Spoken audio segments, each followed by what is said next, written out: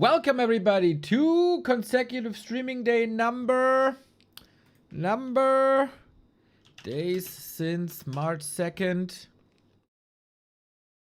857. How's it going, everybody? Hope you have a wonderful start to the week, and hope I can make the start into the week a little bit better. A little bit late today. Yo, BC, what's up, what's up, what's up? Congrats, man. Yeah, Holland, eh? Oh, what a good lad. What a good lad. I had a couple of exchanges with Pato. I have to say, wasn't even fun, man. It wasn't even fun to make fun of the Brazilians.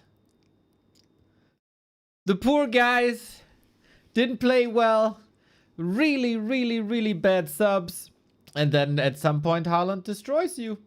But what a hell of a keeper you got there in Norway.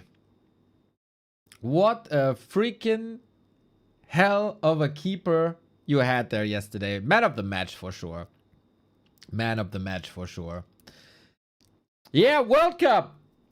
Guys, I have to say, I'm in a bit of a bad mood today. Started kinda yesterday with a very polarized chat that at some point I had to close chat windows because it was really not up to what I think are our standards, and kind of continued the entire day and started this morning as well. Yeah, first of all, World Cup. I'm out. I'm not interested anymore. Zero. So, obviously, FIFA is a corrupt bunch of shit. Obviously, US is a corrupt bunch of shit. And it's like, of course, giving World Cups to some questionable countries is all shit. Overturning the Ronaldo red card is a little bit of shit. Blowing it up to like 48 teams, a little bit of shit. I know all that. I was totally fine ignoring that because there was a good hype with this World Cup. A lot of cool cultures coming together. Group stage was amazing. We had people, like so many people were just so joyous the entire time. With the Scots invading Boston and the Dutchies jumping from left to right. And we had some underdog stories. Capo Verde, everything was awesome. And now, like more and more teams are getting eliminated. This cultural exchange is kind of fading out. And now a president calls another president and getting a red card overturned. I'm out. If I'm super freaking mega bored, I might watch a game here and there. But the past 2 weeks or so, I was watching so much YouTube content. I was watching almost every game. Yesterday, killed it for me. Has nothing to do with Germany being eliminated. I don't really care too much about nations. I'm invested in stories, right? But I'm out.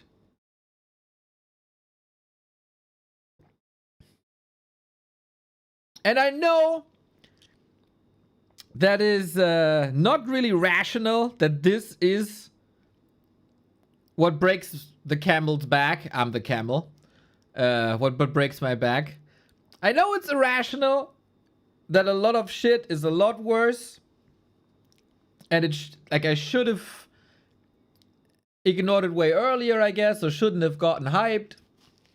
But I was. And I can't help that I'm feeling this way now. It's just shit. It's just shit. Ruins the next 2 weeks for me.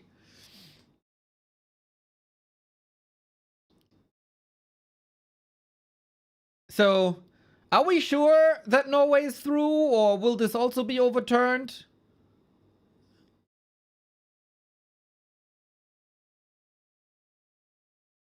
Is the disallowed Germany game being overturned? Like, what the fuck, man? Ah, I'm done. I'm done.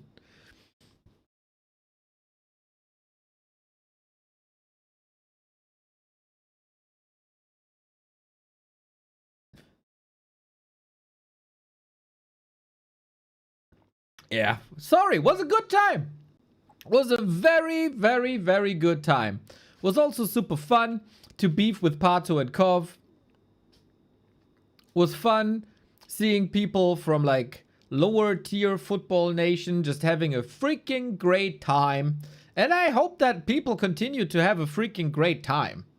Like, just because I am done with the World Cup shouldn't mean that you have to follow that, right? It's all up to everybody's individual feelings. But I'm out.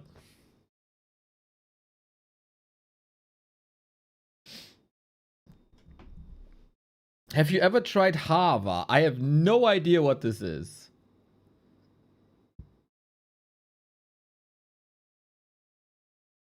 Last hope is that USA won't seat the red card, dude.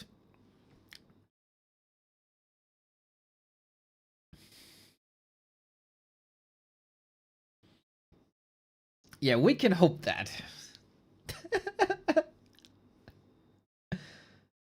Imagine the US team having integrity. Yeah.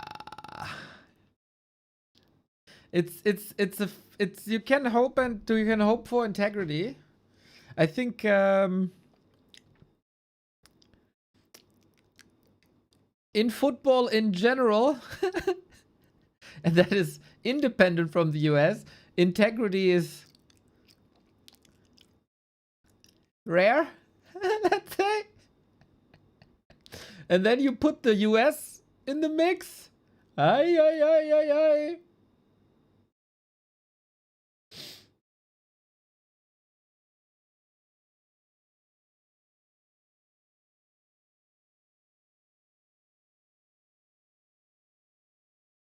Have you tried Heva? What's Heva? Have a nice day. Ha ha! 12 and ha ha!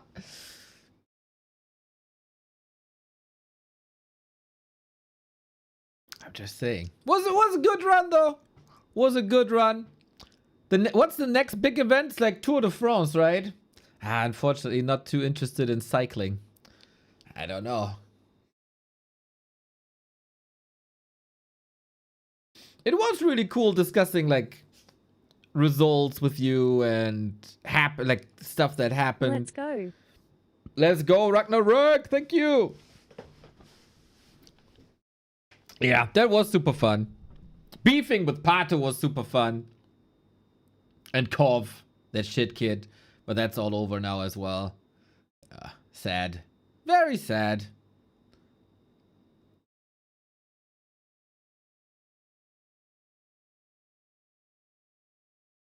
So we need some other talking points for the start of the streams.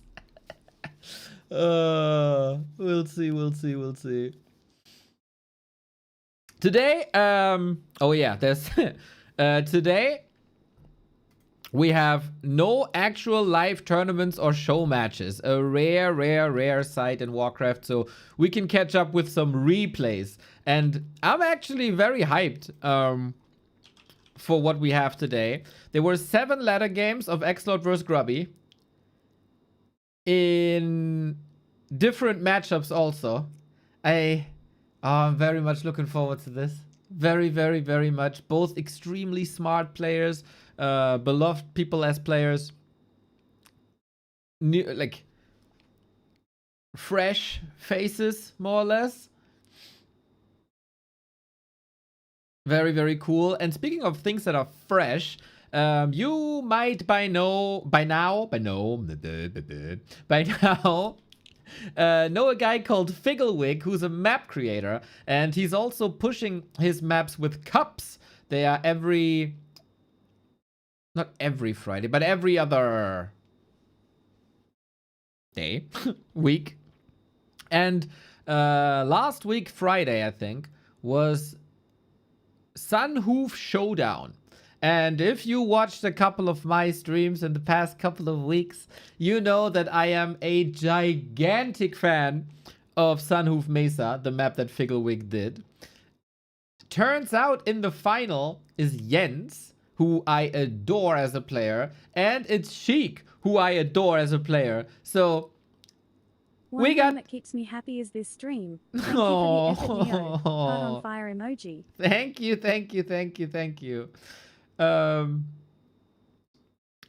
That feels really great, Expand.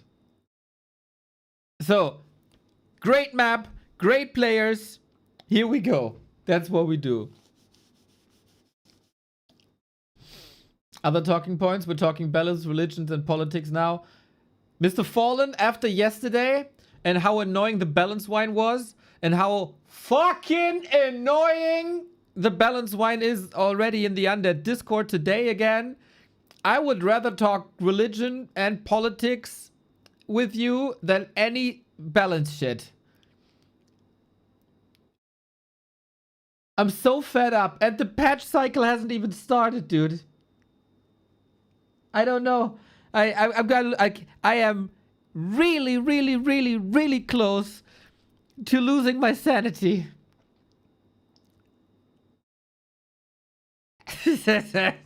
Really close. I'm so close, dude. But I'm trying, like, if people are getting timed out this week by me, just know that I remember their name from last week. Okay? And if you think, oh, that time one was a bit harsh. It's all in the head. It's all in the head.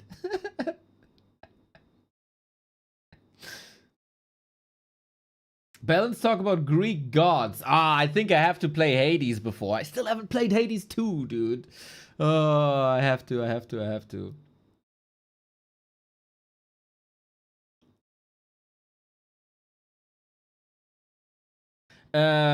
Really cool to see excited messages about the players that we announced for the War3 Champions Finals. So this is, of course, a tournament very close to my heart. I'm very hyped for this. Every single time we put this together, when we're able to put this together, for me, that's always quite special. So on Saturday, we announced Starbuck, Jens, and Death Note, which is very cool, you know. Starbuck, best European player, Jens, best American player, Death Note, always super entertaining, coming in with a little bit of hype from the Grubby Invitational as a coach, right? And also from the Age of Empires tournament, so Death Note will be fun. Then yesterday during the stream, we announced freaking Life, freaking Fortitude, and freaking Chemico. And yeah, having Life and Fortitude here, like, every time we get these finals, we of course go down the ladder ranking, right? Who has the highest level, who has the highest rank.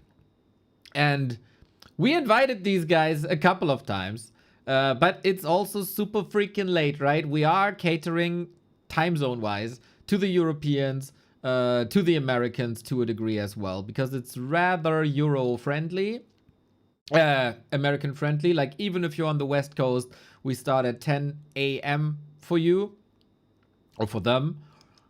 And that means that the Asian players have to play through the night. I think that is kind of fair. It is a Western platform, after all. And they are kinda used to playing super late already. Like, it's not super uncommon that there's a show match at 2 a.m. Right? That happens almost every other day. So I think this is fair. But it's also very fair of them saying, yo, bro, that's too late. I won't do it.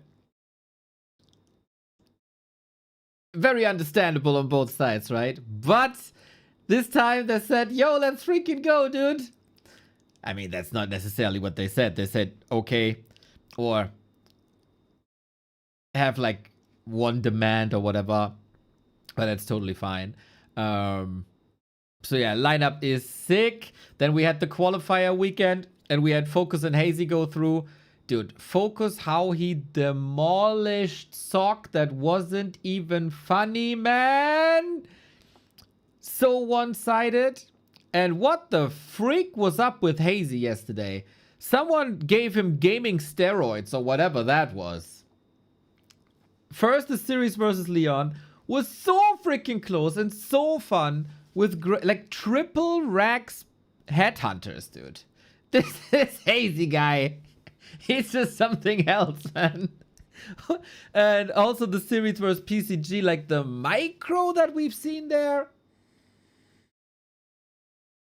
Unreal, man. Unreal what Hazy brought to the table yesterday. I had him on my list for sure. But I thought, you know, versus Leon, he's probably a little bit of a favorite. Versus Dice, he's going to have a hard time. But PCG, eliminating Dice there, wait, that was really sad for me personally. I would have loved to see Dice. He always excites me big time. But it could only be one player from Leon, Hazy, Dice, and PCG. And now it's Hazy, and I think he made a lot of fans yesterday again. There's a lot of fans yesterday again. And today, I did the bracket. Today I did the bracket.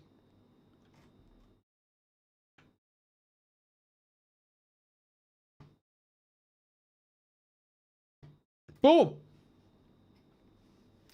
40 versus Hazy. The Rara champion against the youngling, trying to conquer the scene. This will be tough for Hazy for sure. But hey, 40 has a history of relatively weak War 3 Champions performances.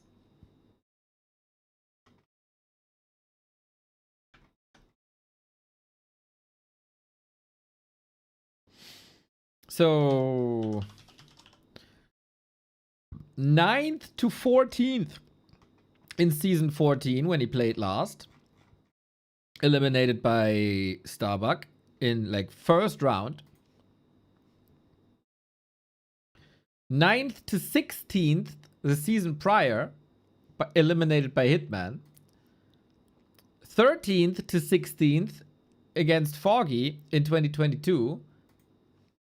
13th to 16th versus Soin in season 11.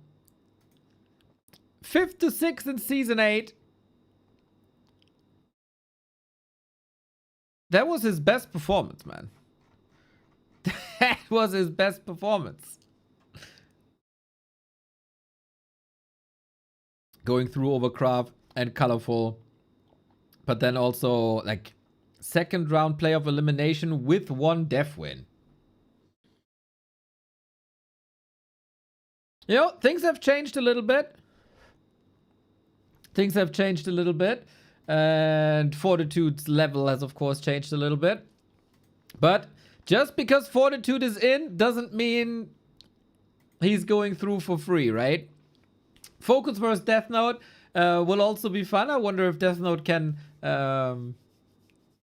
tickle Focus a little bit here. Focus is the big favorite, though, by how he demolished Sock. Like, what the hell? Death Note, I hope he locks in. Or otherwise, we have a great match in the lower bracket where it could be Hazy versus Death Note or Death Note versus 40. We'll see. We got one Night Elf Mirror in the first round, and it is a bit of, like, I don't know, tournament tradition that the Night Elves face each other early. It's this time only 2 Night Elves in. This was not made by me on purpose, guys. Not made by me on purpose. Life and Jens first round, but it's gonna be a Night Elf styles clash, right? Life always Demon Hunter Dryad Bears. Jens never Demon Hunter Dryad Bears. So Chile versus China, gonna be good. Neo, less talking, more war. Give me blood and guts. Blood for the blood god, skulls for the skull throne, for the axe father.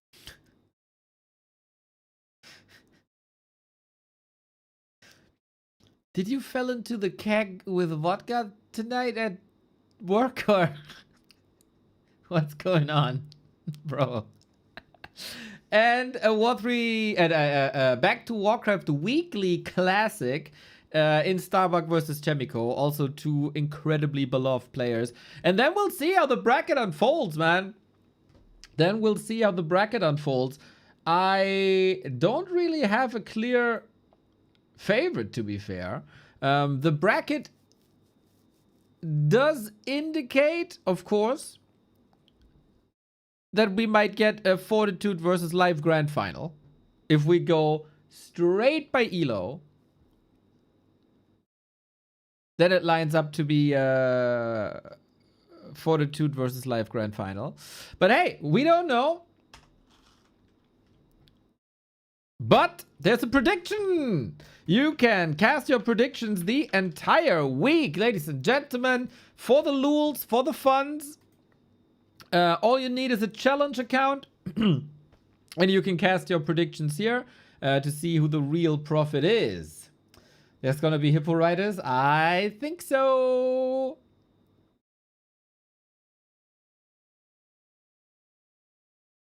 I think so.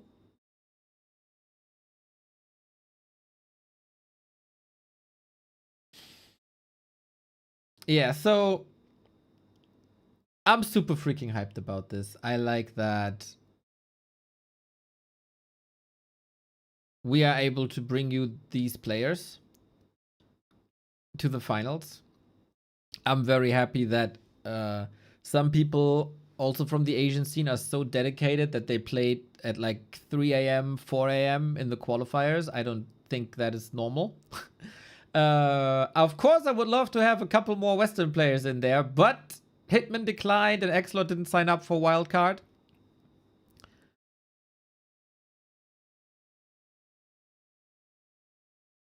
Otherwise, this would be even better. Sheik and Dice getting eliminated there. Kind of unfortunate as well, but tough brackets also. But the players we have, man. I haven't seen Fortitude in a tournament in a long time, like in a real tournament. I think Hazy is still able to do more than he has shown us. Focus is, like, someone strapped the rocket onto Focus and somehow he looks like the best player in the world I've ever seen. He 5-0'd live yesterday. We casted 3 maps of that, right? It was a 5-0. Life is a sight to behold when he's in shape. Jens can kill anyone with good prep. Starbuck versus Chemico, 2 of my favorite players, with a very distinct style. We don't know if Starbuck plays Orc or... I mean, he will play Orc here, but is it going to be all lames? Gonna be real fun. And there were like 2 or 3 people here in the chat already being enthusiastic about this. Thank you. Thank you so much. Like, this is important to me. I'm a bit anxious. Like, I posted the information to the players, like schedule, etc. To them. So I'm a bit anxious every time I see a message pop out, like, oh no, is something going wrong? Is something going wrong? But so far so good. Life already said, let's go. Yeah, and I hope we can bring you joy with that.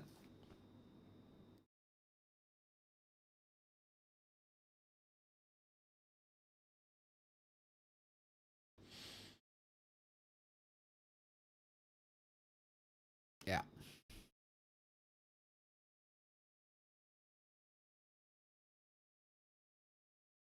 Do you want to talk more about this?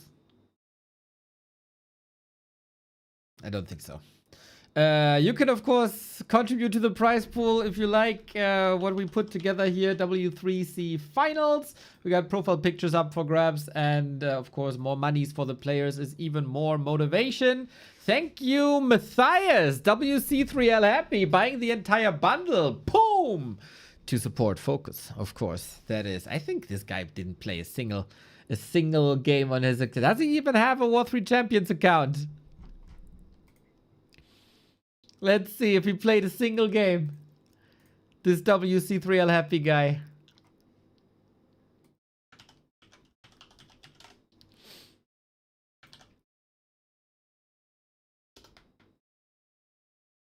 I can't find him. I played Direct Strike. Okay. Okay. Wait. 1-on-1. He never played a single game. That's funny. That's funny. That is funny. Played some 2-on-2, huh? I see. Matthias. Good guy. Good lad. Mr. Apeman, thank you for the ongoing support of the scene. Thank you for the co-cast yesterday. Thank you for the raid.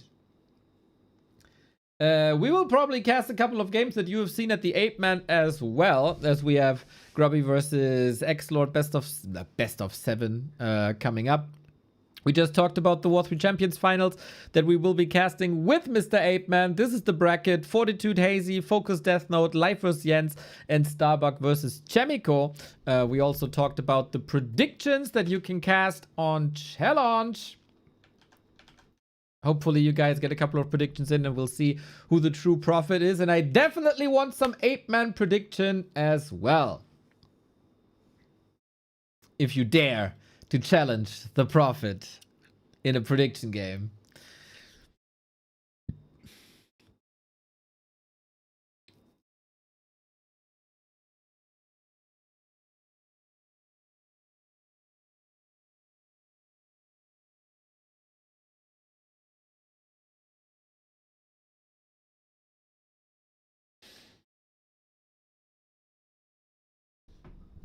Okay, so I have seen enough of Last Refuge, Northern Isles, Concealed Hill, etc, etc, etc, right? So I'm always excited when there is professional or semi-professional games played on new maps, and one of my absolute favorite maps is Sunhoof Mesa. And Figglewig is giving us content on Sunhoof Mesa with the Sunhoof Showdown. I see! Hello, Kolos! Hello! Ice Cream Seller Blade Master? Yeah, isn't it cool? Isn't it super cool? I like that Blade Master.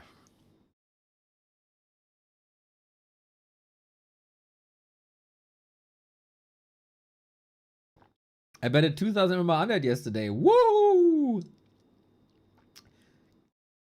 Damn, Kolos getting in shape. Not only outside the game, but also inside the game.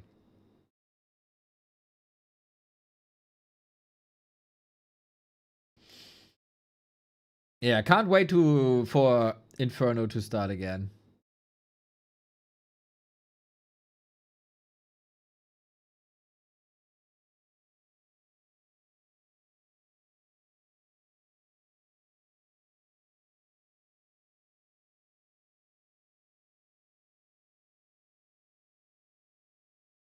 So, by the way, I lost to Shosh yesterday, but he appreciated my thing. Waschbär. Dude, there was a German Cup yesterday. Freibad Cup by Sparta. And our boy Scimitar won that entire thing. Holy shit, man. During the broadcast, Simi was here. I was like, oh, do I see the future champion of the Freibad Cup? Of course. Skimmy and I go a long way. And he has supported the channel like very few others before. And I know that he's putting some effort into coming back after a little bit of a break. So I wanted to motivate him a little bit. And Skimmy, boom, boys. Number one. Number one. Over Zushikor in the semi-final. It's really, really nice. And over Shosh, who was a Dach Inferno finalist in the final. Crazy, crazy, crazy, crazy. Also cool to see you in the semis, Waschbär. But yes, I did not expect this, man. Also, I saw Izzy towering some people in the early rounds. That was nice. And the map against Aiklu is also not too bad, I have to say. Simi beat Zushi. Zushi was grinding hard the past couple of weeks. Like, he wanted to go Master to play in the War3 Champions wildcard. And he grinded his ass off. Unfortunately, it wasn't enough. And then comes Simi and kills him with 2 and 1. So cool, man. So cool. I was so happy when I saw this. Love such stories. And mad shout out for Sparta providing us with such tournaments. Really sick, dude. Really, really, really sick. Skimmy has a YouTube, by the way. Like, he's in chat and he's streaming, but he also has a YouTube that you can check out. Ladder sessions right there. Scimitar Warcraft 3. Follow for some gameplay of a cup champion now. Beauty. Yeah, those are cool stories, man. Those are really cool stories. Okay. How long did we talk? A couple of minutes? Half an hour? Time for some games, eh? As I said, gigantic fan of the new map, Sunhoof Mesa. Figglewick is providing us with tournaments on that map. And last week there was a tournament with some cool players, including Jens and Sheik. And they made it to the grand final. And whenever I see Jens and Sheik, it's just, my heart blossoms a little bit. Actually, ooh, what the hell? Battle.net launcher got an update.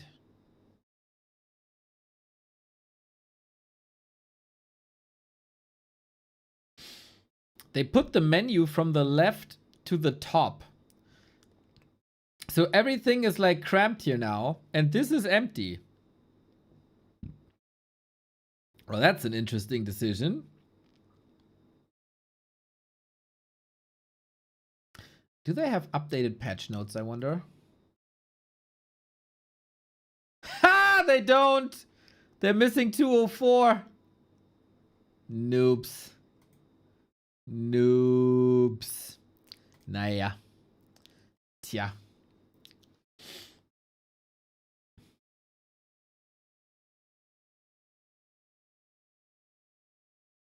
We're launching Warcraft.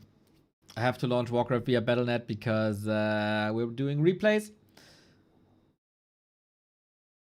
As always, if you know the result, please don't spoil.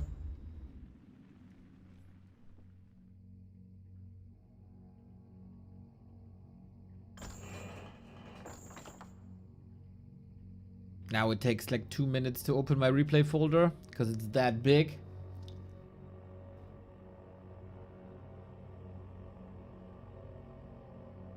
Du bist gut genug.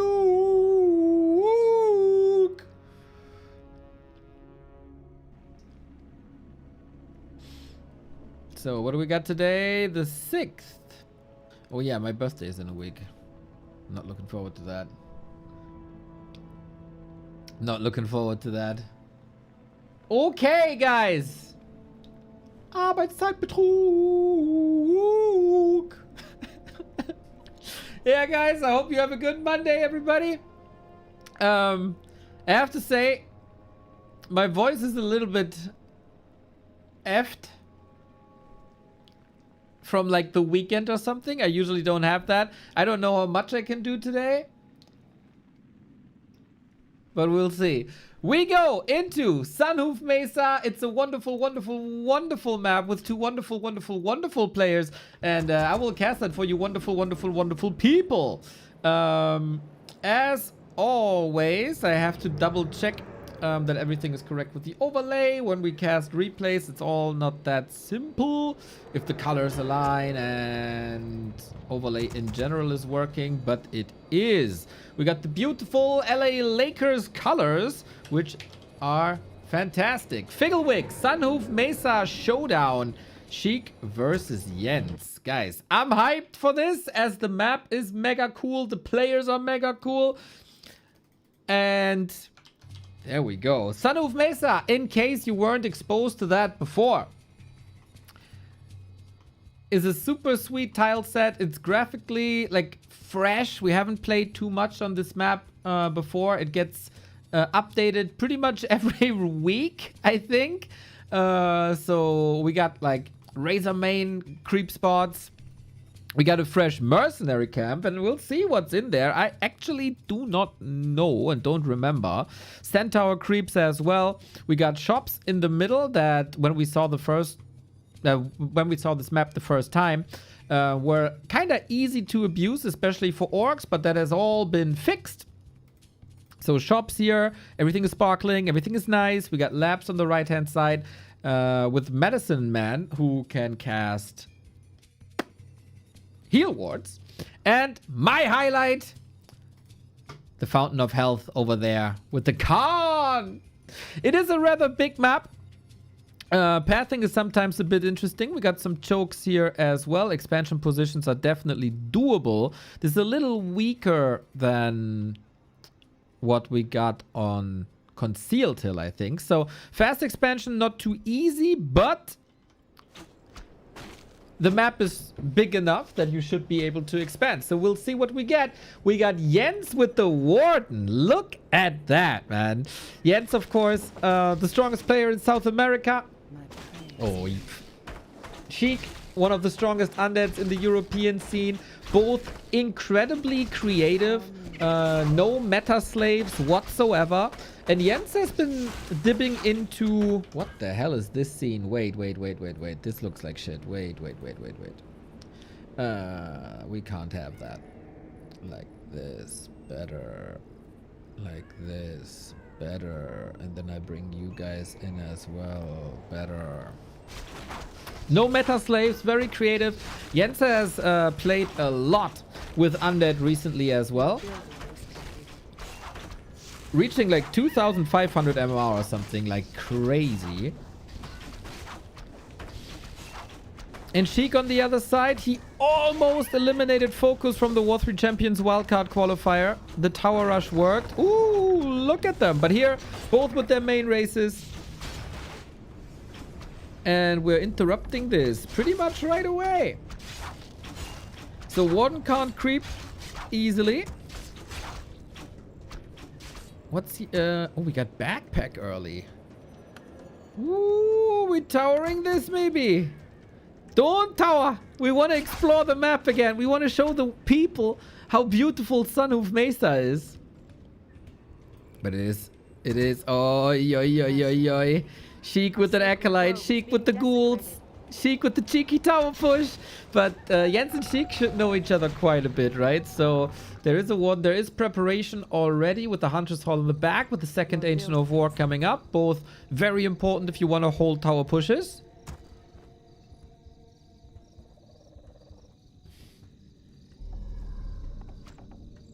Let's see. A tower push eliminated or killed Focus in the wildcard qualifier. Let's see if he can take the one map of Jens as well.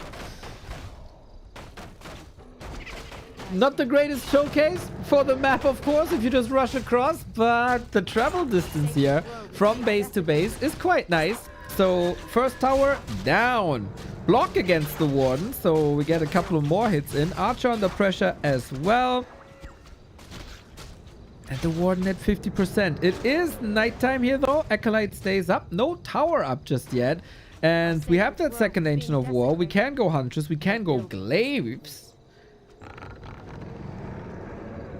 More Whisper necessary. And APs, of course, as well. Far in the back. You have to commit quite a bit if you want to cancel that. So, are these the right adjustments? We'll see about it.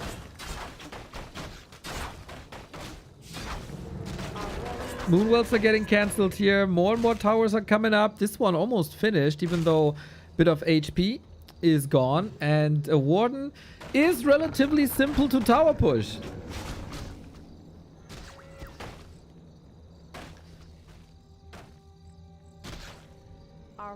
What kind of army can we build? 1 AP almost up. First Huntress almost out. Nice deny by Jens.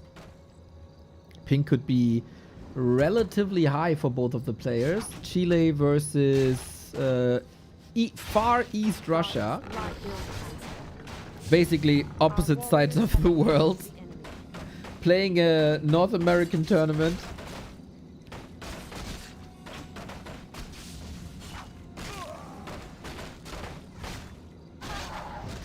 Continue to get slaughtered. Jens is in a little bit of a pickle here. We got the Nerub tower up and the second Nerub tower is coming. This is not too much damage, but it is so much crowd control. And the Warden has no levels. With the Ring of Regeneration. Oh, one ghoul committed here to the AP, but definitely worth it. 1 AP can deal with the buildings now if left alone. Warden in trouble as well.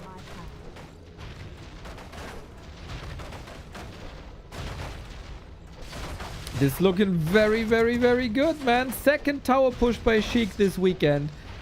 That is indeed going through. And he's teching behind this. It's not even a full commitment. He can go into Fiends. He can go into Gargs. He can do whatever, whenever. And he builds a shop. This is my base now, buddy. We try to get a glaive out. That might be a help, but where do you position that glaive then when it's out? How much damage can Sheik do? There's no urgency to force the issue, right? With the tech behind this, Sheik knows that Jens is still on tier 1. He knows that the Warden is not taking off. Barely got any kills. Now level 2. Has to commit immediately. With the blink, that's 50 mana. That's a lot of mana. And now we got a glaive up. Okay. Okay, this Moonwell, very important. Otherwise, Jens is supply blocked. And with the help of a glaive, we might be able to hold this now. But then the tier 2 is gonna hit hard as well, right? Very tough situation for Jens. He signals, okay, I got this, buddy. Move away, go along. Let me catch up. Big base defense. Of course, lots of investment. But okay, Jens bent but not broken. Armageddon, thank you! Great casting, gents. Aww. Keep at it. Oh, thank you. I think indeed the casting of the W3C Champions close qualifier was fairly excellent. I'm rarely satisfied with myself, but with the help of the 8-man, we produced some banger matches there. Of course, thanks to the players as well. So if I may say so, I agree.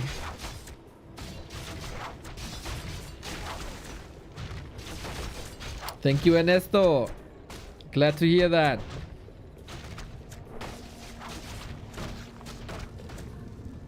Your building is complete.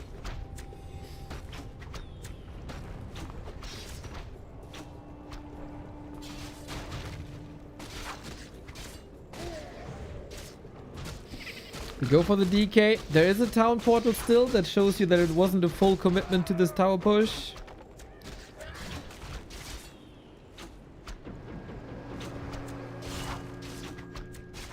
Okay, Jens still alive, but Sheik already on the way to tier 3 with 1 minute on the clock. Our warriors have engaged the enemy. Watch the ghoul's backpack and the artifact closely. Upgrade finished. The ghoul stole it? Ah! Oh, Sheik, so cool, dude. I didn't even see. Our warriors have engaged the enemy. Thanks for the heads up. So much for the excellent casting.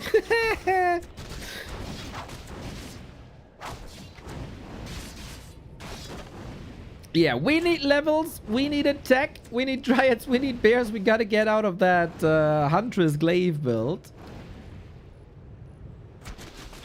Our warriors have engaged the enemy.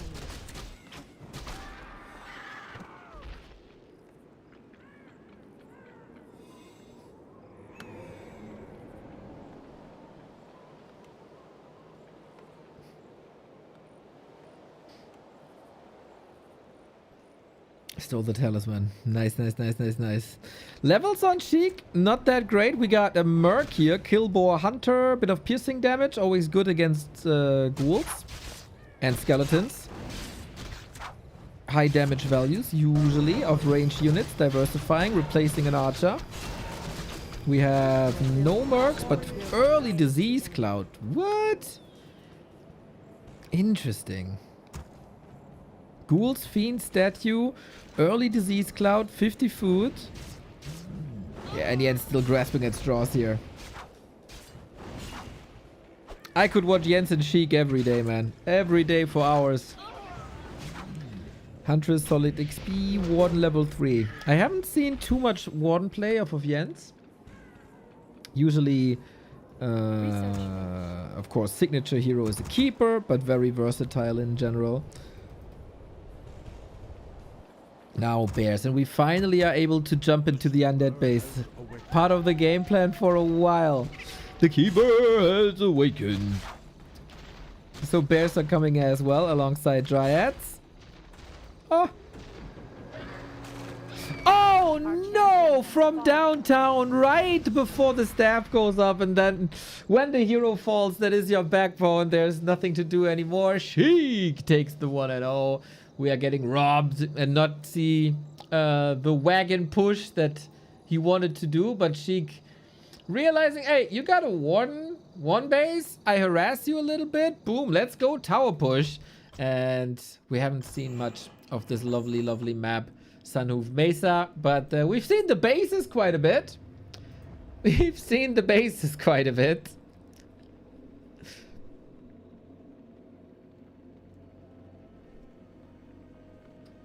And that is game number 1 in the books. Where's the overlay?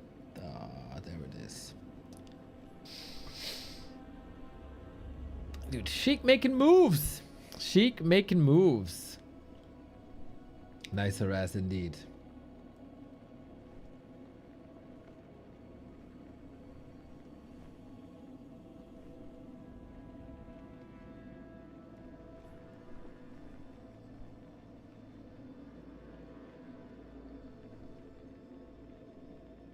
And I guess without further ado, we just go straight into game 2.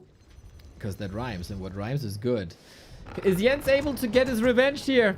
Both players know the other races inside out. So will we have another tower push? Hopefully not. Jens will not have to face an undead in the War 3 Champions Finals, where he will play this weekend. I think he got a very solid time slot for himself, rather late for like his time zone. It's not in the middle of the night, it's not in the very early morning. Depending on how degenerate of a gamer you are, but if you know what I mean. It's like, what's the Chilean time zone? Anybody knows?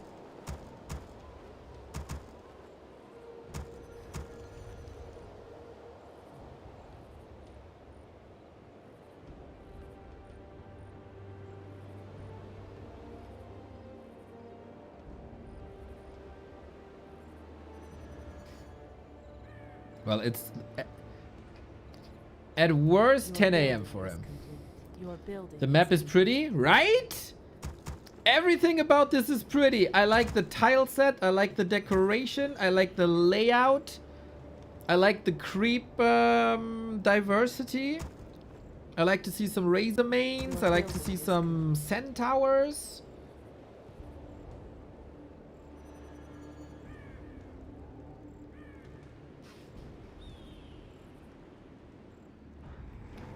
What will I see now? A demon hunter.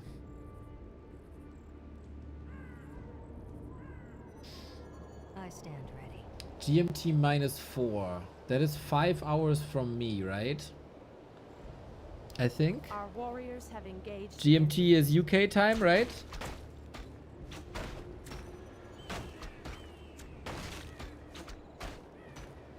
No, 6 hours then.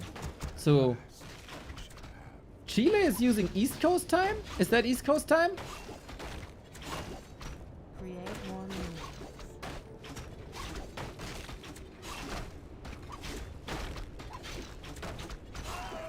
Actually, not entirely sure. Anyway, we got a demon hunter with a ring +5. Let's go. Your building is complete.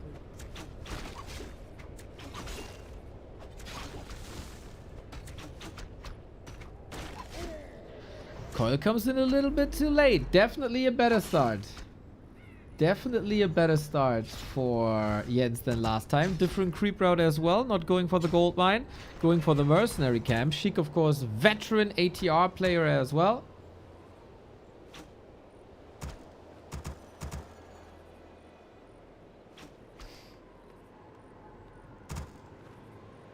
And we go back to the DK harass. Classic, simple, yet effective.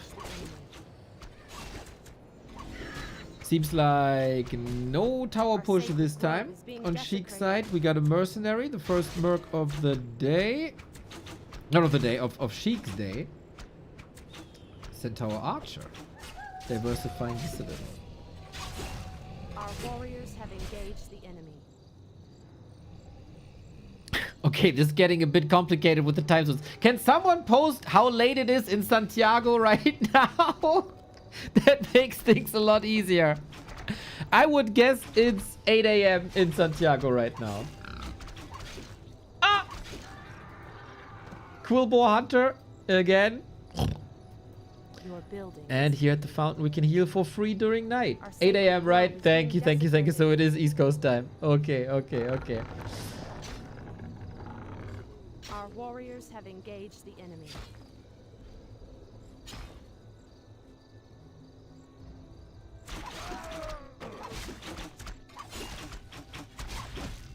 Oh, Demon Hunter mega tanky. What the heck? Nice scout by Sheik. Making use of the fountains. I have been an advocate of more fountains on maps. Changes things up.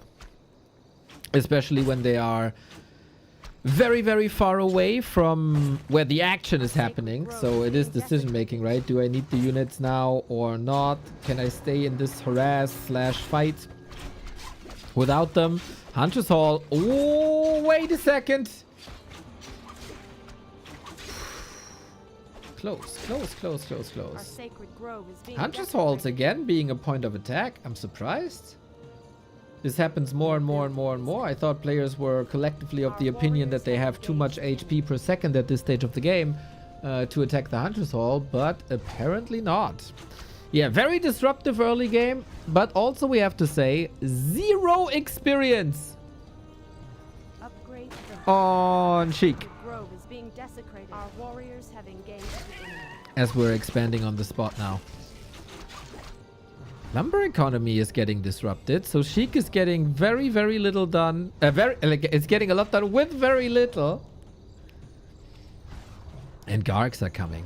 There have been some wars between Jens and Sheik, especially on like the map Scrimmage, where Sheik went into Gargs and Jens went into Hippos, and he had a keeper and he went and tangled Treants, but then he saw the Gargs and went Thorns, and then when the Gargs were gone and we were transitioning, he retrained to Treants, etc, etc. Goes back and forth, back and forth, back and forth.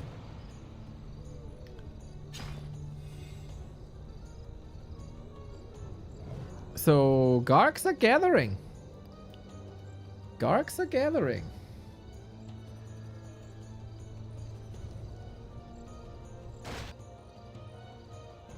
On the lovely outskirts of Sanhoof Mesa. Who builds his house here on the cliff, dude? You gotta be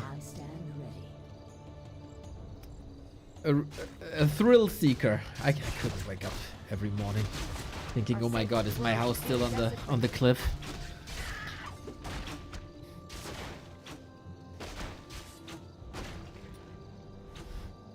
Our warriors have engaged the enemy. Think of the view. Bro, I'm low-key afraid of heights. It kind of depends. For me, that would be a nightmare. Your building is complete. Our warriors have engaged the enemy. Our sacred grove is being desecrated. But usually as long as I have a rail to put my hand on, I'm fine. So maybe all I need is a rail. Research finished. Tier 3 on the way, Naga second. That is the modern response. And the Wisps have to evacuate again. Always, always, always the Wisp harass. Very freaking annoying. Demon Hunter level 3, not as obnoxious as you would like him to be, I think. Sheik also, we have to say, no slaughterhouse. Just Garg harass. The way we played it in 2008, Hasuops would approve of this strategy. We have a shade as well to see where the army is at. But we have lores up, we get an AP up. Tech is running, so the big lumber investments are kind of done. Except that Dryads are relatively lumber heavy. Our warriors have engaged the enemy.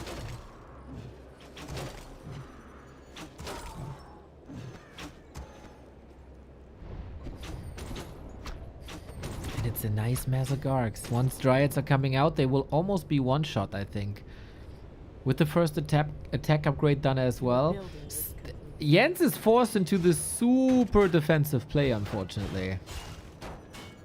But we call him the Chilean wall for a reason, eh? Our warriors have engaged the enemy. Boneyard now. That is the classic way. This is, in my opinion, and of course I can't be right all the time, but in my opinion,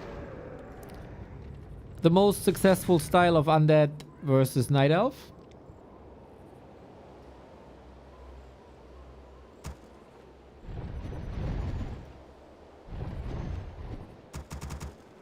Sheik has been playing stuff like this.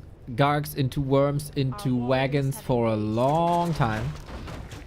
Then you have piercing damage against Dryads. And of course for the harass, you get siege damage against the Dryads. Also very good.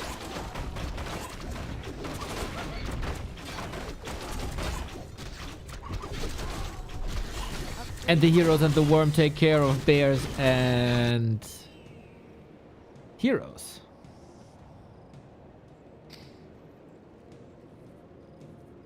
And now slowly, slowly, slowly, but steady, top undeads are following the big brain of Sheik. Creeping the harpy with Gargs is like the easiest thing in the world. Not too easy to keep track on everything. Sanhoof Mesa, size-wise, a bit Twisted Meadows-y.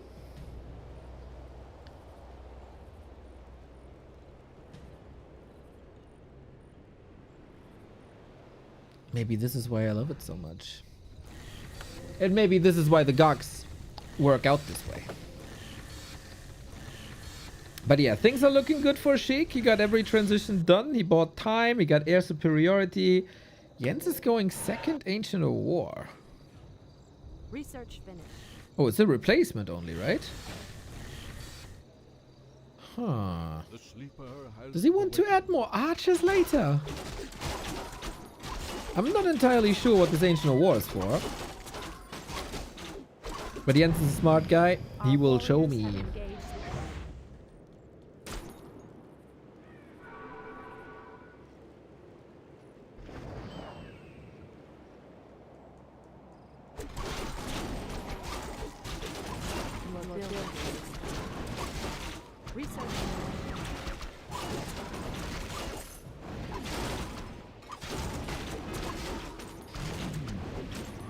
Lots of rings, lots of armor in general, which is fine against everything except Coil Nova.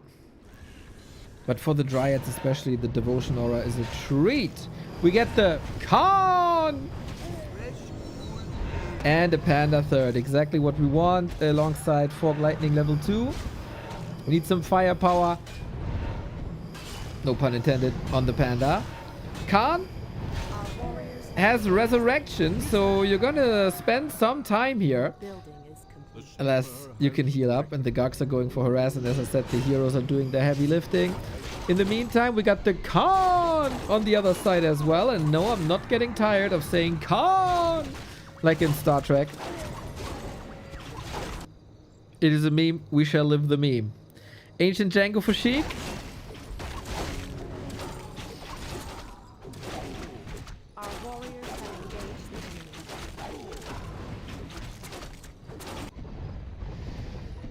Oh no, the Shredder is dead.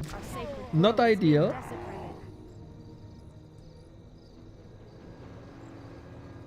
And Unholy Aura for more movement speed and regen for Jens. I think both went away with the ideal items. Research finished. Ah, the great outdoors.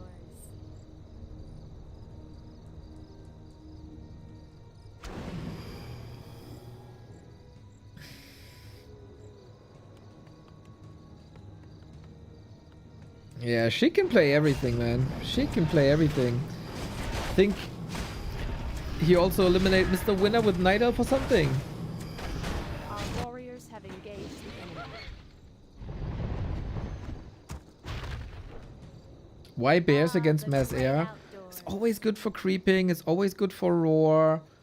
It's always good. Like normal damage is always good against heroes. Reju is insane as a spell, especially when there's no Dispel, which there isn't. If there's no destroyers and no Wand of Negation. But yeah, on a map with fountains, man, Gargs are super obnoxious.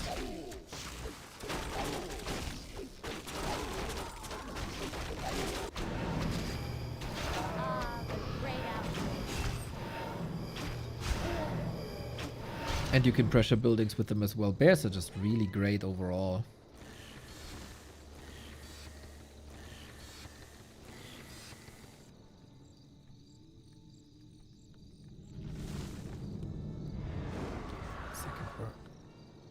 And the wagon, yes!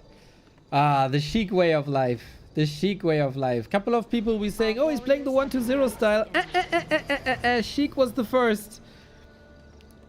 Double worm, double wagon. That's all you need. If you're an undead and you got some skills, this is the army composition. Doesn't matter if you have fiends or if you have Gargs. Some sort of piercing damage is fine. Double worm, double wagon, man. That's the way. And disease cloud as well. Research finished.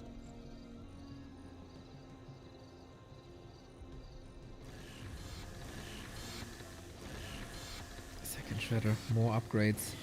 Definitely more competitive than the first map with the tower push. Supply even, levels really good on both sides. Sheik is missing out on level 5, which is a great nuke and great healing for the worm. Yo, Ghost, thank you. We're watching some Sheik and Jens games on a new map called Sunhoof Mesa. And it feels like we're close to the climax of this match. We still have a Quillboar Hunter. No medicine man. Research finished.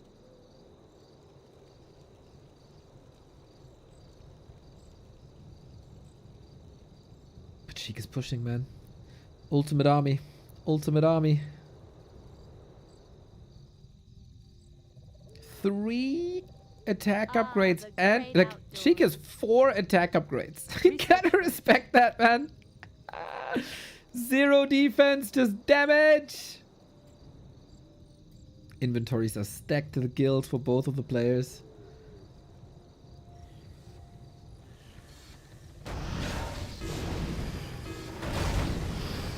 And let's see if the anti-air is good enough. No crows, no hippos, just straight up dryads, naga, panda. Depends on the panda. The panda and the drunken haze is everything here. Especially when destroyers are absent. Not even a statue. That is something that bothers me. It doesn't hit here too much. Drunken haze. Oh, the nuke is strong. The nuke is very strong. And the panda is dead. You cannot win a fight like this without a panda, I think. The nuke too strong. The demon hunter almost dead. So much hero focus. And the bears are getting wrecked. Jens, a bit overwhelmed by the force that is Sheik.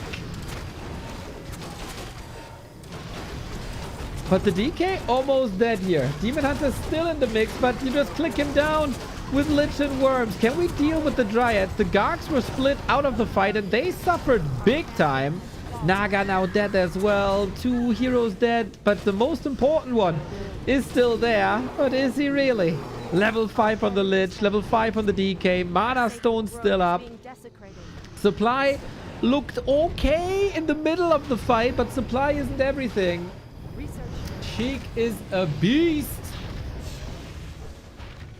And now all you can do is run while the disease cloud wilts you down. We got a Naga here with another staff. But as I said, man, against the Gargs, the panda is all. And this is why, like, the wagons are so awesome. They do a lot of damage to Dryads. They spread the disease cloud. And when the fight is over, you can still put pressure on buildings. Our sacred grove is being desecrated. And then you gotta be ready to get your heroes out. The panda died with the potion. Staffs were there too. Too much pressure.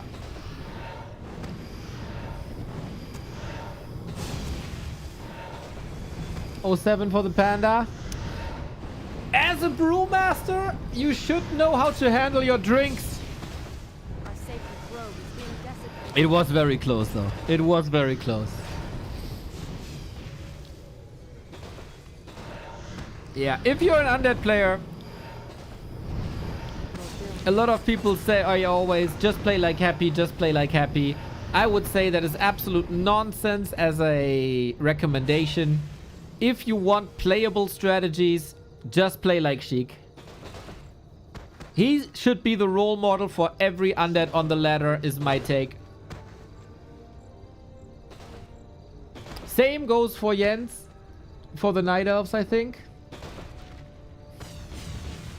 But that's IMO a bit harder to execute. Our sacred grove is being desecrated. Our warriors have engaged the enemy.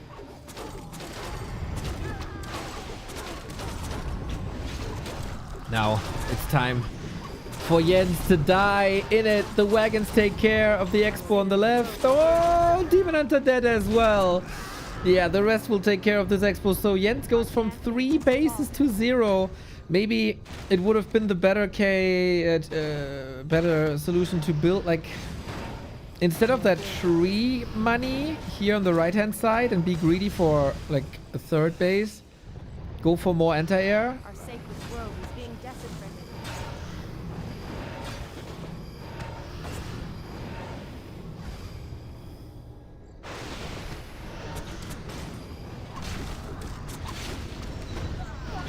And now level 6. Okay, Sunhoof Showdown. Goes to Sheik. I think that is inevitable with the Demon Hunter not level 5 or 6 and killed again. Solid fight by Jens. But Sheik on this day saw clearly. And with the tower push and with Garg's Worms Wagons, defeats Jens 2-0. Didn't expect that clear 2-0 result, I have to say. Jens also a bit focused on his undead the past couple of days. But very cool games. On a very cool map. I love the Mesa. I hope we see more of Sunhoof Mesa. And shout out to Figglewig for the continuous work on this. I think he gathers feedback with every single tournament. And then put some changes in. It's so cool to have active map makers that are developing the maps.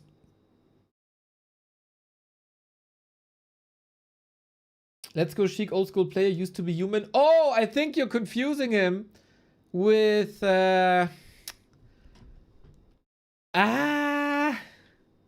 what's his face? Shriek?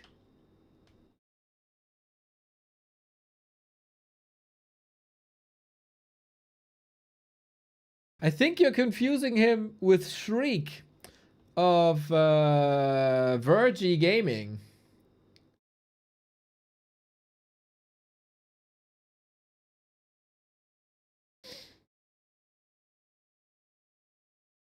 So Sheik is who?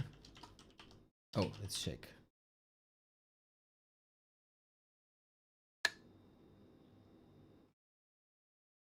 Sheik is this guy.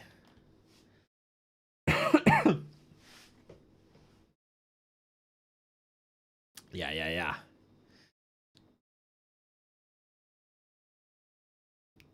But shout out for remembering Shriek. When was Shriek's last game? 2009. I remember. Dude, he's rather old school.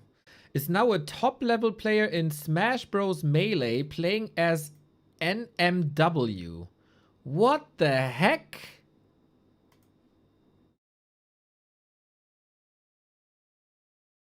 Is he still playing? Ah, he played last year. How funny, man.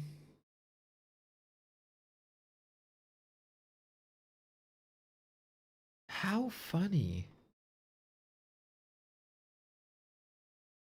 Nickem Wit has retweeted.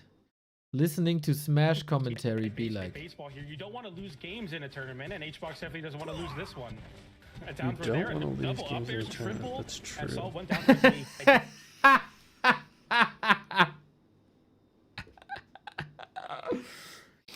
Been over a year since I grinded any melee. Played an hour of Falcon Dittos. Is now for the first time. Always a good time. Highly recommend if you are even frustrated with melee.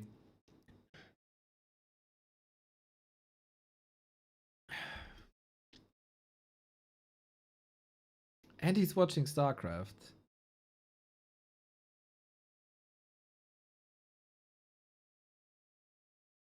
Why are you not watching Warcraft, bro?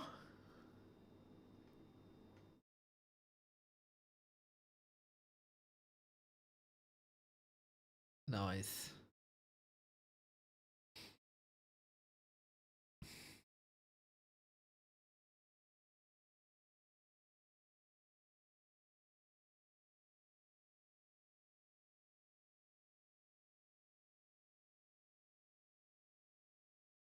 No Warcraft. No Warcraft. Gotta bring him back. Jens was a melee player as well, right? Maybe they can make a match somehow in both, like multi game.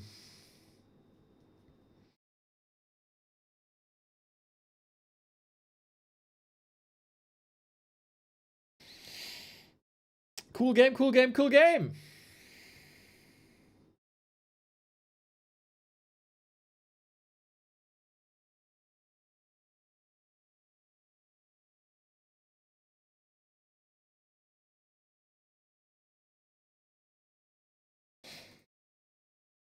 I always kind of forget that War3 Champions has a feedback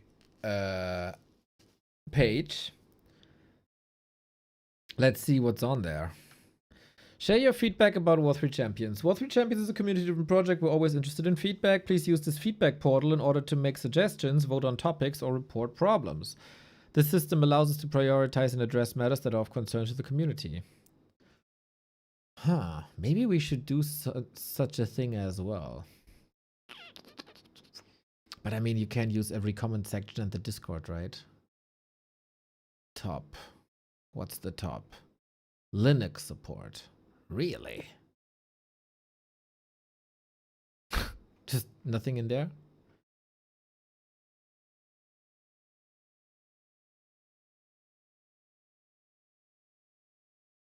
Oh, we are working on it. Oh.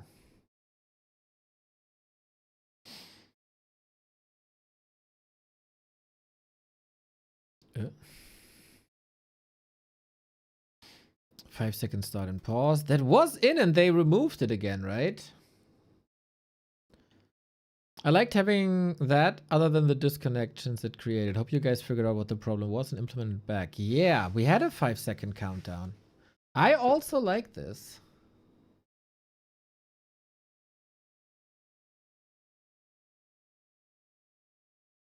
For the beginning of the game. That was indeed less stressful. I agree.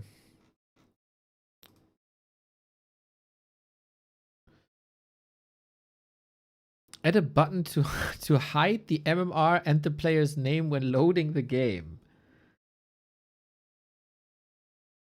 W3C, why? Well, I can see that the MMR is creating some anxiety. So why not? Reforge graphics for the Windows client. Yes! Yes! Yes, yes, yes. I just saw the Mac client release and I saw that it supports Reforge graphics. Do you guys know if we're getting that in the Windows client? The thing is they're already in mods like Vision Mod, which improves the Reforge graphics by a lot. And I like to use them on the War3 Champions ladder. At the moment it works fine in the Blizzard ladder. Yes, not for the Reforge graphics, obviously, but for Classic HD. The reason for this was the way the client was being launched. Windows uses offline mode, which does not support Reforged. But for Mac, we actually had to use online mode for technical reasons, which does support Reforged graphics, since it means your account is validated to own Reforged graphics. And some of the reasons for needing offline mode were fixed along with that. But last time we had time to test online mode on Windows, there were some significant bugs and glitches, and we haven't had the time to dive into that and polish it up to a point that it's safe to release. It might come eventually if someone spends the effort, but it's a pretty deep and technical thing.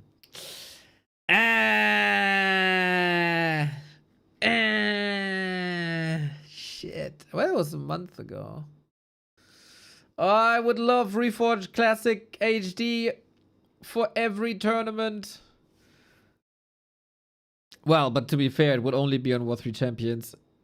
And KK still wouldn't be able to do it. And the majority of tournaments are unfortunately on KK. But hey. Ping is 0. Yeah. Info not only on Discord, also in client. Oh, they most of the time do that. Mini games during queue times. Look at that. Neo2529. Wonder who that is. Maybe it would be cool to have mini games available while queuing for games. This could be Warcraft 3 GeoGuessr or the Hotkey Trainer. Both so awesome, man. I love this. So you can click like somewhere and it shows you this. This while you queue would be so cool. Actually, I don't know where this is. Huh.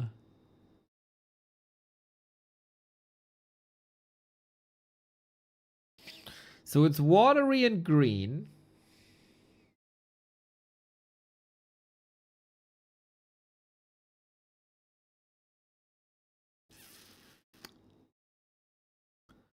It's watery and green.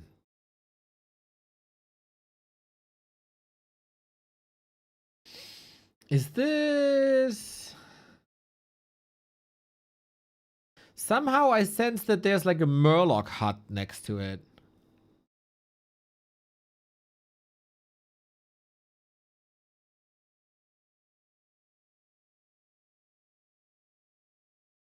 Is it Tide Hunters, maybe? Flowers could fit Tide Hunters, but I don't think so.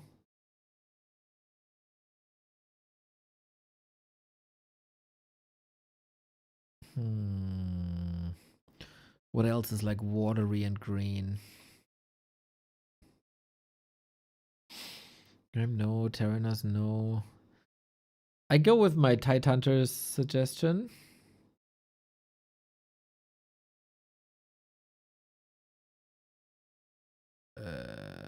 Fuck, that doesn't even help me.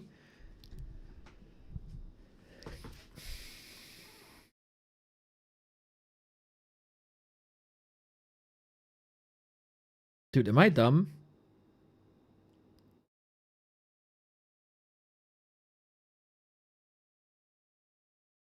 How do I not know?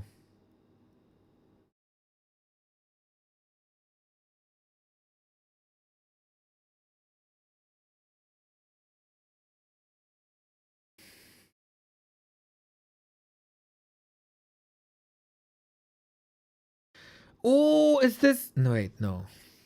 I thought for a second the right-hand side expo position on Echo Isles.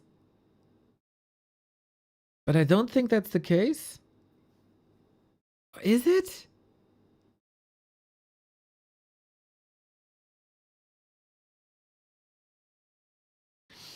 But the watery thing, that gives me Echo Isles vibes.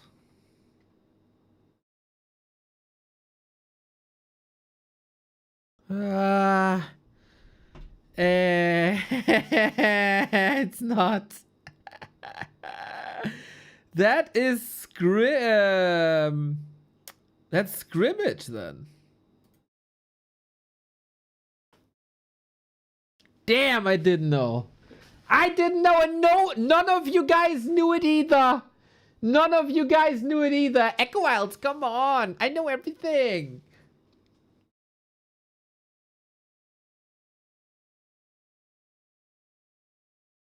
Not scrimmage, not easy. Not easy. This Terranos, right? Boom! Boom!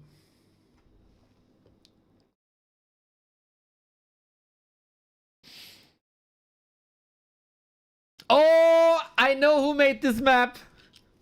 I know who made this map. There's one map maker that uses this as a signature. But which map is it?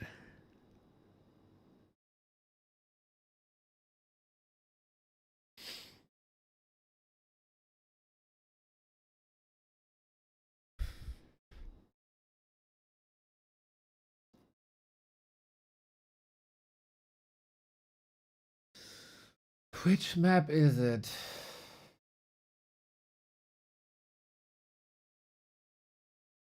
I think there's only one of his maps in the pool right now.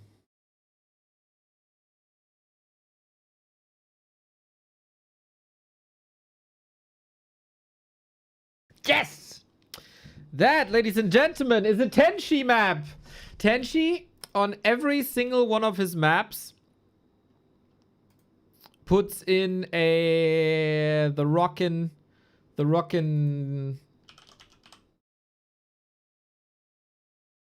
Death Knight guy. He's such a lovely lad, man. He is such an awesome guy.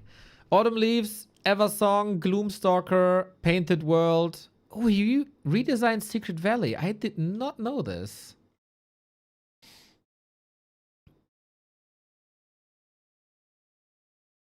Rivulet, Yarnam. Dude, he is such a creative map maker. Very underrated! Mr. Yoss! Mr. Yoss, Mr. Yoss, Mr. Yoss. Herr Förster, how's life? How's the grind? Herr Förster, there is a second Nations League coming, I heard. If you want my coaching spot for the lads, take him. Take him.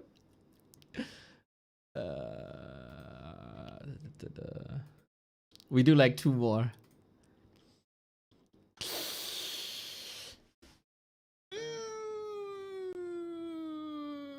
I should know this. Or should I? I should.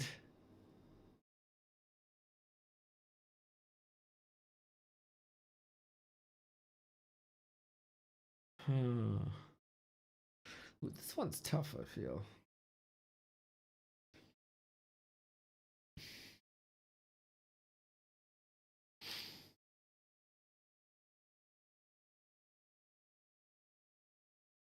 There's a cliff, the remnants of a tower.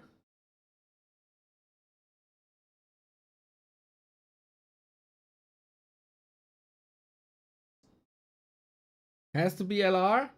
Should I trust yours? Should I trust Mark Förster? If I trust anyone in the Warcraft scene with anything, it's Mark Förster. That is incorrect. Okay, maybe not. Maybe we are not doing that anymore. We shall maybe not trust yours anymore. I know this dude.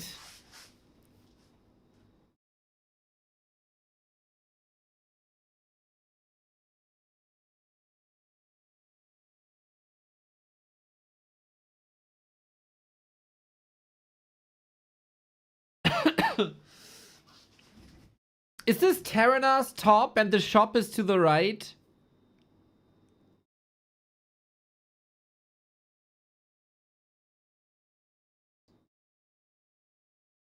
We just had Terrana's.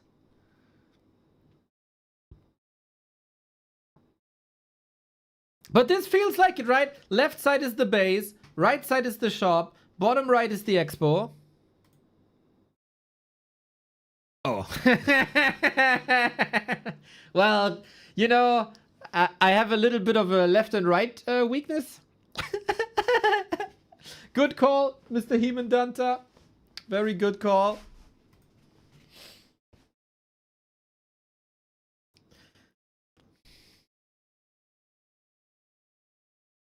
Man, this is almost iconic. How does it not jump into my eyes like immediately?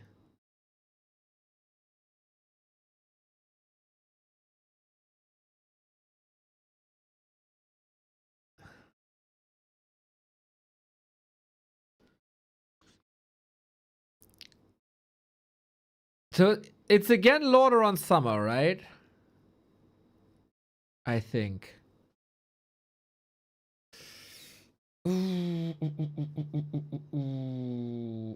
Northern Isles has a ship, but that's an intact ship.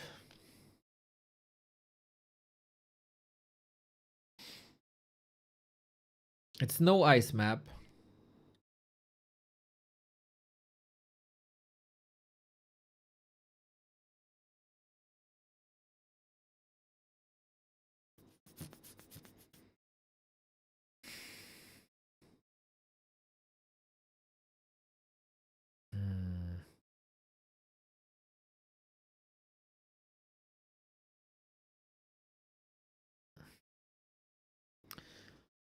It would fit like Boulder Vale thematically because everything is like hollow and Halloweeny.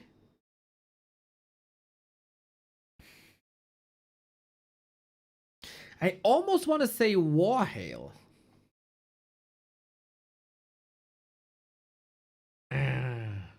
Fuck.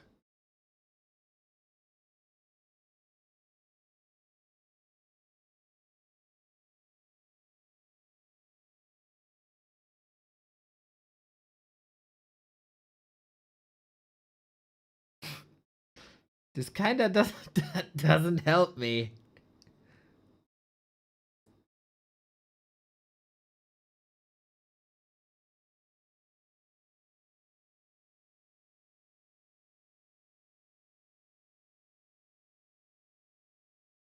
Turtle spot on Echo? Echo? That's not Echo Isles, is it?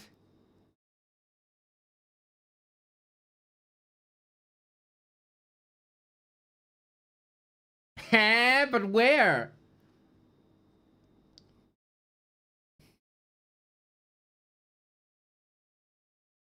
You say echo? 3 people say echo? I don't believe. I don't believe, but if that's what chat says. Oh, really? Oh, it's the south. Under the shop. Right? Okay. Yeah, shit. I thought I'd be better at this. But, hey. Apparently not. But yeah, these games would be cool. These games during queue time would be very nice, I think.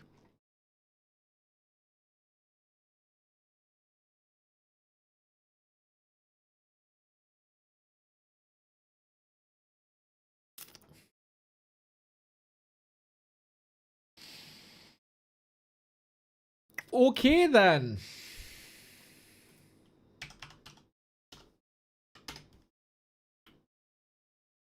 I think we can go to... You're new to Warcraft. Yeah.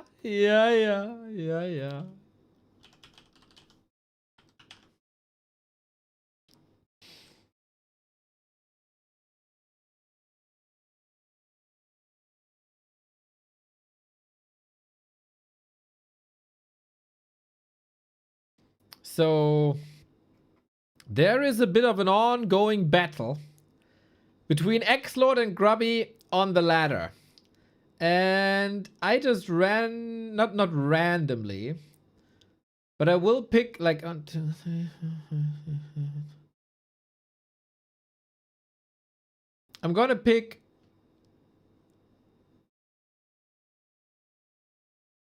the last maps between them and show them to you guys.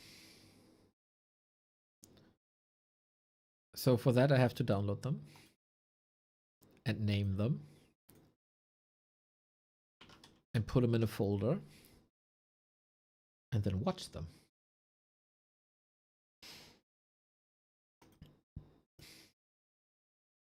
Mr. Sheik is killing it. Ah. Low-key wanted him to beat Focus for the Warcraft Champions finals.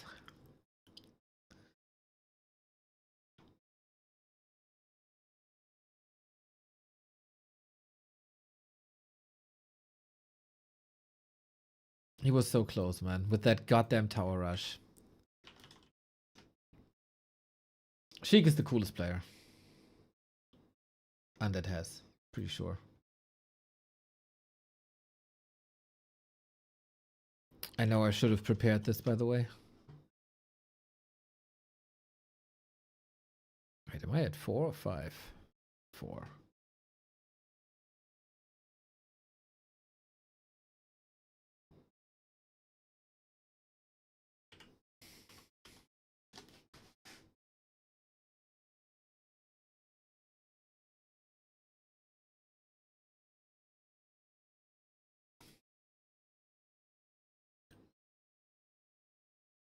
Six,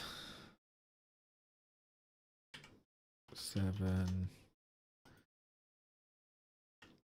8. Okay, I know you guys are all sick and tired of play all 5. We're gonna do play all 8.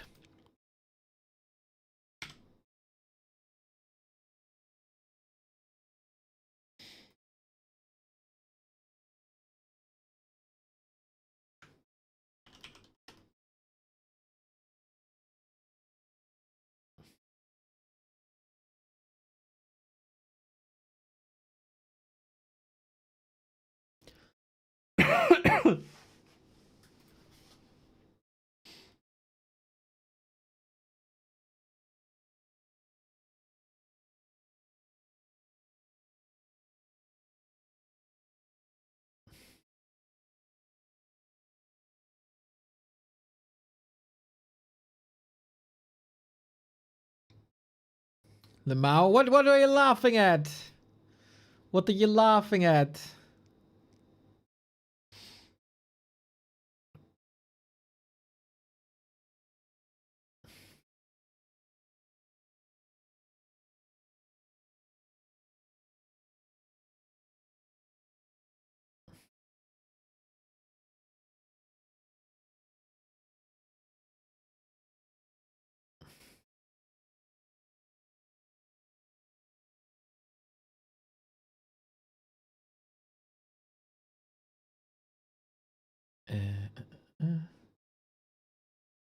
Ah, because I'm so funny. Okay, okay, okay.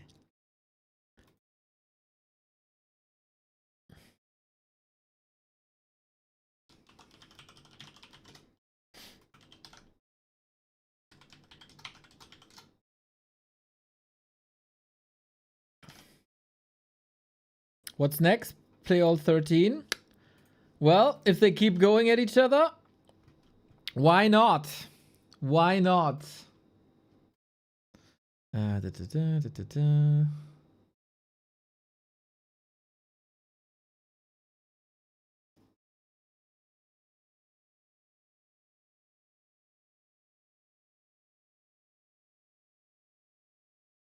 Alrighty, let's do this then. Into BattleNet we go.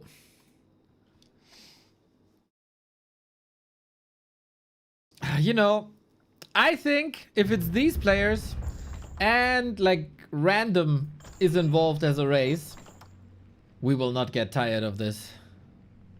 That'd be hard. That'd be hard. So, we kick things off. It's a long afternoon ahead of us. It is 8 maps of Grubby versus XlorD. Grubby is playing Orc and XlorD is playing Random, as far as I saw.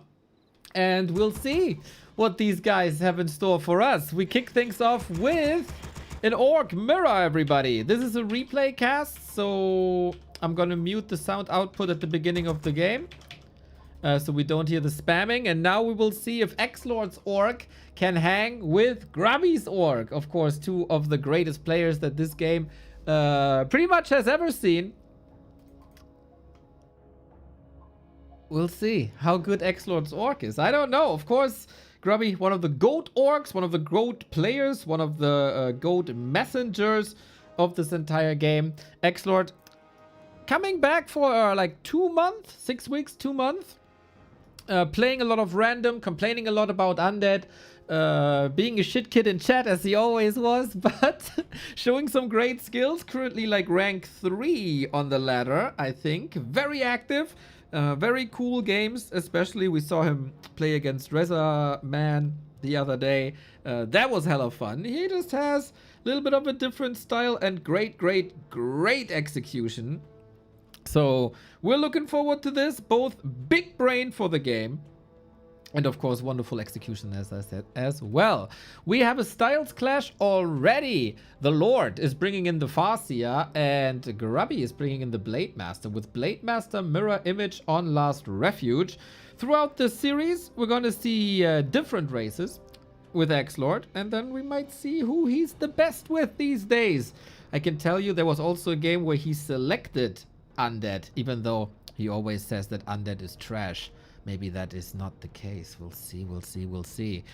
We have Farseer No Rex versus Blade Master Headhunter. Ain't that funny? Usually we see a Farseer Fast Tech and a Blade Master...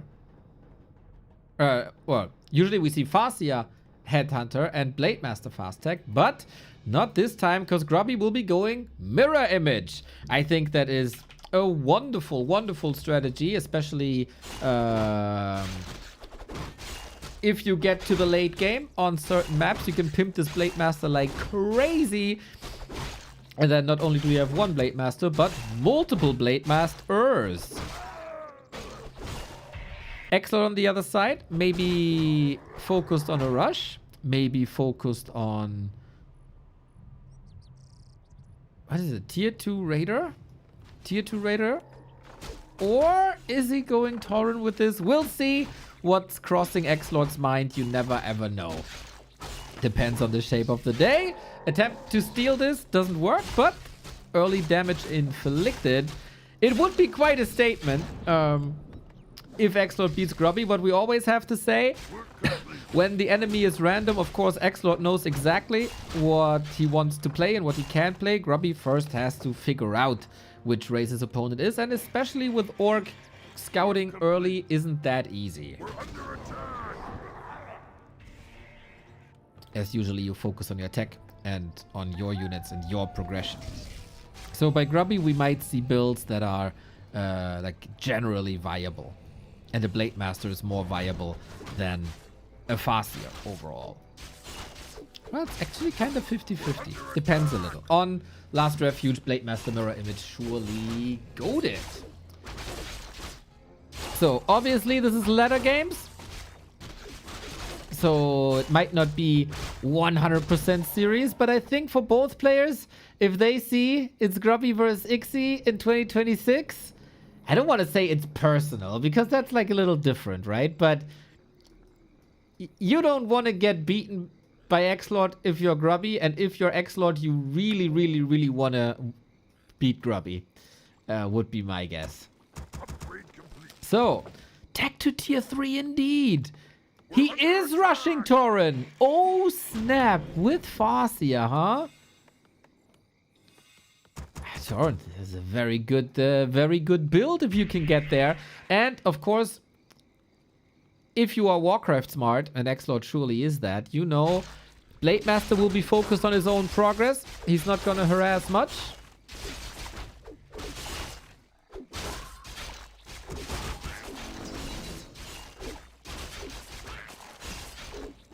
And so you do have the time for this rush. And the Farseer can be annoying. Farseer can try to steal something.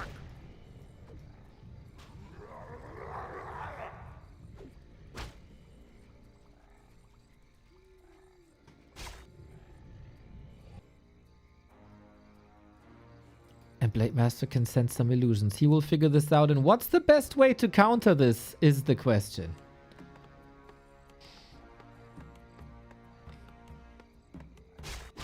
Usually, going Tauren yourself. Oh, wait. A little bit of damage here on the Farseer. This will be a TP.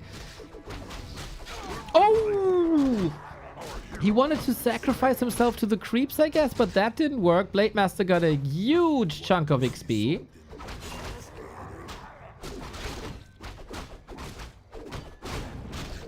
First advantage Grubby, I'd say. We've also seen bloodlusted headhunters against this, and this can also work. Just have to be careful that there's no mass mana on the walker, so the Tauren are constantly revolving. Or that you get a Fire Lord to destroy the corpses of the Taurens, then they can also not be revived. XlorD pushing this Ogre Magi here. Now Farseer is back. Creeping Faces starting for the former German champion as well. And Grubby is countering with Tauren. So Headhunted Walker Tauren versus just Walker Tauren. Still, Ixie's game, very, very fragile. He has very low creep speed. This is different for Grubby.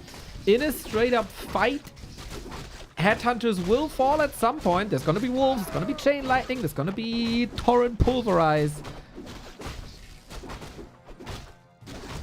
Oh, and the Headhunters also got a Flute here. Nice. So creep speed should be sick. And then the Blade Master gets the desired levels rather quickly. And maybe the bigger heal wave. But the big boys are coming. Who creeps faster is the question. Who establishes this army faster? Grubby, of course, behind in tech as he was investing into Headhunters. XlorD has now his first unit. 7 minutes in. It is quite funny. But against Blade Master Headhunters, makes sense. Oh, look at the body block. Grubby flexing a little bit. You can see the porks in his chat already. And you see the pork on Grubby as well when he sees that he gets the Unholy Aura. More movement speed, more health regeneration.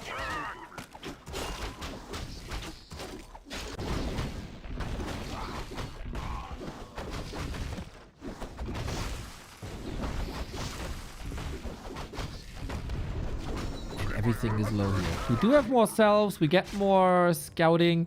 And now we get the Tauren here on the other side as well. 3-2 versus 2-2. That was to be expected. That Grubby is just a lot faster. Headhunters, pretty good. Berserkers, even better. Wonder if they are going for the Fire Lord, knowing that they will face Tauren. Chunky boys. Can you get them all in the front row? Looks like it. Oh, wait. Where did this walker go? Did the walker die? to creeps. We had a walker and now we don't have a walker. Well, we go for the red spot. We go for the shop. Wolves. Oh! Surround with the wolf summon. Lekker. Very lekker. Cloak of Flames in this matchup, not so lekker. But for the TC, it will be fun. It will be fine.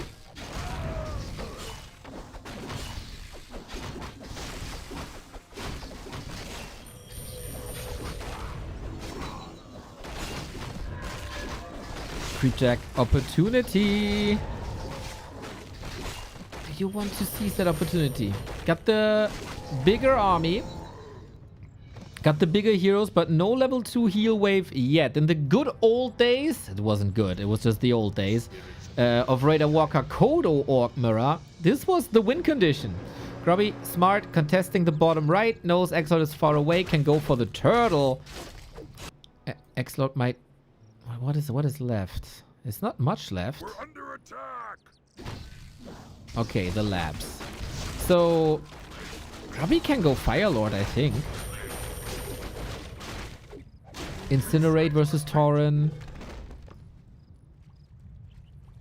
Prevents them from the revive.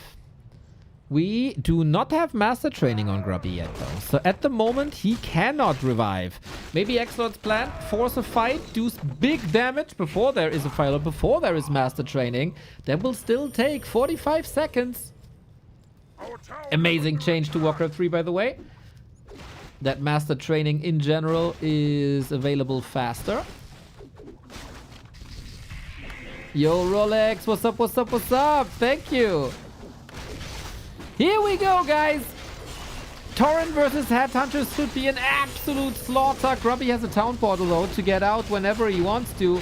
6 stomp on most of the army, but the Farseer was under a lot of pressure. This Blade Master, 7,000 damage already. Gotta respect the blade at all times. Shadowhunter also, lots and lots and lots of mana available. We do not see the Book of the Dead, which was an unfortunate drop here. Could maybe sell it for a mana potion. Blade Master now in trouble. Got an Invo potion ready for this fight. Big crits. The real Blade Master is chasing the Shadowhunter, trying to prevent some healing. Stomp again. SH gets the healing. Both with the heal wave at the same time. Lovely. XlorD at 50 food. Grubby is pushing into upkeep with more Tauren. And that looks like... Oh, the TC will fall. And the walkers will fall. And he is still kind of surrounded. The heal wave just a hair too late. And Grubby is sacrificed with the carnage that he's created. Leaves XlorD alone. This is just an illusion. Doesn't matter too much. 16 food. And turns out... Blade Master mirror image. Very good hero. And the Headhunters did provide some damage there as well. Ooh, XlorD has to lick some wounds here. Does he not have enough mana for the revive? There should be a lot of corpses, to be honest.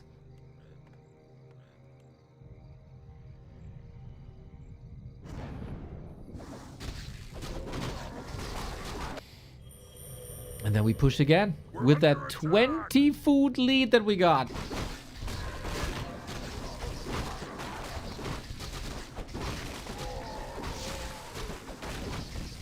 There should be lights out now. As the Blade Master's crit level 3. Yep! GG! XlorD taps out. He won't be left alone. And Grubby takes the 1-0 in our Play All 8 series. It was probably the most, or the more well-rounded build. Again, if you play Blade Master Mirror Image, there is always a risk that you're getting somewhat rushed before you are on, what is it, level 4? That build really only comes together on level 4, which is somewhat crazy.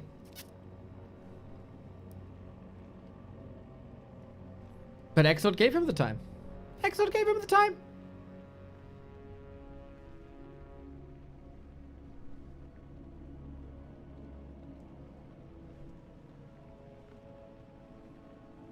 And we have 7 more.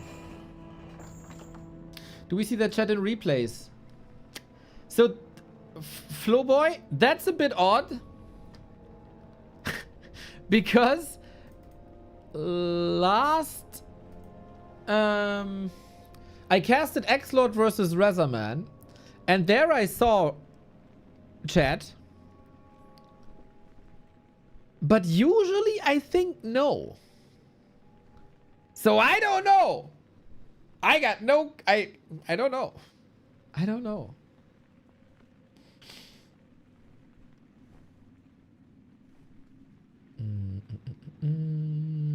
Last Refuge. 1-0. Would have been odd. Would have been odd if Grubby loses to the Orc of XlorD. We don't need to talk World Cup today. I talked about the World Cup early and I'm kind of done with it now. If you're curious why, you can rewind to the start of the stream.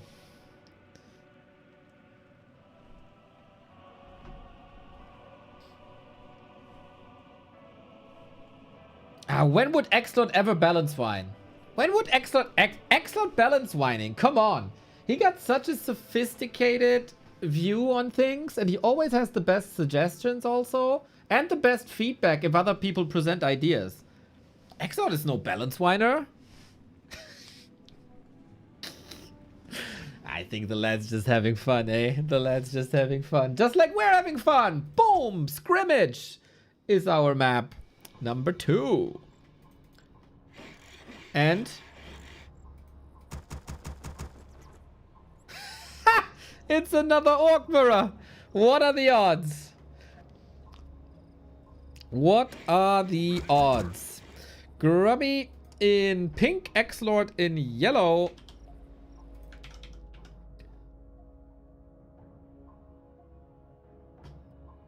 Let's see if XlorD can tie this up.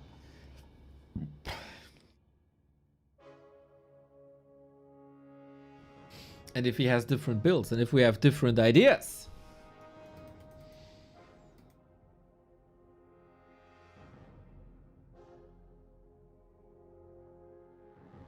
Maybe that was a bit too rushy.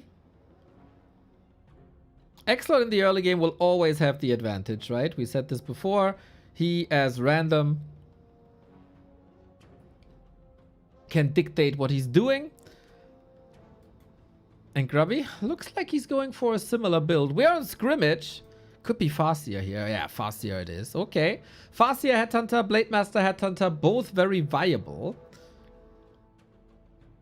Especially, I think, when you don't know that map too well. Farseer Headhunter always good. Commercial.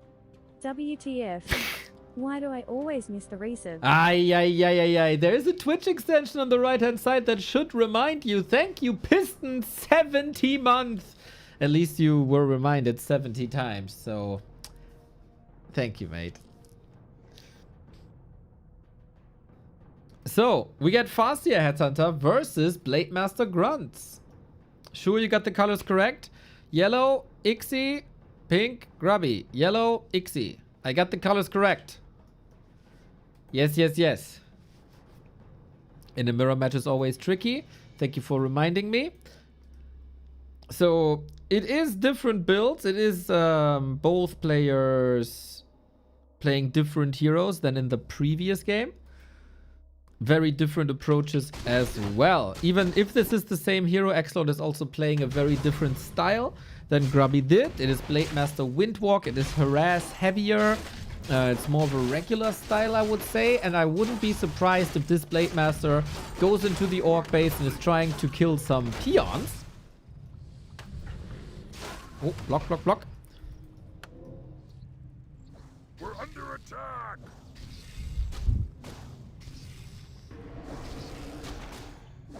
And we have a little bit of stability here. Good wolf last hit.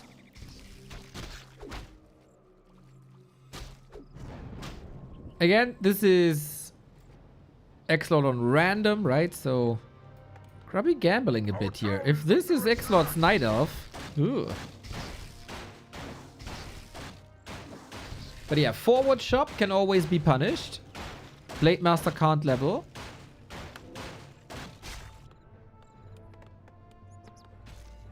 And then I'm really curious what these guys are doing in the mid game. You can go Blade Master, Shadowhunter, Raider, Walker, Kodo. Farseer can develop more Headhunters, go to tier 3, go Bloodlust. Pretty sure...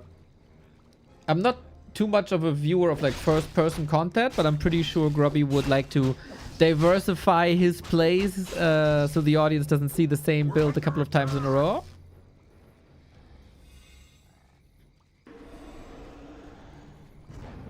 That would be smart thinking as a streamer, and I mean, obviously Grubby is doing a lot of things correct as a streamer, if not everything. Our town is under attack. And I think XlorD's thinking in general is, how can I annoy the opposition the most? Next to, how do I win this game, of course. But yeah, Grubby could also go for tower pushes against the Blade Master. He knows best what the strengths and weaknesses of orcs are. Might just know this a little bit better than XlorD. But yeah, nice to see exposure of scrimmage. Nice that both players don't have this vetoed. I think it provides excellent, excellent games and surely flies under the radar. We have it in our German league, and it's just quality games, guys. Quality games. Grunt speed headhunters. Mano y mano. Chain lightning, kill, TP. One headhunter down, maybe a second. Oh, sweet. Target fire by XlorD here. Very good 2 exit kills. Always, this is of course below gold, right? As you invested gold into the unit, but it's also now the ripple effect of creeping slower. As there's like 50 damage missing. We're under attack.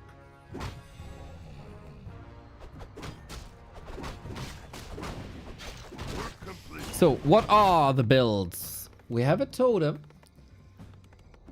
Grunts, walkers, lots of sustain, magic damage, good for creeping. Grubby on the other side opens with raiders. Or Kodos? It's double bestiary. Really? You can go for hero focus with raiders. The 4-on-4 Francis style.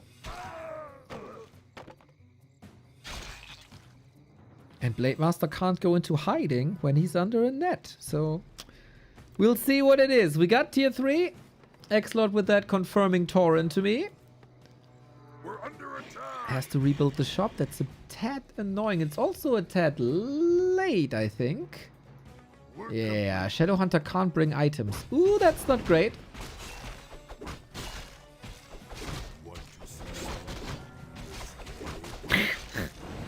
That Shadowhunter, man. It's a bit creepy, in it. Soll ich dir meinen Hasen zeigen?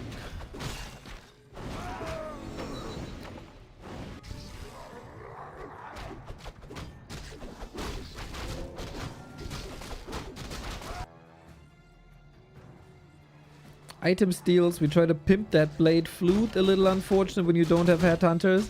Blade Master roaming now. Might come in at the perfect time. Didn't get it. Grubby with the last hit.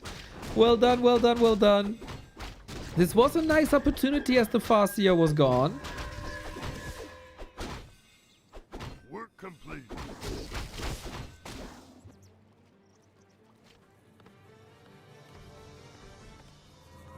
And usually you need a second totem if you want to go... Ah, okay, okay, okay. Into totem.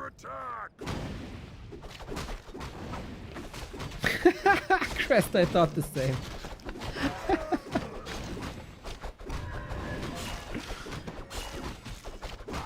Oh, I love you, Fallen.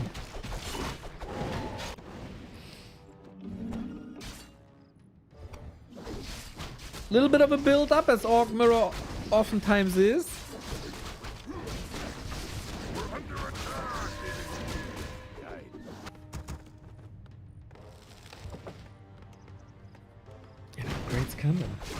Grubby with that is on a timer. He has to get stuff done. Ooh, he got the red spot already.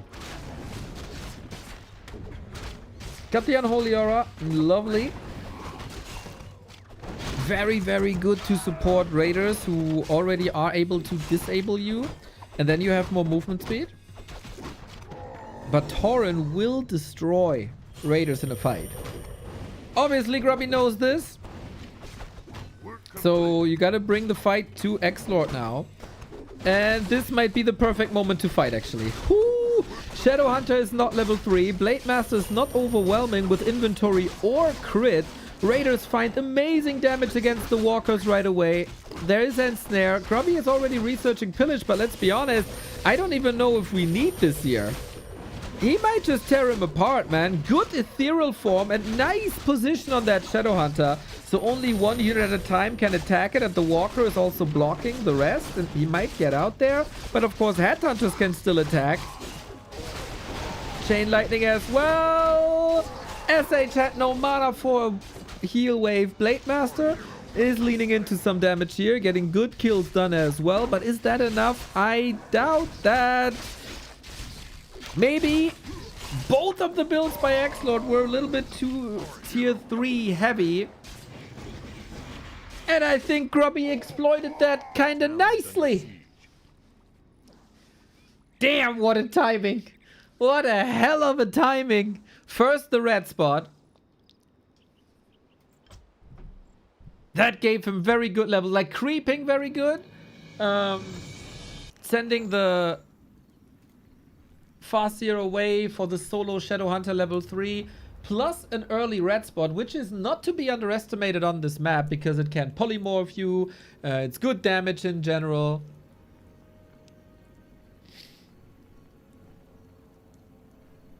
It's kind of nuts. It's kind of nuts.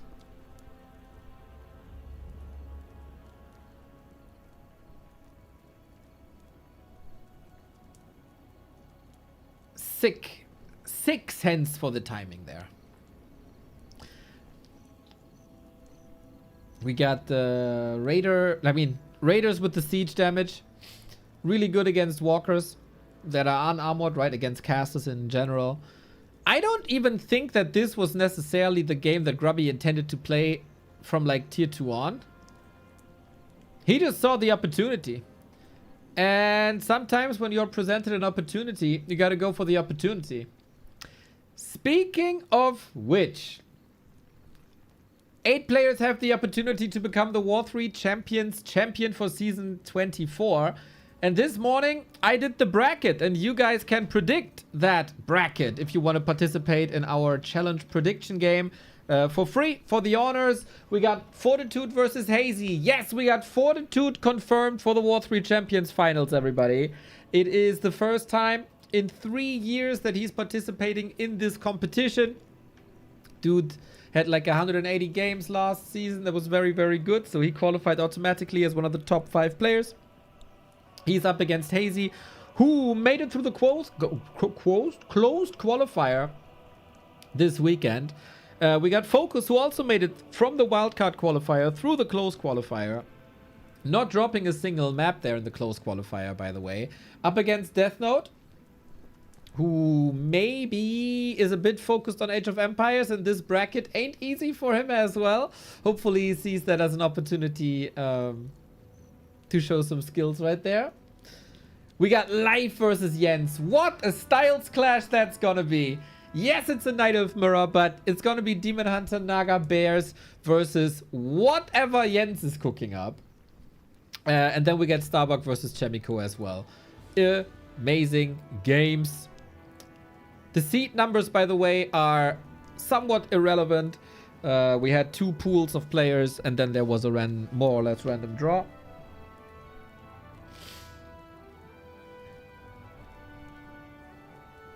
Is Hazy playing random? We'll see, man. We'll see. Only he knows. So, you guys always say that you're so smart. You guys always say that you know everything. Show me. Show me that you're the real prophet. I want to say again that the last time we did a prediction like this, I don't want to brag or anything. This is just, you know, the Gladiator Triumph tournament. We had predictions there. And there was one person who got everything correct. One single individual that predicted 1, 2, 3, 4, 5, 6, 7 results back to back to back to back to back to back to back.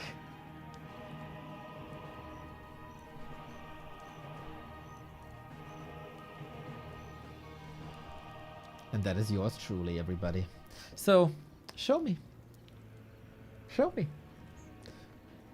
People say I have no clue about this game. People say I'm just a 1400 MMR caster. What do I effing know? I know. I know my shit.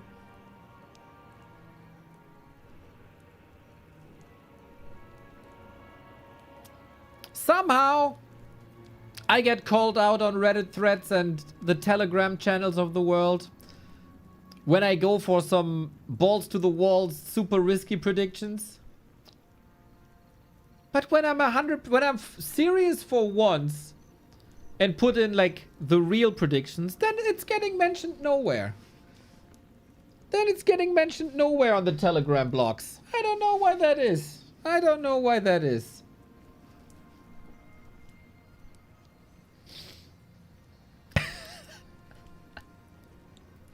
Okay, Grubby Exy game 3 or what? We go from Last Refuge to Scrimmage to Springtime.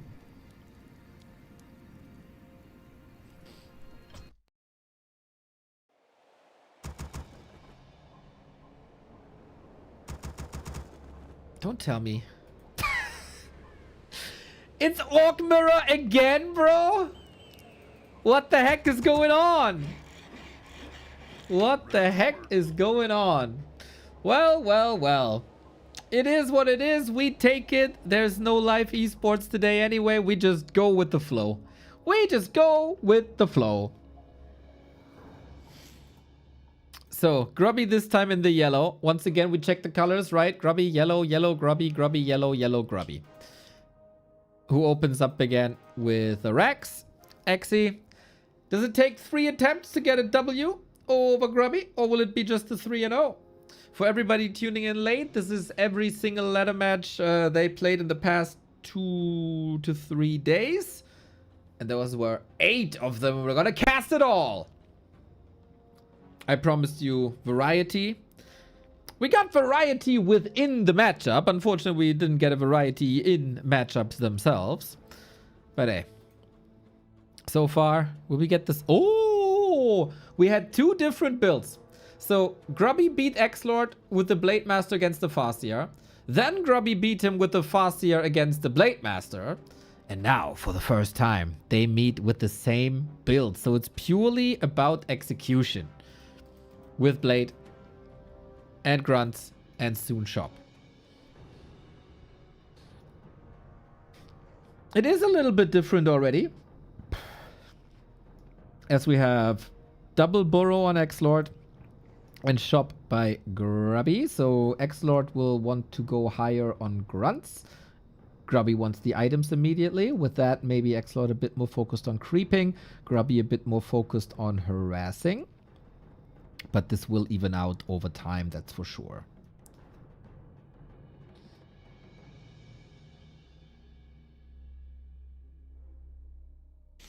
So, spamming phase is over. In-game sounds come in. Work complete.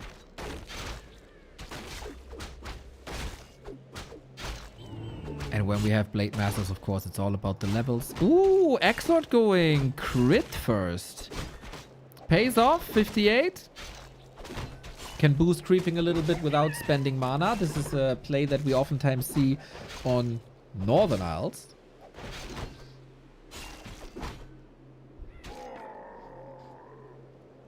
And it's not really risky. My life for the Horde. Work complete. Oh, Dambala. I didn't post it on YouTube. Wait. There it is. For you, Dambala.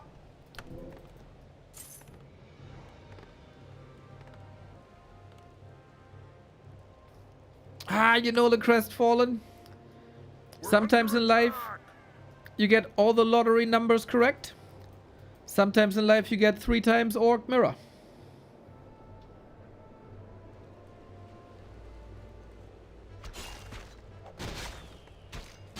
Gotta roll with the punches, eh? So, 3 grunts versus 1. That's a 400 gold difference. But of course, item usage. Who creeps this better? I would think... Oh, was this interrupted? No, it was just a circlet, right? Grubby at the shop. I wouldn't be too surprised if Grubby does like creeping tricks at shops. Or we just go creep jacking against the end snare. The XlorD must have heard this though. It's not really that playing around that too nicely. Grubby also has the dust from the shop, which is fantastic, of course, against potential Windwalk, which we don't even have because the Blade Master is still only level 1. And another steal by Grubby. Damn, he is showing XlorD the ropes here, guys. He got level 2 now. He got crit now. He got speed scroll now. Poor XlorD.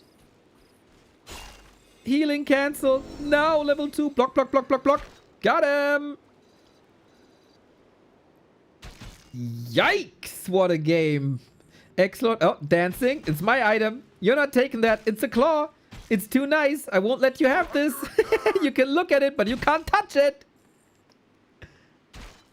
Here we go. Okay, Blade Master gets the claw. Well deserved. Nice blocking by Mr. Lord.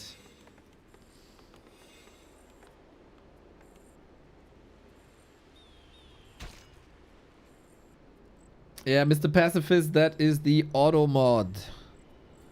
I don't even see that.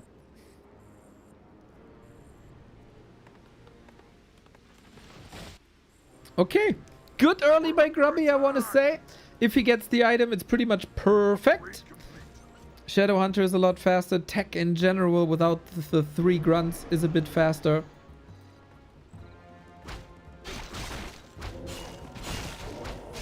And XlorD going mirror image. Late decision on mirror image. Now the question is, will Grubby give him the time to unfold that play? Okay, we are revealing, just to be safe, that Grubby isn't stealing this one.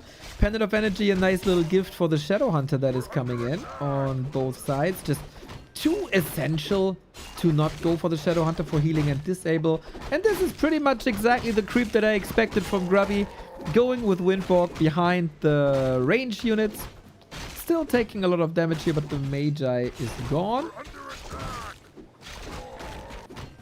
So it's not the same build on both sides. It is tier 3 by XlorD again, and it is tier 2 Orc Mirror by Grubby again, as it was played back during Grubby's prime in the 2000s. Every single Orc Mirror. Radar Walker Kodo, level fight over. Thank the Lord, not the XlorD, but the Lord in general, that this has changed and we got more variety in this matchup.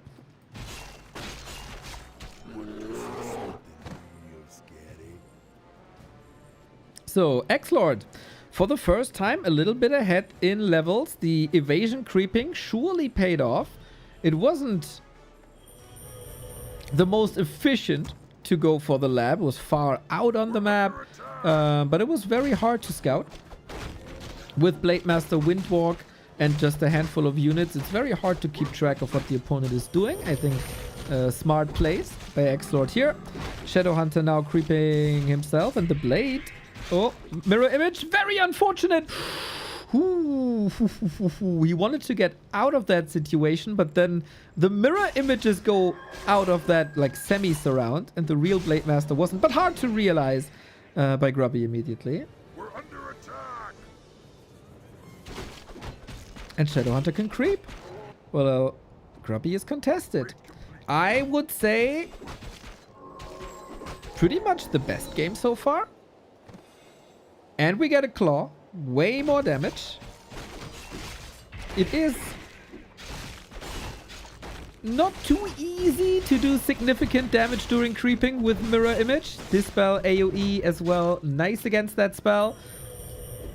But here comes the rest of XlorD's army. He's willing to fight. Double speed scroll also. That's pretty expensive. And a raider kill. Nice early tier 2 plays by XlorD here. A bit more pressure. Better items, of course.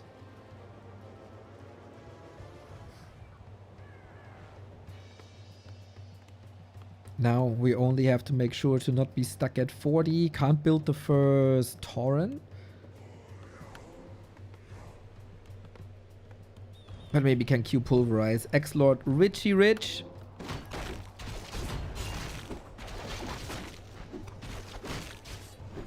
And still the double speed scroll. Not spending too much on heal items, I think. Or in items in general. Just more creeping. And Grubby is pushing into upkeep. Or not into upkeep, but closer to the upkeep level. But without too many casters, without tier 3. Pulling the boys. This is going to be a decisive push. Maybe... Oh, Zeppelin drop? Is that something that can do a lot of damage? I almost... Oh my god. Boots of Keltalas. What a dream of a Blade Master. Claw plus floor, claw plus 8, and the boots.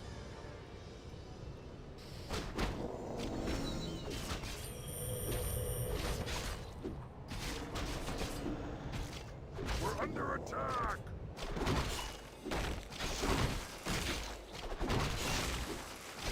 Steal though. Ooh, that was another claw. Nice damage boost. Grunts also do good damage to heroes if you get them in position. Maybe this fight is again coming in a little bit too early by XlorD. Or for XlorD. 10 food stuck in production. Kodos are here, but they can't eat Torrent.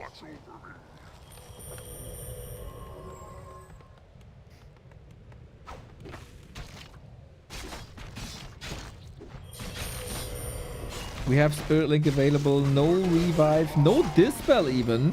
So Torrent are in, but no advanced Pulverize just yet. Shadowhunter in the back. Not level 3. No mana. It has to be the Blade Master and their illusions. But Grubby realizing that this Shadowhunter is a little bit exposed and wants to drive him away from the fight where now he doesn't get experience even. Can the Torrent and the Blade carry this? Blade needs healing. Blade needs healing bad. SH. Potion. Heal wave, but it's only level 1. Lucky. Almost lucky. No! The Glass Cannon Blade Master goes down. Oh, shit. Tragedy.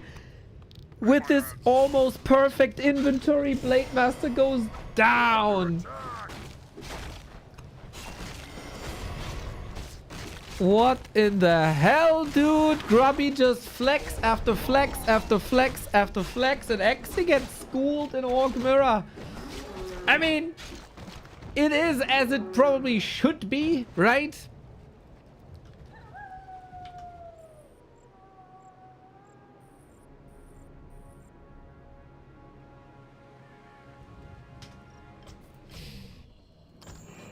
Because Grubby is one of the greatest orcs of all time, and XlorD is just quote-unquote random playing.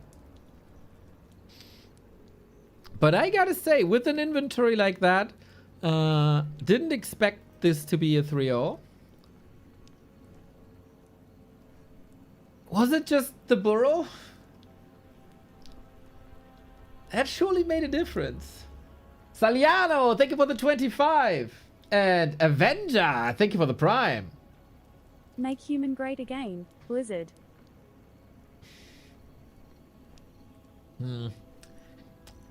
I see what you did there. I gotta say, I'm not a huge fan of that.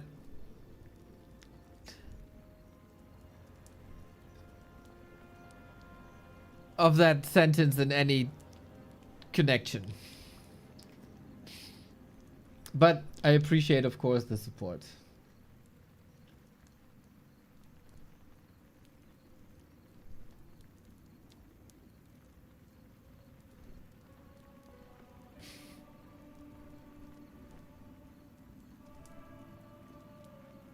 You know, the connotation is just bad vibes wherever you apply this. if you get me.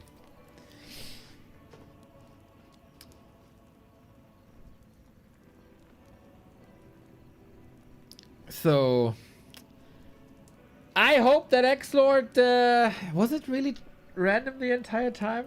I guess so.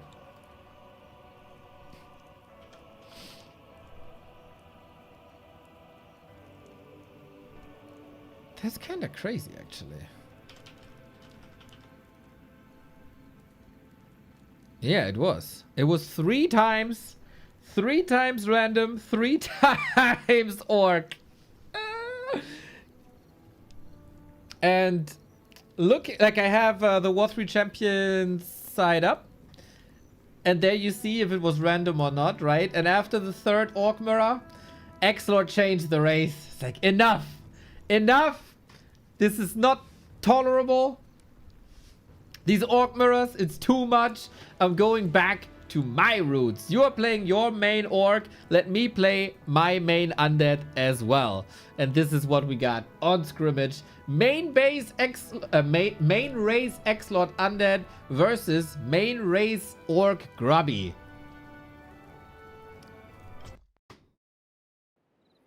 And this is what we want to see, right? This is what we want to see. 3-0 for Grubby in the mirror matches, but he surely has more experience in mirror as XlorD does. Not even sure if XlorD played too much. Wait.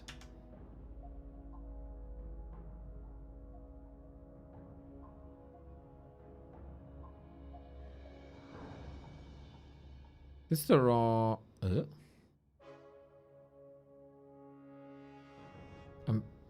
Wait, I opened the wrong replay. I think I opened the wrong replay.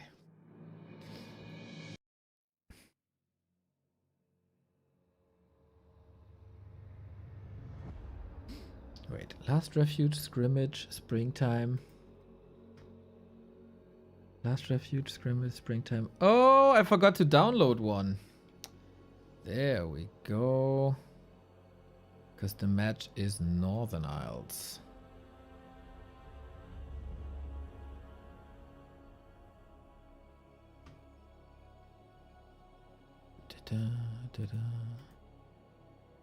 Yes, I did forget to download it.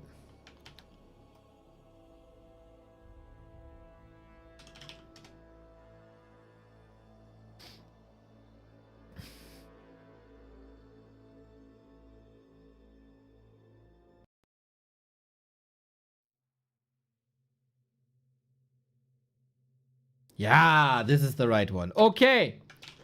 This is what we wanted to see after 3 random games of XlorD versus Grubby, which XlorD rolled Orc 3 times. It's time for the real deal now. He switched from random to the main base Undead, and now we get Prime main Orc Grubby versus Prime main Undead XlorD in 2026. One of the best Western players of all time against one of the best German players of all time with their main races. Both are playing quite a bit these days, so they should present themselves in great fashion. Let's go indeed, ladies and gentlemen. Hopefully we're going to have a good time with the lads. So, XlorD a bit enraged by the 3 mirror matches. What's his build momentarily versus Orc? I'm not even sure. I don't know how Grubby approaches this either.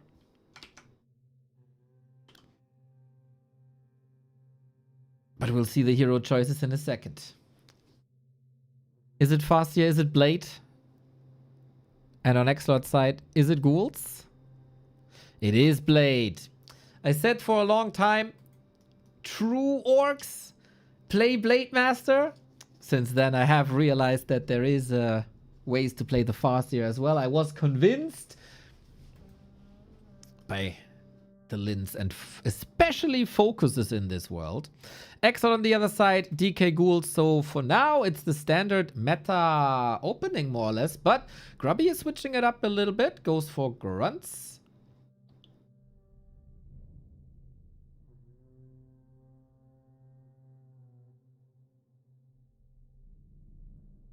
And then I wonder if it's mirror image. is really not too easy to deal with. That's one of these things where you might not see Blade Master mirror image in pro games, but that doesn't mean it's not insanely strong. So we're gonna have an opener in a second. Could just start with crit, as it's Northern Isles. And you are unharassable at the start if you go for this. Still 8-man calls it, what is it, lottery? No, roulette. Build, whatever. I think Soen came up with this. XlorD with early backpack. Might be nice to creep with ghouls and pick up the items.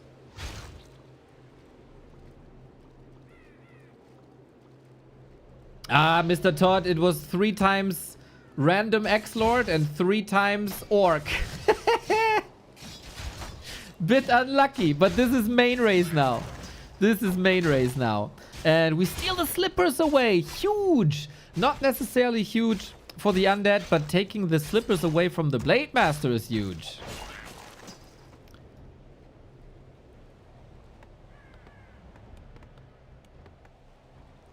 And I don't know how these guys are playing this. Grubby's still no level 2. We don't know if it's Windwalk for some good last hits or not, but XlorD puts pressure on Grubby, which is not too common. But then also the Blade Master Grunt build isn't too common. So I'm just in for the ride, man. Both surely geniuses with their respective races and in the game in general. So whatever they do will have its purpose. Blade Master won't shed too many tears about the lost slippers. There's still a marketplace where you can do this. XlorD creeping a little bit. And I think he picked up the item somewhere. He must. Yeah, claws on one of the ghouls. Damn, he's gonna build a nice lich that way. As is the norm for the undeads these days, the graveyard a little bit late. Ghouls creeping at the same time. That's sweet. Keeping the Blade Master on low level. And Coil, of course, can contest. Look at the deny. And that's still no level 2 then. That's still no mirror image or windwalk. Very, very, very annoying. As you know, XlorD. On the maps, on the Twitch chat, it's the same. Almost getting stuck there. It's all about the Flesh Eater. We have a Coil again now. Oh, is he stealing this? He wants to. Very, very patient play by Grubby, but it's another steal. XlorD plays a fantastic DK harass. And that can be the result of this crit first build. If you don't get the level 2 that you are very, very sure of getting and that you normally always get on Northern Isles, so I don't even blame Grubby for doing this, you can get punished with this, especially by a goddamn DK. We get a Lich now. No Dark Ranger, as there is no Headhunters, right? That's the only way an Undead should ever change DK Lich in this matchup. And what's Grubby's build? Tier 3, as one should. No Headhunters. But Shadowhunter. For some Hex timings, you surely have to catch up in creeping. Orcs have good tools for that. Manipulating creeps, pushing them into bases. And Grubby finally gets what he wanted. That level 2. I think it's too late for Mirror Image, isn't it? Mirror Image is a creeping build. You go for Mirror Image to creep.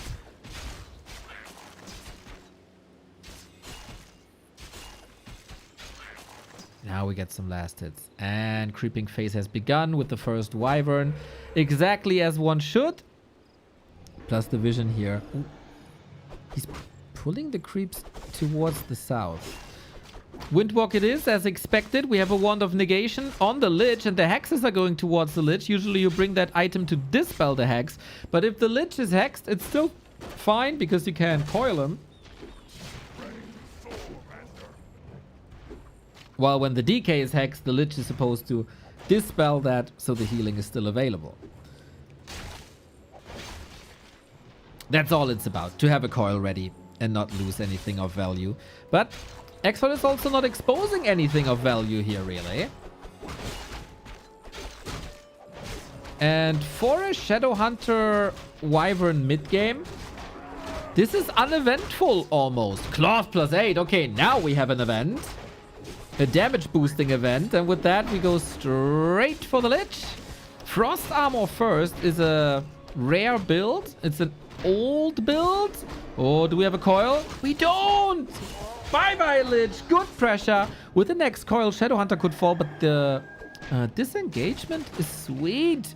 Healing is getting reapplied. And with that, Shadowhunter is looking damn fine again. Okay, Grubby back in the map. XlorD 12 mana off another coil. And then he goes for a defensive build on the Lich, and it's not paying off. That hurts because he still doesn't have Nova and he got 0 XP. Super oppressive. This Grubby play here. And smart choice, after all, to go for the gold mine that XlorD really didn't want to lose instead of for the market and share the map. And now you can still push and creep mana in the middle with the Flute of Accuracy. Oh, yes, sir. Seems like Grubby is almost going for an old 2009-2010 build that has become fashionable recently again. With Raider, Wyvern, Headhunter Kodo. But for that, we missed the Headhunter, so it's not necessarily that. Maybe you can add them later. He is going tier 3 and has the TC out already. Dark Ranger against the TC is the choice. I think that makes a lot of sense. We have a Wand of the Wind as a second disable next to the Silence as well. But XlorD, man, he got a level. He's got a level big time.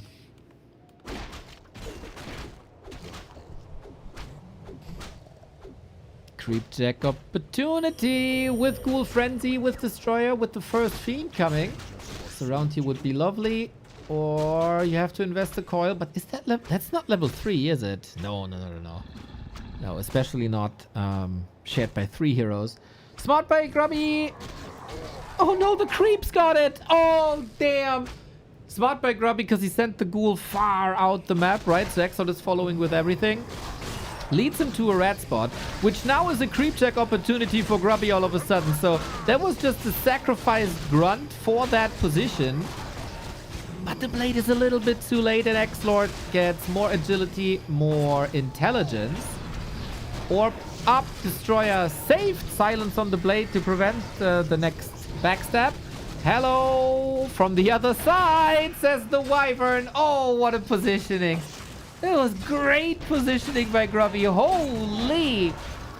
Statue also taken out. I gotta say, XlorD is receiving a little bit of a whooping here. We got no Nova still because of that. And then the Blade Master is just roaming free. Lich is not freeing the DK with the Wand of Negation against the Hex. And then there was again no coil. And he could also not use the Wand of the Wind for the second time. Saves the Dark Ranger at least. But the Lich is a carry and he's suffering and he's not carrying anything. Like me when I promise you to help you moving.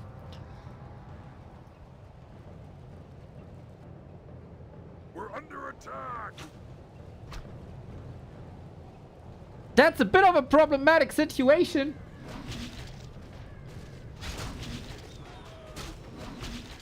If you're an XlorD fan.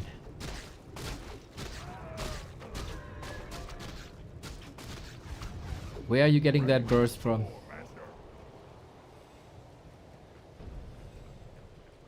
Without Nova.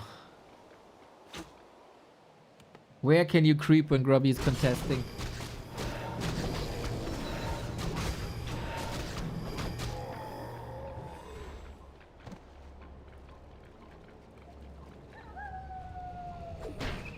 Oh my god, enemy cruelty. Killing this beautiful, beautiful owl. Peter, arrest this man. Buddy. You don't accidentally want to click on an owl when there's a fight here. I guess. It's not gonna block you. Oh my god, insult to injury, man. Stealing more XP. I see the overlay crashed. For me for you as well? Yes. Why though?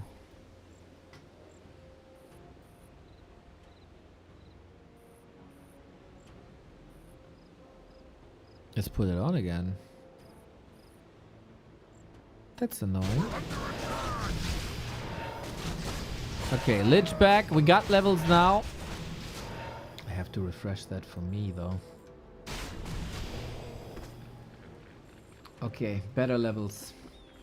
Way better levels. Vengeance for Sulti. Research complete. Let's see how this fight goes. 3-3-3 on Grubby is so sick. And these fiends will be stopped by the first stomp most likely. Nicely moving them out of stomp range, but everything on the ground is therefore stomped. It's a big DPS loss. XlorD came close when it comes to supply, but without level 3 Lich, man, what can you do? We have web, but we're not using that here at the moment. Now we do, but there's nothing on the ground to really challenge these Wyvern anymore. Coil, clutch. But this is a full mana destroyer gone. The potential of damage that was lost here is amazing. And that second destroyer is also going down. That's 10 food. In no time, the Dark Ranger gets wrecked as well, and you can cast all the Frost Armor in the world. Apparently, it doesn't matter. It will potion to the rescue. A desperate Nova coil attempt. Blade Master level 4 with these claws is just insane. And the DK is surrounded there as well. Extremely precise. Gets the crit when he needed it. That coil also useless. Holy smokes, what a fight by Grubby, man. Of course, the game was more or less decided already. XlorD kills the blade eventually. Keeps the Lich alive. Okay, okay. One for the gallery. Ah, the picture was painted before. Now it's just about the finishing touches. And they're probably having some fun with each other in this hero arena.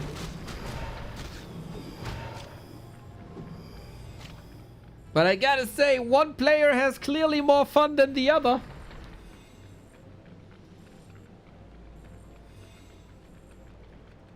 Vengeance for Sulti.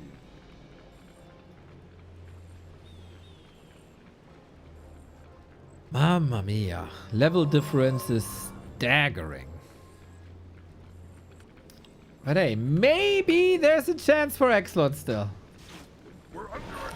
With the heroes being back and with the Blade Master benched, you got the high level Coil Nova now. TC Storm, but doesn't catch the DK, so there was a coil. Damage output by Grubby is good. We do have the Headhunters now, by the way, that I was asking for before.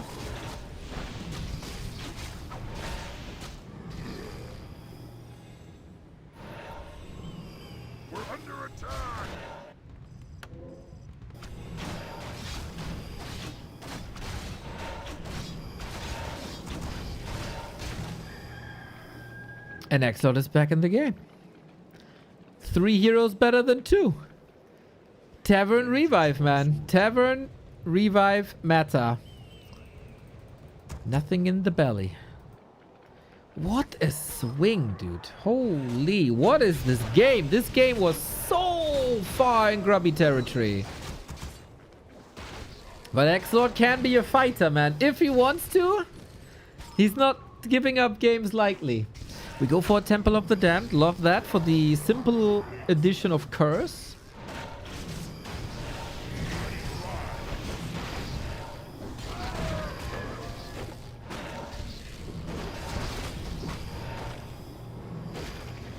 TC4, Blade back. Great damage output. The Banshee's not on the field yet. Red spot item can always give you an advantage when it's an aura blubby. Grubby comes in with the Windwalk Blade Master. Nice attempt. Oh, Magnetor still up for grabs. Stomp is nasty. Kodos get a snack as well. At least one. Everybody wants this Magnetor Reaver.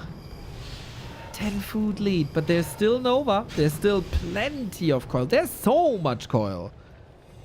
And when are the first Banshees coming?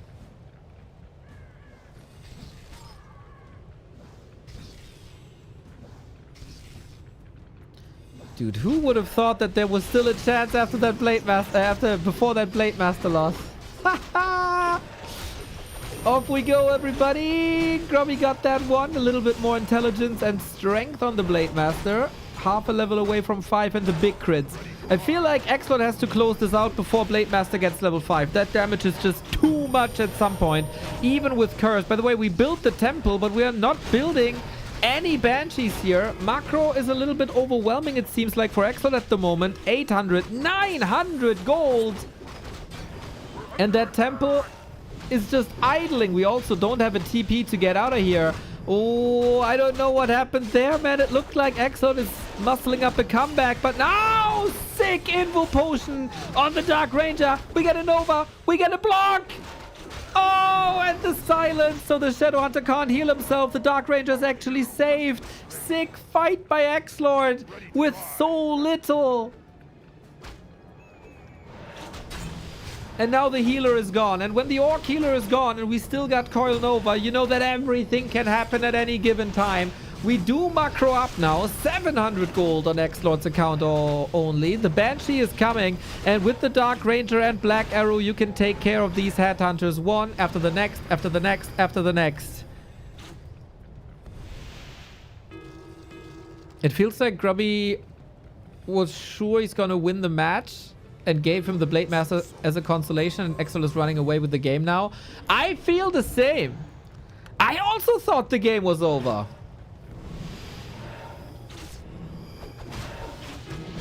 But hey, that's why XlorD is a multiple-time German champion and I'm not.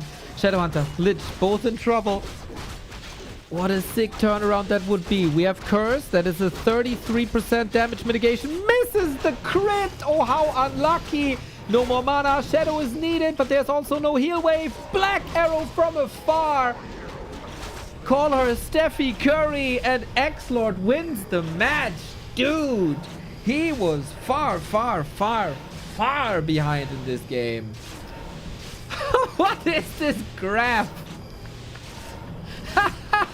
This is looking odd. But hey, what a game that was. Dark Ranger from downtown eventually. Rare Grubby throw. Rare Grubby throw. Very impressive games though by both players, man. That's just quality Warcraft on display. Don't you think? Like the way they read each other and the way they counter each other. That is awesome, man. Nothing like super crazy in terms of hero and army composition, etc. But just army movement, the way they try to trick each other. The counter by XlorD early on against that crit build, keeping the Blade Master so far away from level 2. Then the counter play by Grubby to keep the Lich away from level 2. Just good ingenuity, man. Good ingenuity.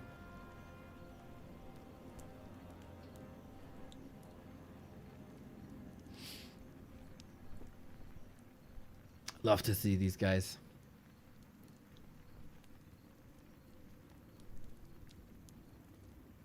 Fun games, eh? 1-3 then. Da, da, da, da, da, da, da, da, da.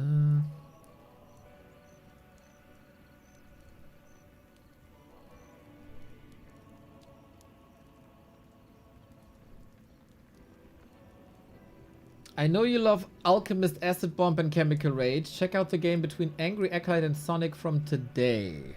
I'll put it on the list for later. Rankings. Angry Acolyte versus Sonic on Hammerfall. Looks like it. Okay. I put it on my tab.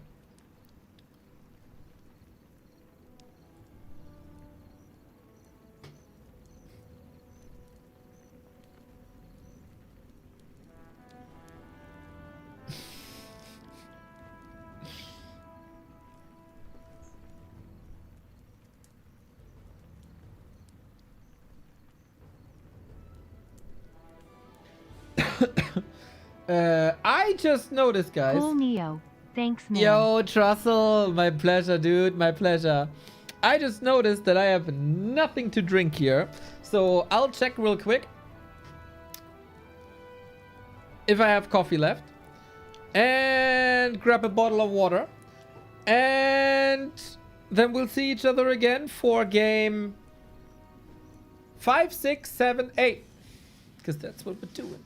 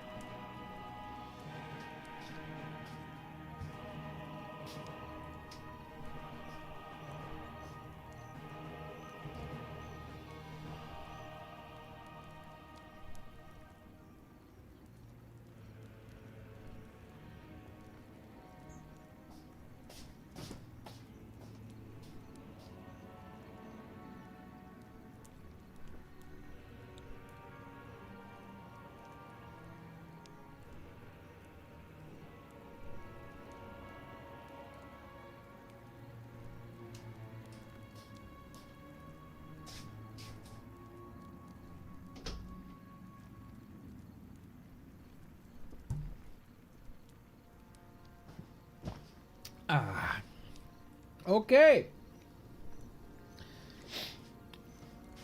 What's the timeline here?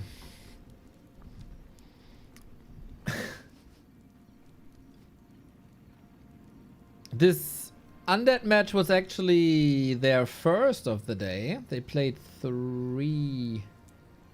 Oh no, it wasn't. They played through the night. I see. All these matches after midnight. Well.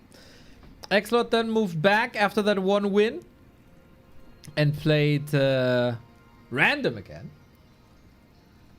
So he just had to get that one win in, it seems like. And I guess we'll see what we get now.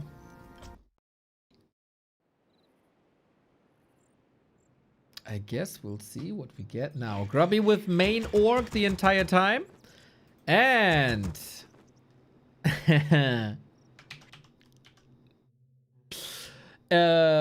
race that Grubby famously doesn't like too much. But hey, let's see if that's still the case.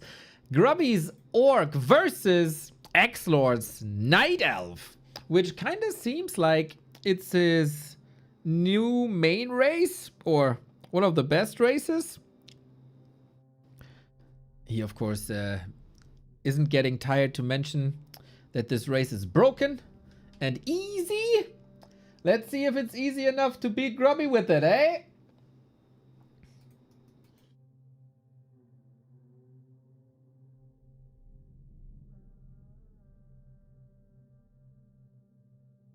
Oh, and of course, since XlorD is back on random, we are back to a situation where Grubby doesn't know what he's up against. And especially in this situation, this can cost quite a bit, because regularly versus Night Elf, if you know that your opponent is Night Elf, you go for Blade Master Grunts. Now, as you want to have a build that works against every possible faction, Grubby is going for Farseer Headhunters. Ooh, that hurts. That is not a great build versus Elf. That is not a great build versus Elf. Wolves can get this belt quickly, reliably on tier 1 with Wisps, from tier 2 on with Dryads. Chain Lightning is nice against Wisps, I think. But you can't Chain Lightning the Dryads. Bears get tickled by a Chain Lightning. That doesn't really do too much either. It can hero focus a little bit, I guess. But that's about it. So I'm very curious how Grubby is going to play this once he realizes that he's on a build disadvantage.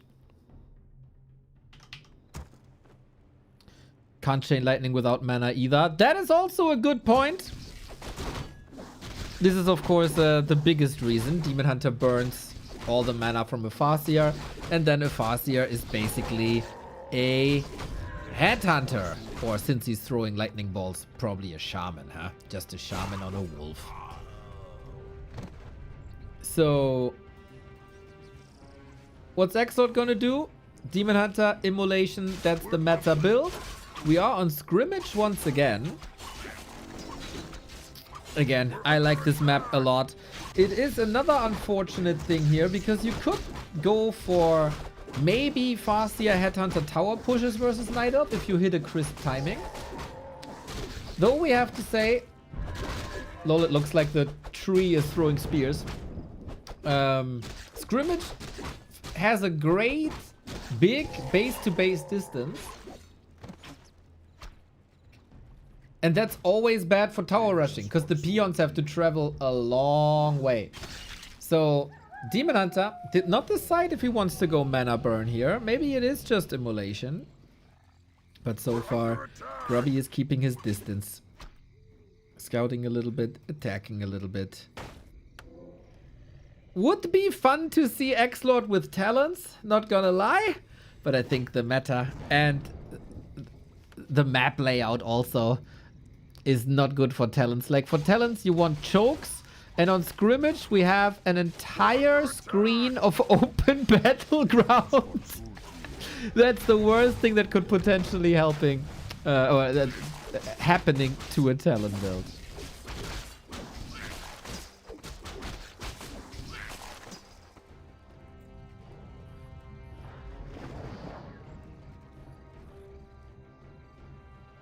And yeah, no talent. No talent. That's one hell of a stack, DH. And Le Crestfallen, you know a thing or two about Satan and Hell. So you must know circlet, gloves, slippers, claws. Perfect.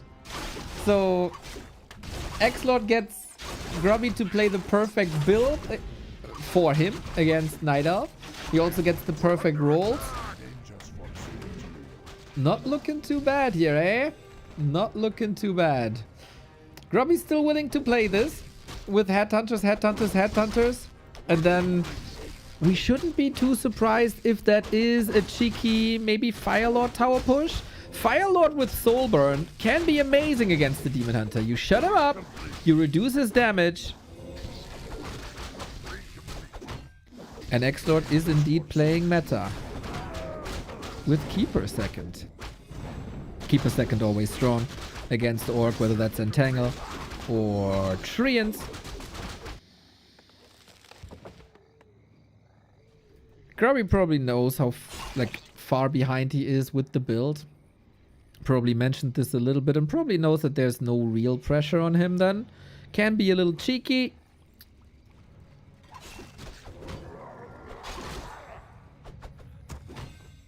Troll regen, fortified. Armor for burrows and towers. Oh! I don't know who got the last hit, to be fair. Naga. Okay. Naga instead of Firelord wants to fight now. Item on the ground. Demon Hunter is slot starved. Keeper is coming in only now. Immolation, though, pretty damn sick. The splits by Grubby are nice as well. But the Keeper comes in too late. Good attack by Grubby. Now, of course, sooner or later the Dryads and Bears will be coming, and especially the arrival of Bears is pretty damn insane. Can the Keeper carry this? XlorD feels the pressure, man. Dude, I don't want to know what this did to him when he loses. With Night Elf against a Farseer build. Towers are coming. Towers are coming. Oh, damn. I think you just want, ideally, Bear, Redo, Roar, Entangle, and let the Blade Master do Blade Master things. The Demon Hunter do Demon Hunter things. I think that's the play. Chain Lightning takes care of the Berserker. Oh, snap. Yeah, you gotta hide now, man. AP's in as well. Easy to take out the first one at the very least. Scroll the Beast, mostly dispelled. And we don't have a shop. We don't have potion. This is terrible. Terrible. Now a bear, but he doesn't have the adept upgrade. Maybe it's cute behind the Dryad. XlorD leaves the game. Oh no. Oh no, no, no, no, no. Oh, mad disaster. What the fuck? Work complete. Work complete. Ay, ay, ay, ay, ay.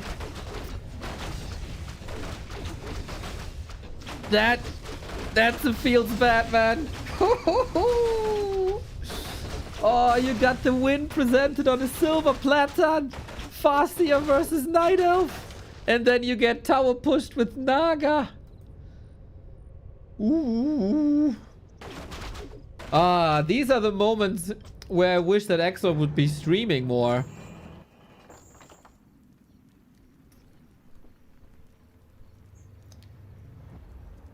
Would have loved to see the reaction.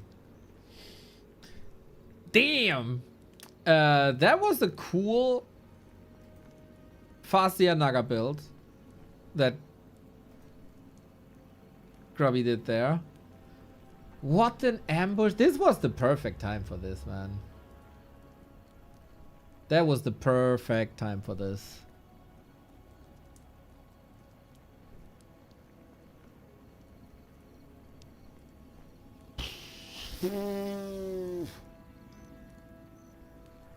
And yeah, I don't actually know if mana burn is a must. It's pretty damn solid, but evasion is also good.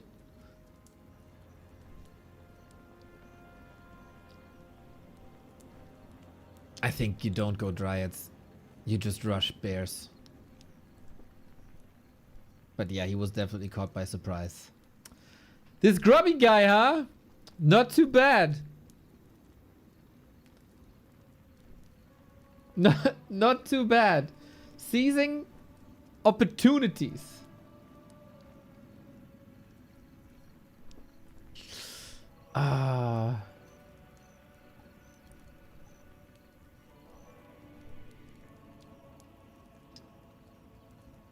Shit. Oh, yo, yo, yo, yo.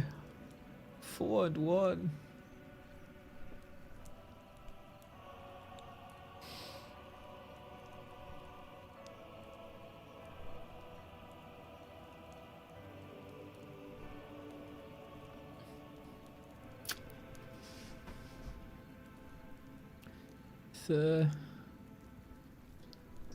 Must hurt.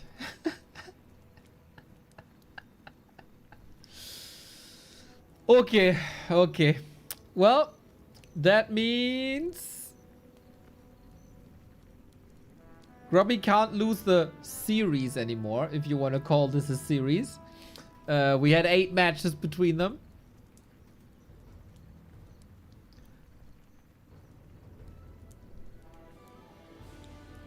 Let's see how far he can push this.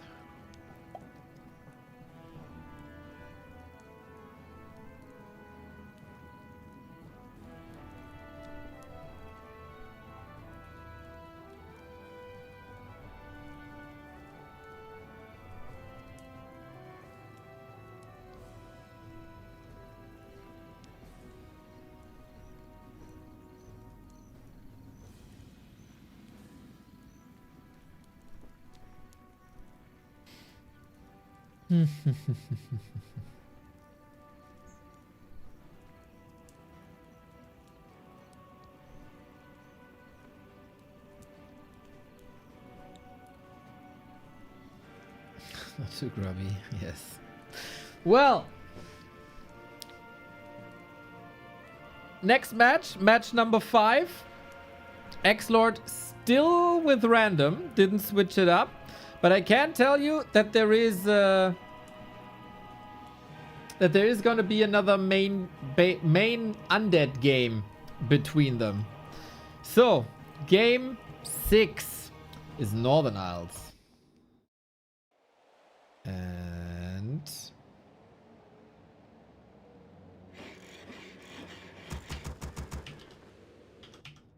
in we go.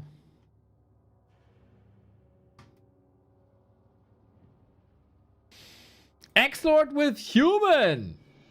That was, I don't know if everybody knows this, his second race in the late 2000s, where Orc was so freaking imbalanced that undead players changed their race.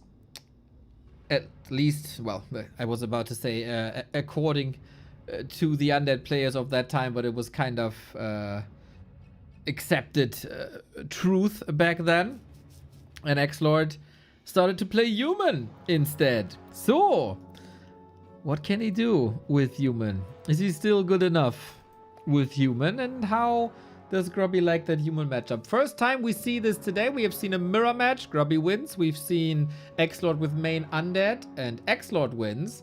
And we've seen the Night Elf matchup and Grubby wins there as well. Conclusio for now, obviously, that undead isn't trash because undead is the only race that helps XlorD beat Grubby.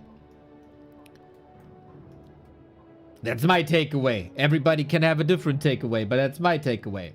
So, Grubby doesn't know that it's human. XlorD knows that it's Orc. And Grubby is going Blade Master. And that's the second time in a row. Not the ideal meta build. But we'll see if it's mirror image. Mirror image definitely playable. Windwalk is hard counterable. Once again, spent too much time on Soul 8-man stream and co-casting.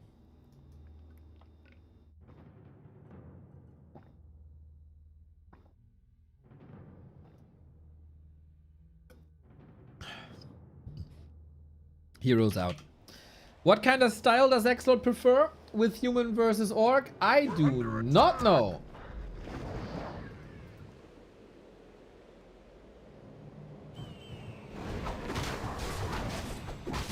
Grubby is the meta, whatever he plays. I think it's actually pretty much the opposite. I think the cool thing about Grubby is that he's not the meta and still very successful and has very smart approaches. Because the meta is rather boring. And Grubby games are rarely boring.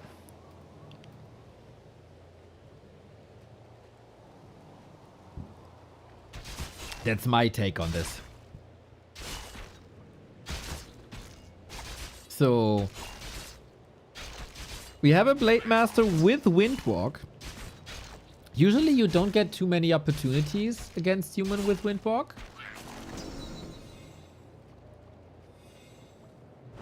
And Archmage should, quote unquote, have an easy game here. But I thought that about the Demon Hunter and the Keeper as well. And boom, there was a push.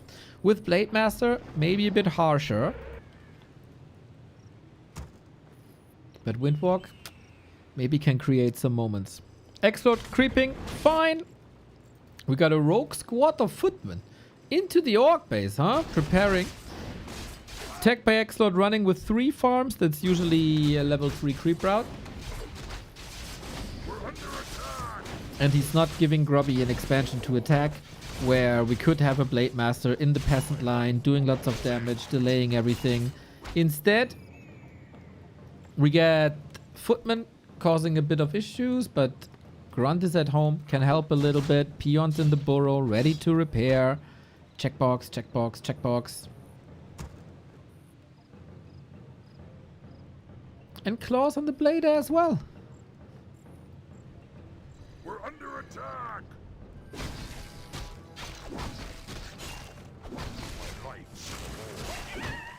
We're complete.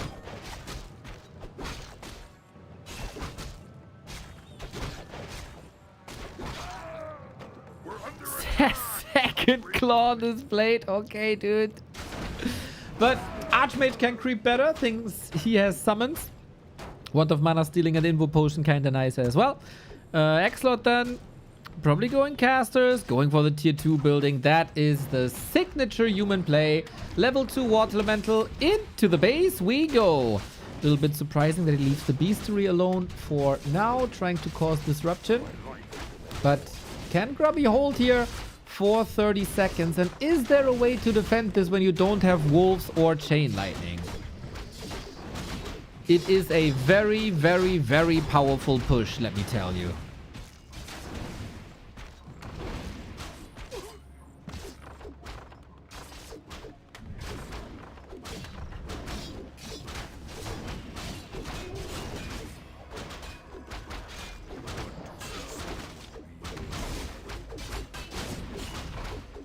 So far, only the beastery is affected. We got the fend up, so the burrows don't even do too much anymore. But the defense is looking way better than expected, especially with Grubby still having lumber. After queuing the beastery, now he's short on gold, actually. Usually when an attack like this comes in, you're short on gold. You're short on lumber, not on gold. So I would say this is actually not too terrible.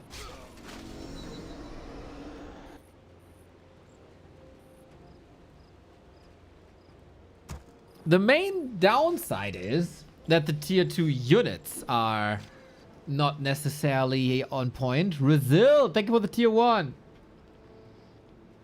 He didn't achieve anything here. I think he achieved quite a bit. Peasant time, always good. Shadowhunter, no level. Raider late. If there's a lodge that's delayed. I am curious how Grubby is playing against casters now. Sorks are coming in immediately, and Grubby doesn't have Dispel. And XlorD is going to do this again and again and again. No Raiders and Ensnare yet. That's the freedom that you're allowed to have when there is no Raiders. Black Mage coming. So Grubby plays Mass Raiders. This has been his signature play in the 2000s. So if you can dodge XlorD and the slow is not coming through, this can be great. If XlorD on the other side is smart enough to bring the fight to Grubby somehow,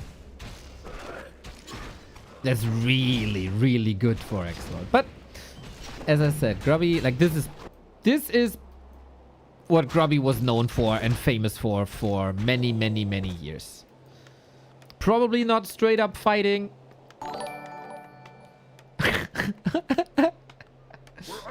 Thank you, Lecrest. Have fun, man. Have fun. Shadowhunter levels also delayed. Correcto. Everything in this game has opportunity cost, right? XlorD pooling everything. I like that a lot. So whatever is traveling across the map is not getting intercepted by Raiders and Shadowhunter. Moon is exploiting the fact that in current pro scene, everybody is just rallying to the heroes. Usually for like amateurs, very good. Oh. Grunt to the creeps. Happens. Can get a raider for that, huh? And we get pillage. So again, Grubby doesn't want to win this by fighting. Grubby wants to win this with map control. With base raids. Other people call it lames. I don't like that too much. But hey, is it... This is another base right here, and he finally gets the burrow. So Grubby supply blocked at 46. And the strategy is obviously out there as well. If there's a couple of sorcerers at home, they should always be able to apply slow to everything that's a threat.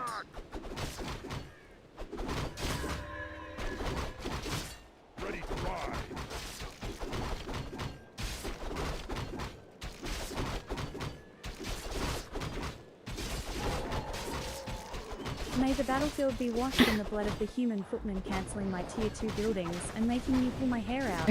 Okay, bro. Leave the hair. Leave the hair. Shadowhunter was under attack, and this is the problem when Grubby fights straight up against breakers. He cannot win really, also against militia, and running away without a speed scroll is impossible. Staffing out of there has a TP, but XlorD strikes when the iron is hot and exactly when Grubby wanted to go for the attack. As bad as Grubby's creep check was towards XlorD on map 5, I think XlorD creep checking here and intercepting here was as brutal. Thank you, VJR DPQ. Yeah, if you're up as Orc against slow and you're close to the Zorks and you don't have a speed scroll, you're kinda dead.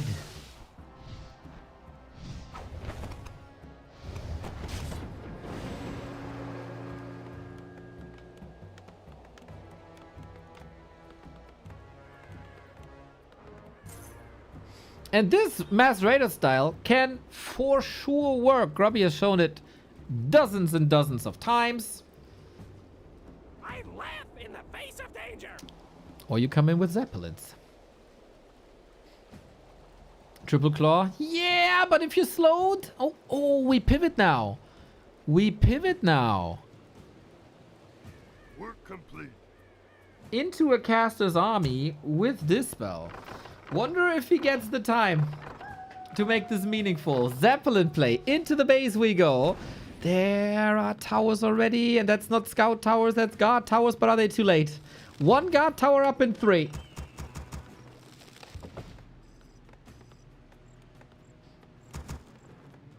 What about the rest? 30 seconds. 30 seconds. 30 seconds. 30 seconds. Ha! XlorD's still busy creeping here. Grubby has a TP. Yo! Only one tower. Town portal immediately. Can you evacuate all the raiders here before big damage is done? Not all of them, but most of them. And that takes XlorD off the map. And that gives Grubby more time to go for the walkers and go for the Dispel.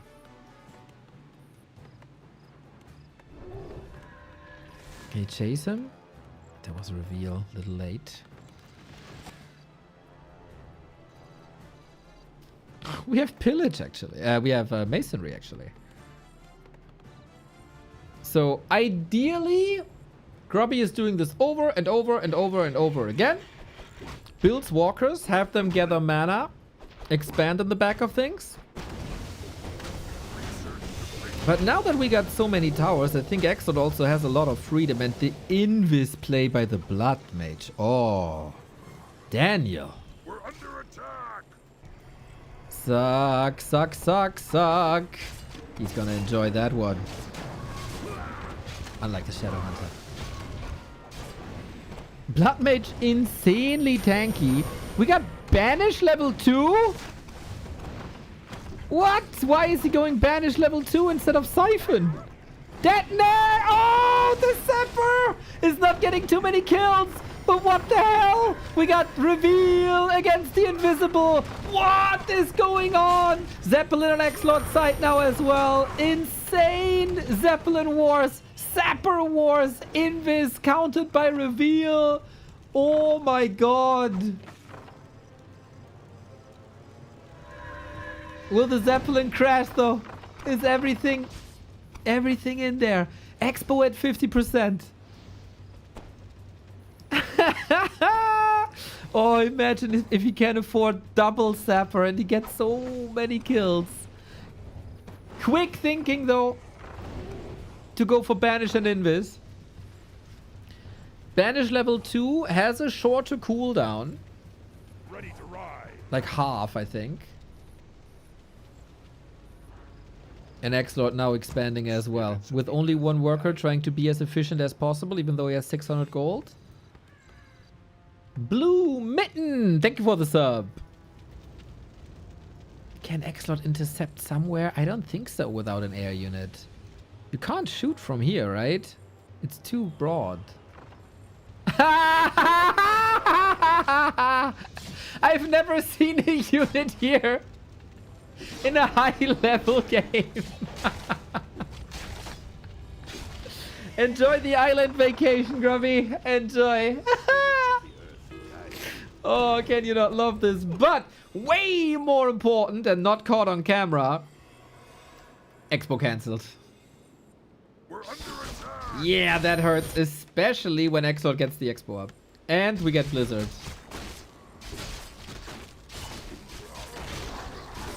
Imagine if there's units in the Zeppelin, bro.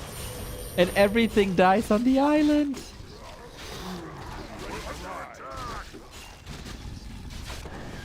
In we go. Blizzard is so powerful. And that Blood Mage is so tanky.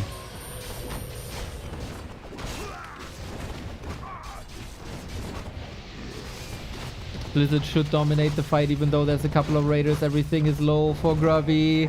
Looks like XlorD made the right calls here with the Banish and the Blood Mage and the Expo and the casters.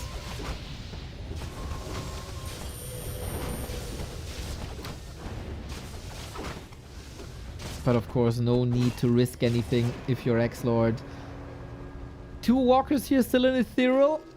No Expo here. Main base expiring in 5 minutes, so that's a lot of time, but it's 2 base, 1 base now. Grubby said just before he dropped the zap, I'd be really pissed if a gyro shows up. Oh, that would have been a play, eh? That would have been a play.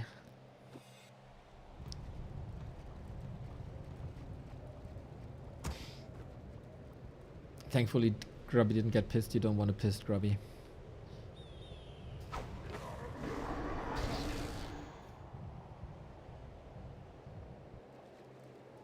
How can you win this?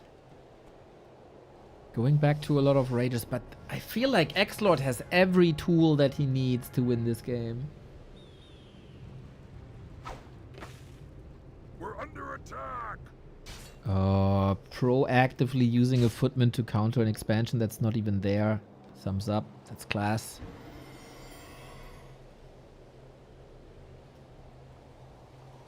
Ready to ride. We're under attack.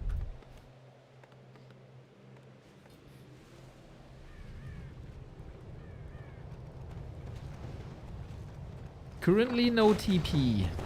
That might hurt. We're under attack. Level 2 crit helps in a fight. We do have a lot of dispel now with 4 walkers. Of course, every walker is to a degree, also mana. Level 5 Archmage around the corner. Level 3 Blizzard or level 3 Brilliance or both is absurdly good. Double level 4 for Grubby and more move. He got 2 movement speed aura. That's crazy lucky. Again, slow, but we also have speed scroll. But yeah. As the gold advantage is rising for XlorD, the momentum is going more and more into his direction. And Snare can't invis against that. Not the greatest front line. These Sork ladies will be dead, but they got another slow out.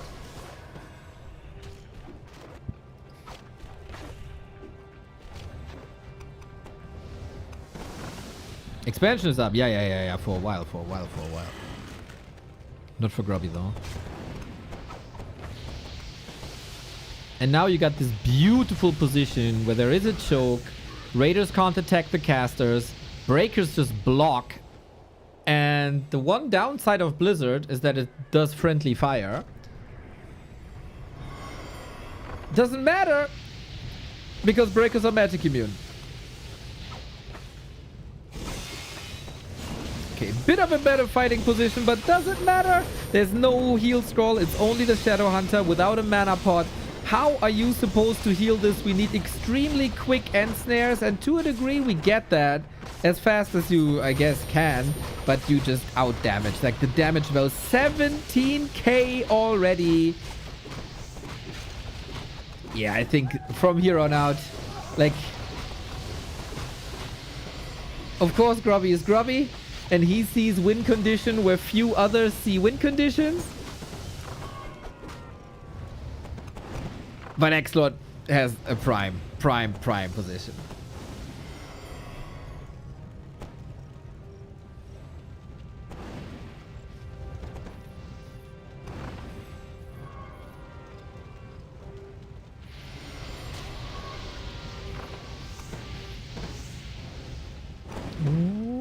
see another crash Zeppelin. Second Zeppelin. Whoop, whoop. Bye. Nice escape. One for the highlight reel.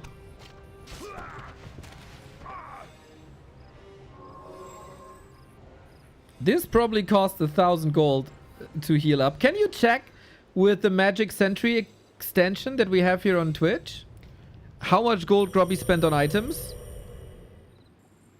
You gotta hover over the screen, right hand side, Magic Sentry.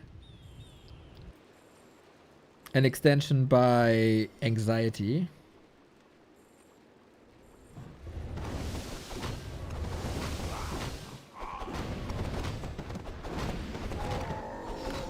Now level 5. Hey, Ronnie!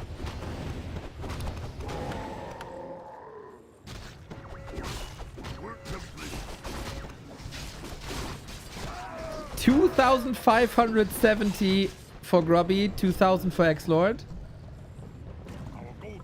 I expected more, to be honest. Expected more. Now we get a gyro. Okay. We're under attack. Expo up, of course. For a while. Grubby no income. Grubby down in supply. Grubby down in levels. Level 5 is just absurd. And it is Blizzard 3. You need heal scrolls against this. Is there a good third hero? Ah, we're not tier 3. That would take too long. I don't think you... Like, Mountain King is always lovely, but... If you add a third hero at this stage of the game, you will expose him to... Plus 21 Blade Master crit level 2. So... He'll get cut into pieces most likely.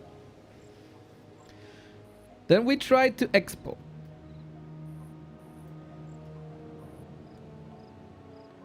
Nah, it's just better to get 5-5. We're under attack. Blood Mage 5 is top.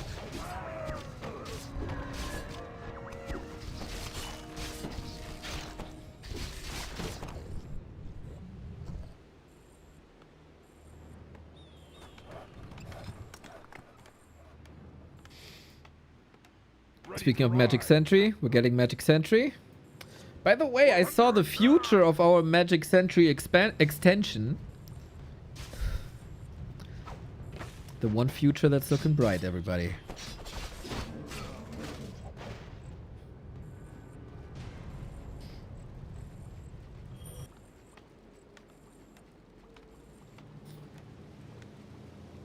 How are we playing this? 20 food lead. High upkeep. That's a mortar team killed.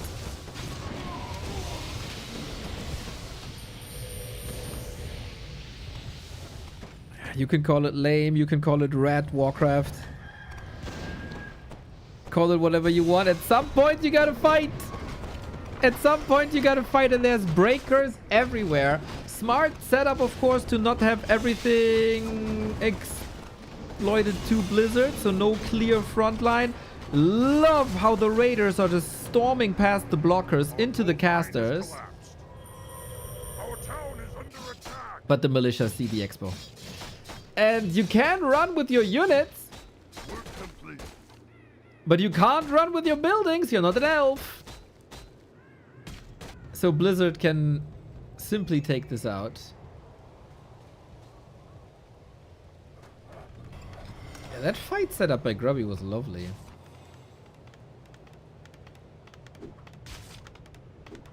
But now the towers are forcing Grubby into a fight. They're also forcing him into somewhat of a choke. Question is, where do you punish that? Can you protect your casters? They're still very valuable. Well, we hold the line here against Raiders casters. Archmage cancels the Blizzard, unfortunately. Level 4 is level 2 Siphon. That's not good news for the Shadowhunter. Blizzard is getting interrupted. That is a main priority. But we're still fighting with Raiders versus Breakers and Mortars and Blizzard whenever you can. Heal Skull at the ready. Shadowhunter far in the back against the Siphon. I like that. It's been a play of Lin recently to put the Shadow Hunter out of the fight until you need the heal wave. This heal wave, a little bit too late, and in general, everything is too little and everything is too late. Human brings a victory to XlorD when Orc Mirrors and Night Elves couldn't. As I said, the Lord, quite some experience with Human in the 2000s as well. Played this really cool, but Grubby also with the handicap of having a Blade Master build against Human. That is incredibly hard to pull off. Some fun little moments here, eh? Especially with the Zeppelin, with the Zapper.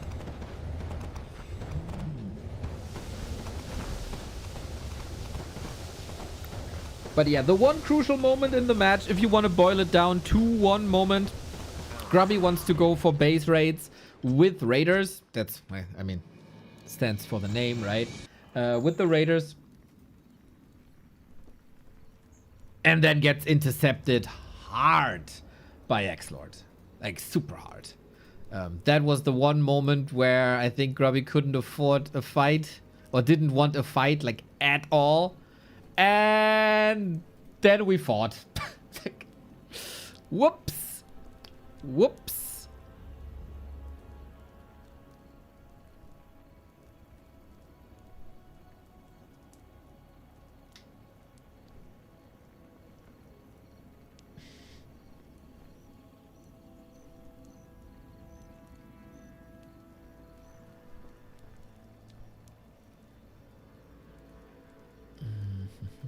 Don't want to go there.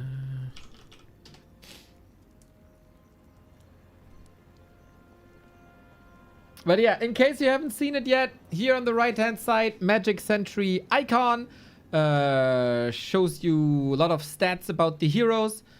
Damage taken, healing from heroes as well. You can see Shadow Hunter, it's catching up now, it seems like. 10,000 damage across the board. Can check all the upgrades, can check all the damage done. Archmage, like, surreal. And then you can check items. 1,000 gold difference eventually. And that wasn't even too many heal scrolls. You would assume against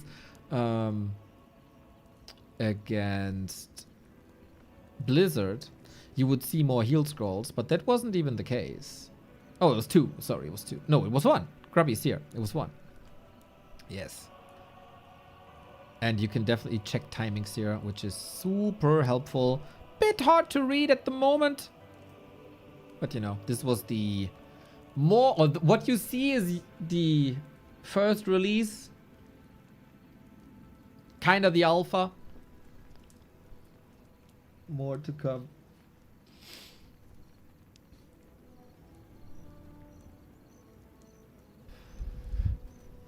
More to come. Anxiety. Spent his weekend on that, he said.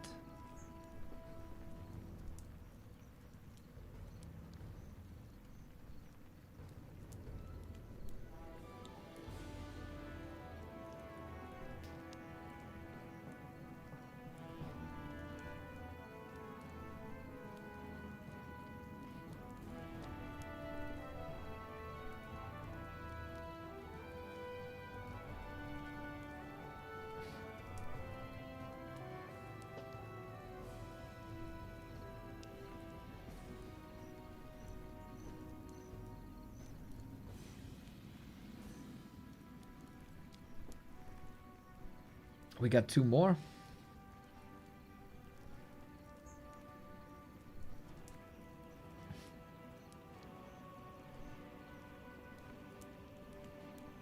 Look at APM. I don't really care about APM. I don't think we see Pato in chat today. We had a solid exchange yesterday. It was alright. It was alright. But yeah, I mentioned this at the beginning of the stream when we have our little interlude, preview, whatever. I'm done with the World Cup. I'm done with the World Cup. Zero interest anymore.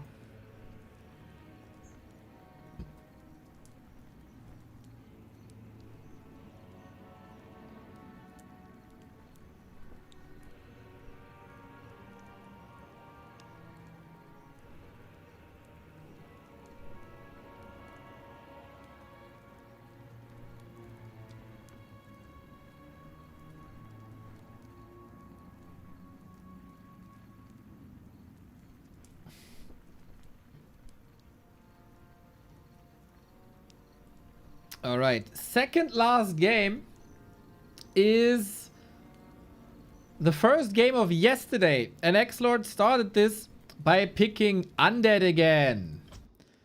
Very much looking forward to this, as the last game between them with Undead was hella nice. Very, very cool games indeed. So, can XlorD catch up and maybe tie this up? Gotta disable the sounds. Or can Grubby close this out and get the decisive 5th map?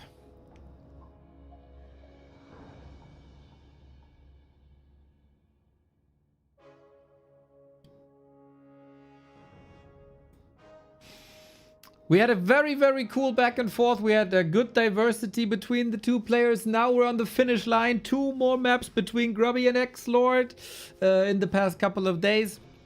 There was a bit of a problem for Grubby in most of the games that he didn't know what kind of build or what race XlorD was. This is the second time where he saw in the loading screen XlorD is playing his main Undead. It was one of the 2 wins that XlorD got in the past 2 days. So let's see if XlorD can do this again and if Grubby has some advantages now. Because let's be honest, the one map they played with Grubby's main Orc versus XlorD's main Undead was almost won by Grubby already. And then he felt maybe a bit too comfortable or thought this is over already. Lost the Blade Master or gave XlorD the Blade Master, however you want to call it. And from there on out, XlorD turned this around with very, very cool plays. We got a Blade Master again. We got a DK Grunt Opener again. Shout out to the map makers, by the way, that Undeads can now build here. That was blocked by trees forever. And now these trees have been removed and it's so much easier to build an Undead base now on Northern Isles thanks to the latest update. So cool.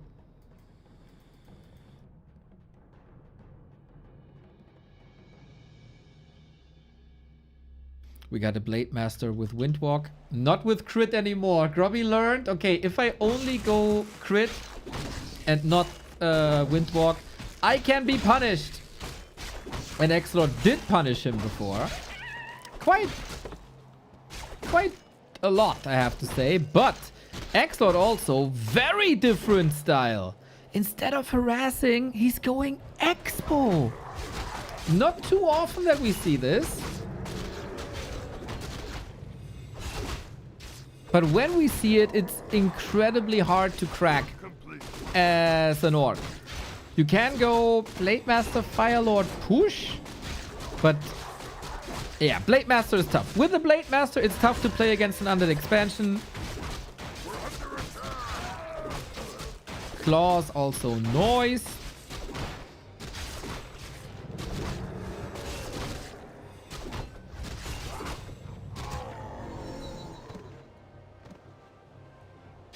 And Blade Master farming. With the Claw himself.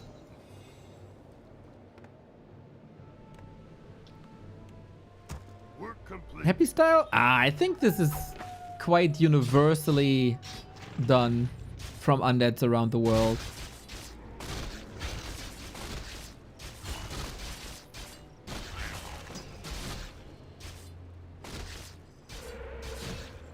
Haha, watch award. Yeah, okay, what do you do? Blade Master pressure on the vulnerable haunted gold mine. You can't repair when it's getting haunted. 10 seconds. It should be enough, maybe? Grunt is coming in. Might be punished for that, but the damage... Oh, XlorD still cancels with the Blade Master having a little bit of HP here. Damn, this sets him back quite a bit. But the Blade Master also revealed 70 HP. Got him! Despite the Windwalk.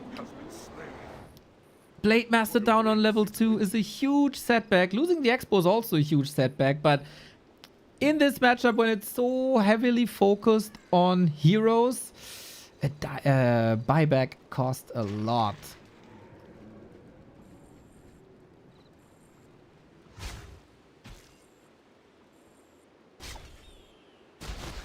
And now we got a Brute Force again. Tech is almost done. He blocks with the Ziggurats. Really? Can he apply this again? Not really. Grubby more or less all in without a second hero. Maybe waiting a tiny little bit and push with the second hero would have been the play. No mana no more. Whoopsie! Usually we say Coil Nova game over, but this might just be Coil game over. Yup! Okay, dude. The grunts around there as well. Lovely. It is hard to play against Undead expansions with the Blade Master. Well done. So next time you see XlorD in chat, remind him that he got 2 wins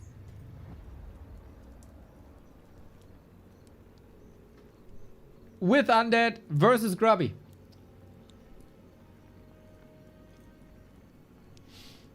And lost with Night Elf and with Orc. So how trash is Undead really? 2 in a row for the Lord. 2 in a row.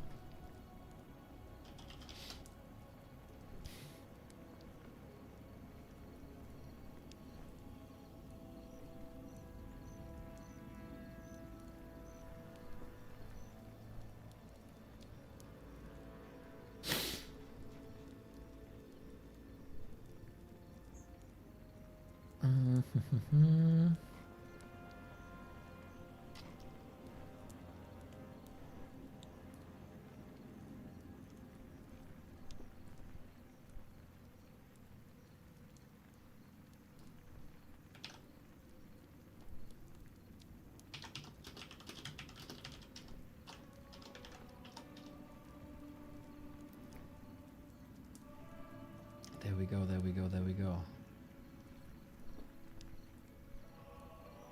How old are the games? Yesterday and the day before? Oh no, I think it's... Wait, I have to check. Friday and Saturday. Friday and Saturday. So we got one more. And XlorD went back to random this time.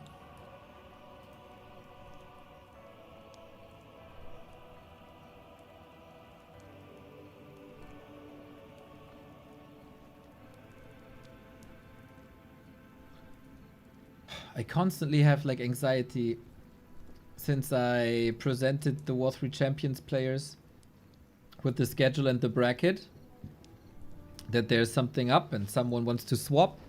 But no, so far so good. So far so good. War3 Champions, final weekend. This weekend. And what a bracket we got, man. Hazy versus 40. Focus versus Death Note. Life versus Jens. And Starbuck versus Chemico in an 8-player double elim bracket. Friday, Saturday, Sunday. Mr. 8-Man is going to be by my side. And we're going to have a lot of fun with these players, man. It's going to be one hell of a tournament. We've had so much fun during the qualifier already. And I hope you're going to be there and support and predict the winner. Because we got a prediction game on challenge up. Boom. Show me that you're a better prophet than the prophet. Do we really have 0 predictions? No, 14. Okay, I just had to update this. Cool pairs. Thank you, thank you, thank you. Thank you, thank you, thank you. Got live Death Note finals. No betting on Focus. Dude, Vess, have you seen Focus though? Oh my god. Focus is a Super Saiyan 5 right now. This is some of the best Focus I've seen all year.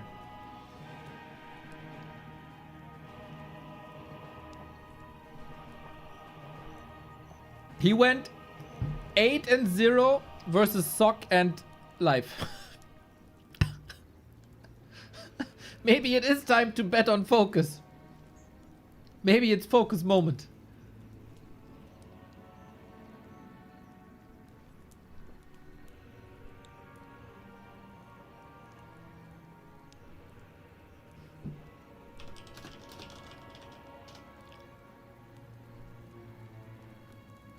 Very hyped.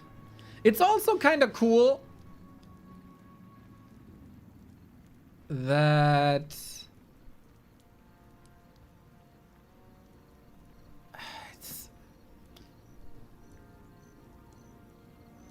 I like how the bracket is split. Like, we have the 2 Western players in the lower part of the bracket.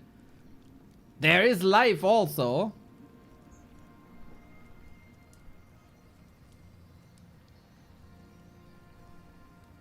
But we could get Starbuck Jens in round 2. Starbuck Live also hype. Wouldn't rule out Chemico though, at all. Don't rule out Chemico.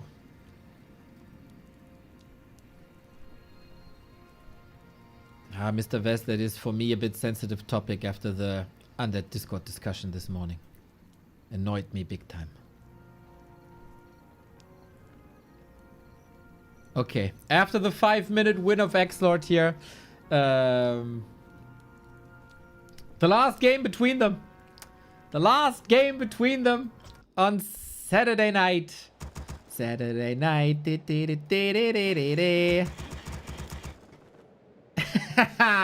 Okay, this matchup, the alpha and the omega of this series. We got Grubby as Orc. We got Ixie as Orc. Look at this. Bop. Can XlorD in the 4th attempt defeat Grubby in Orc Mirror? He got 3 beatings with Blademaster vs. Farseer, with Farseer vs. Blademaster, and with Blademaster vs. Blademaster. So, what are you doing now, Lordy? What can we do? We gotta say all 3 losses were with a tier 3 approach. And with, I think, a Tauren approach. And the past 2 encounters were just relatively simple timing attacks by Grubby. Well executed.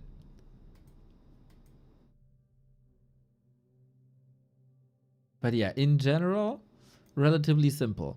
Farseer Grunt?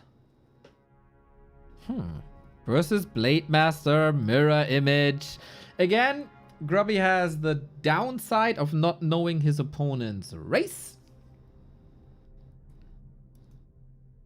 Because in this game, XlorD was again on random. So what are we playing? We have the 4th game, the 4th time, different builds. Ah, Fabi, I read your mind, brother. I read your mind.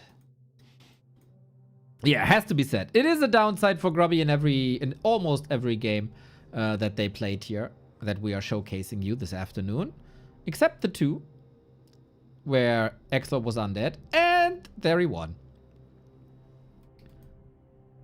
So, Mirror Image it is. Gotta reiterate that. Very good for creeping. Very bad early on, as you just lack punch. You have a summon basically to tank, so you don't need the shop. That's always nice. Farseer, very good damage right out the gate for that stage of the game. Thanks to wolves, having 2 summons is better than having 1 summon. And being able to scout on 3 spots on the map is better than being able to scout on 2 spots on the map. But the scaling of a Blademaster, especially when you have multiple Blademasters, is fairly sweet as well.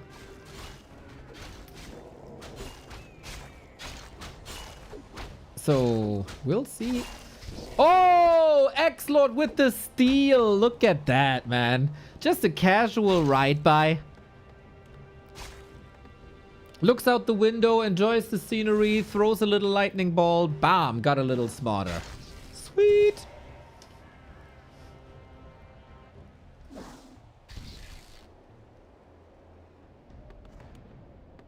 Work complete.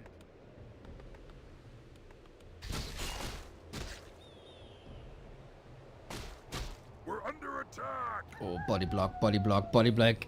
The mental revenge by Grubby as revenge for the steal, and that allows him to get the mammoth and the item. Holy, what a play.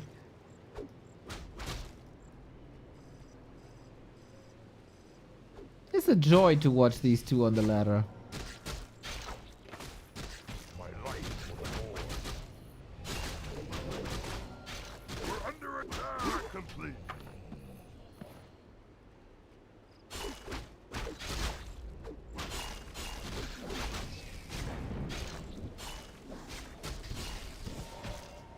Now, we're on a headhunter hunt. We're under attack. Ooh, you don't want to lose this. Can't deny itself. 1.8 now the level for XlorD. Okay, nice competitive early game. Headhunter, these headhunter kills have happened before. Under attack. Still Grubby was able to win this then.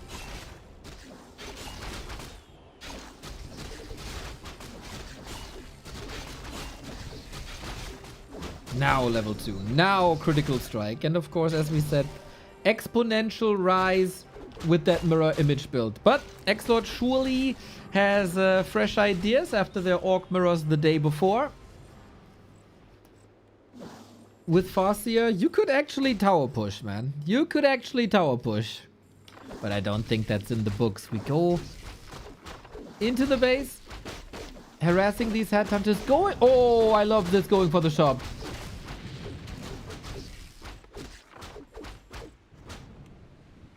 Work complete. That is no healing for Grubby. That's super annoying. Want to see something? Let's get it. We're under attack.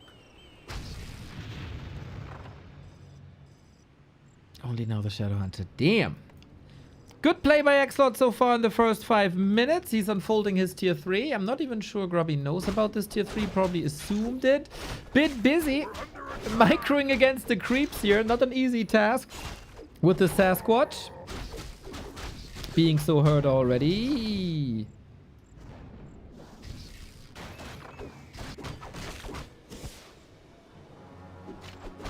We're under attack.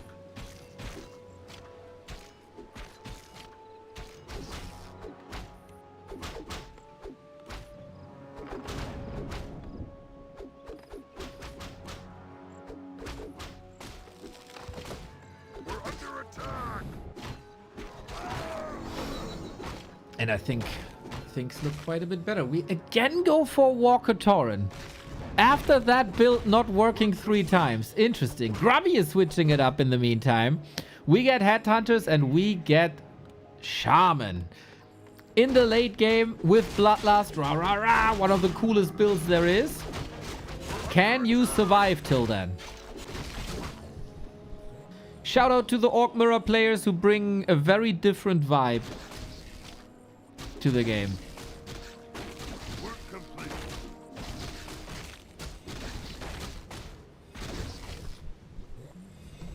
Work complete.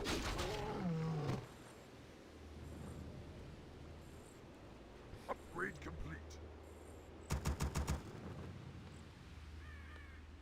But do we need some walkers? We need a lot of upgrades. Work complete. And a lot of time in general as well. That always gives the Blade Master some time. He's very, very, very tanky.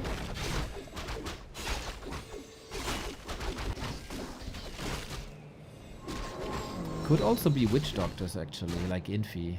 But you need 2 lodges. That leads me to believe it's Shaman.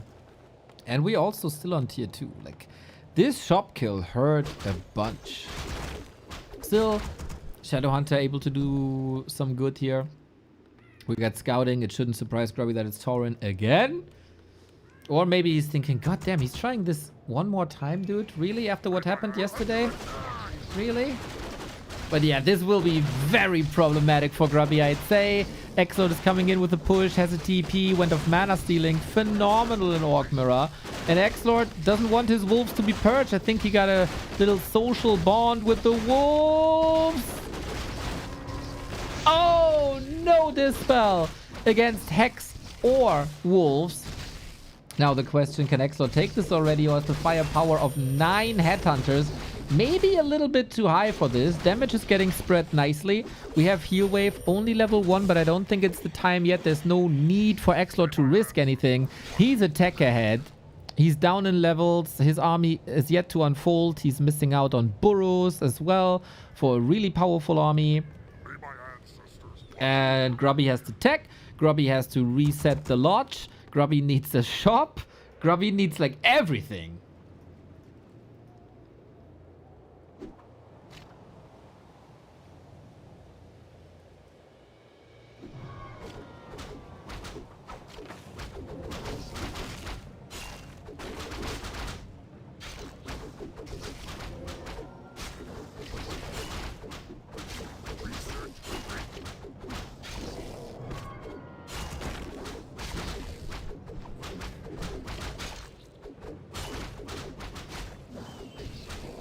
Thank you, Black Dawn TM, for the Prime.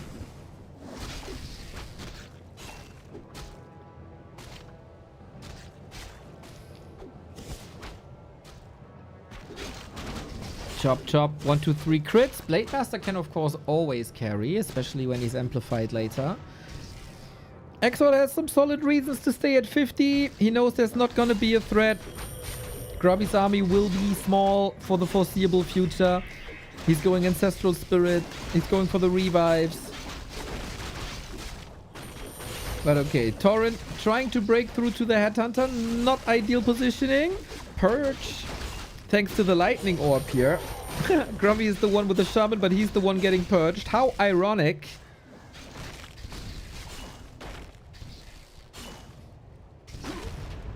Research complete. Surround, mirror image, getting out of there. Guys, I gotta say, this more and more looks like the first XlorD Orc mirror win here.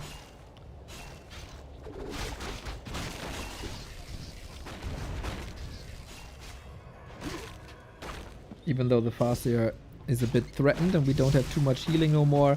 Every Headhunter that's taken out now will not turn into a Berserker. That's so big. What a nice timing that is. Wyvern.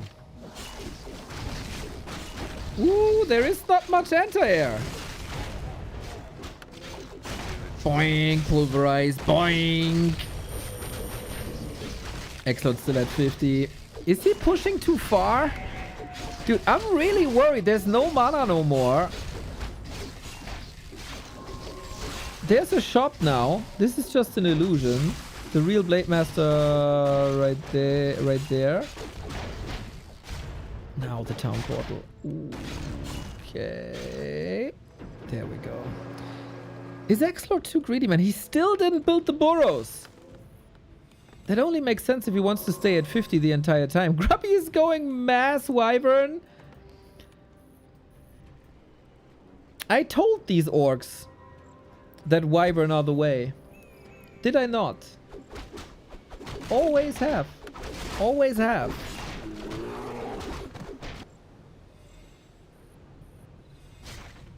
Towers now. Oh my god. Is XlorD getting wrecked by Wyvern now?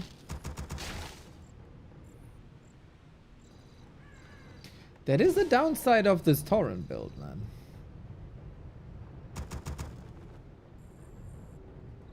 The anti-air. Bring in the bats. He has a lot of resources. He's trying to. But then, I mean, you can counter bats with bats.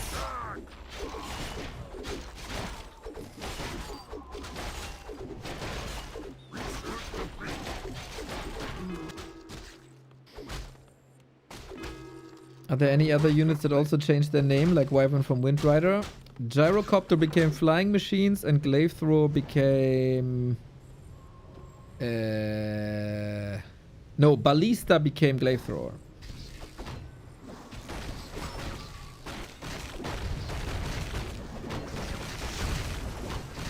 Now we get the burrows. Ooh, that feels late, man. But we carry a TP. We do the scouting. Oh yeah, steam tanks became siege engines. I didn't know about the tanks. I know they have a different design.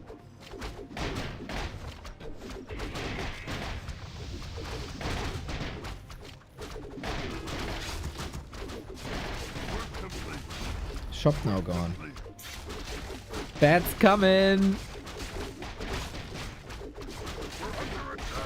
Good piercing damage here, good repair as well. We got a base race, ladies and gentlemen. Grubby stemming against the defeat. Playing every ladder game as if his life depends on it. We're going for the fortress right away, but that will take some time on both sides. We do have a base race. Torrent on... Oh, the bat. Did it detonate? No, he's gathering them, right? You need more than one. You need more than one. Bit of repair here. No spikes in this base race. How fast can you get the bats out?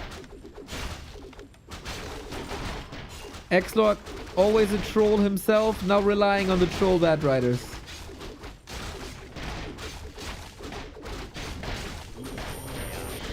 On the other side, they can only repair. Right, Grubby's out of gold. Not much repair here anymore. When do you have to connect? It seems like now. Justify the memes. Ah, the hex by Grubby. Lovely. Might have needed more than 3 here. We have a town portal on XlorD. He can TP if he wants to. He wants this fortress. He gets the fortress. TP. Oi, oi, oi, oi, oi, oi, oi. Off we go then. Dispel against the mirror images. Wyvern are in though. And as we said, there's so little anti-air. No production XlorD side. 800 gold. No production. Shadowhunter. Shadowhunter. No. The Wyvern, guys. Poison Wyvern are crazy strong versus Torrent, but the Torrent can be revived. There's more mirror image. What is going on, man? Chain Lightning. Okay, that is solid anti-air. And the burrows are helping. Madness. Grubby has to own this so hard. We have more revive here, though. The real Blade Master is somewhat trapped. He can't get out, really. There is no more mirror image. There is no more mirror image. No way he's getting out there. So he can't escape. That's not real. No way he escapes. Okay, Blade Master dead. What the hell? Peons hold the ground here together with sticks and stones. And we revive yet another Torrent. Chain Lightning soon 3 or Wolves 3. Almost must be Chain Lightning against the Wyvern, right? 90 seconds. Oh, no kill, really? Really? Hero peons in the burrows, by the way. Everything is low for Grubby. No more mana. I don't think he has... Does he have the damage? It's 70 seconds. He can't... the Katga's pipe, by the way, is amazing now to get free mana regen via item when mana is everything you need. Chain Lightning is gonna get a quad kill, no? Or penta kill. If he's not losing the Farseer now. He's donating everything! Quad kill! Off we go! GG, GG, GG. Oh, damn. He wanted that quad kill. He wanted that quad kill. And XlorD ties it up in the past 2 days. In 8 games, XlorD and Grubby go 4-4. And XlorD is able to win an Orc Mirror indeed versus Grubby in the 4th attempt. Man, I'll be on the lookout of more of this. It can't be that they settled this on 4-4 now. We need more. We need more. Super entertaining games. Amazing play by both players as well. That was a lot of fun. That was a lot of fun. Shout out. Shout out. Maybe you should be named XlorD. Yes. I like that. I like that. Damn, 3 in a row by Exy, huh? He starts to read Grubby a little better. It seems like. Yeah, this week is a little weird. Usually we have like esport content, esport content, esport content, esport content, right?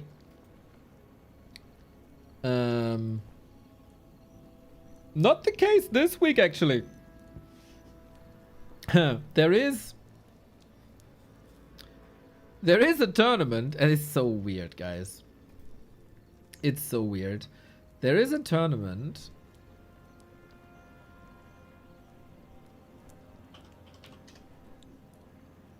Gotta relax sometimes. People aren't relaxing, man. It's the Xiong.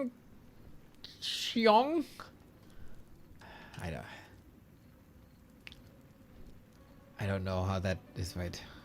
How that is pronounced.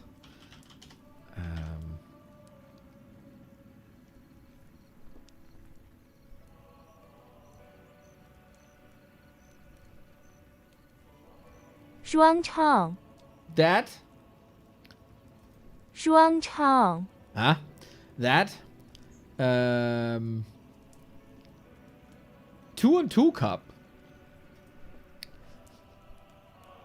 And it's $14,700. $14,700. It's a 2-on-2 competition. They play 5 best of 1 King of the Hill series. We got Colorful Lin, In Vain PD. I don't know PD. 15 Sway Ice Orc, Zeppelin and some guy, KNDNNY and Lao Dama. Fly Infi, Focus Moon, TH Yumi, 40 Shao KK, Wham! Last Christmas, I gave you my heart. And Wudao. Thing is, it's patch 1.27.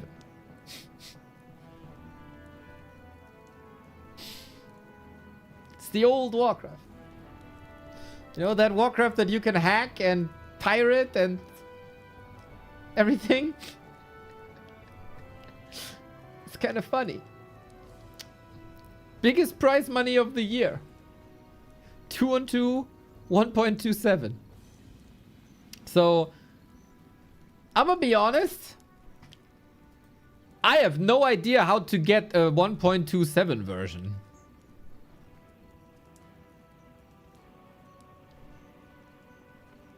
No clue. If Blizz doesn't balance the game properly, play on another patch. Joke's on you, man. Joke's on you. That version is so imbalanced that even Colorful said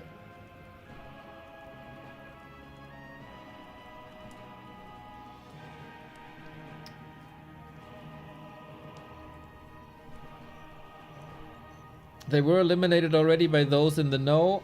It looks like it's going to be 2 Knight of Orc combos. That is Moon and Focus. Yep. And the other are Human and Orc. Yep. Nothing but humans and orcs. So everybody is going to be playing Human and Orc. Except, I guess, Colorful and Lin and Moon and Focus. So yeah.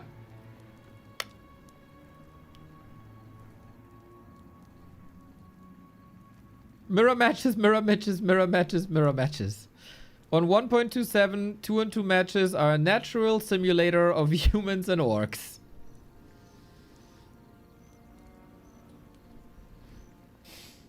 One to 0 backed out.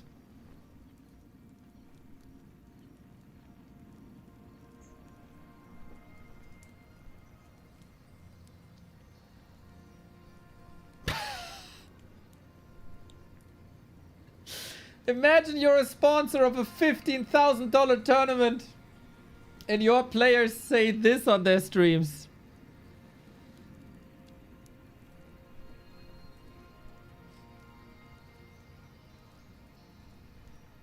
Good. Cool. Nice. Feels good. Feels good.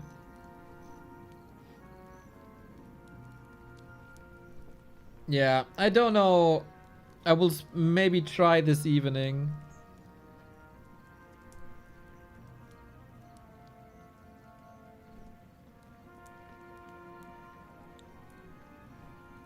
But I'm not sure how to get in there.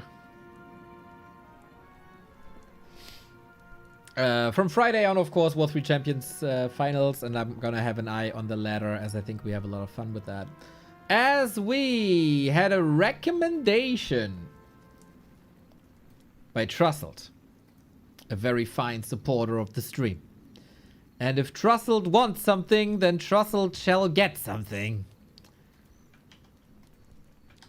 And that is a recommendation of Angry Acolyte and Sonic. Angry Acolyte, one of the top... Vietnam Gosu. Angry Acolyte, a top undead player on the ladder.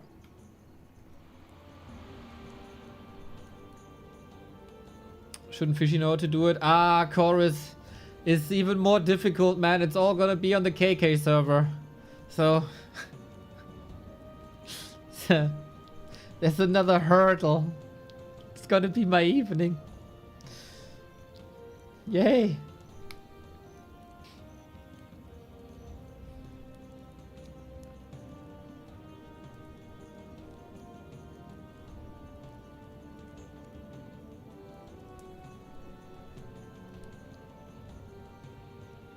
But first, we're gonna watch this one.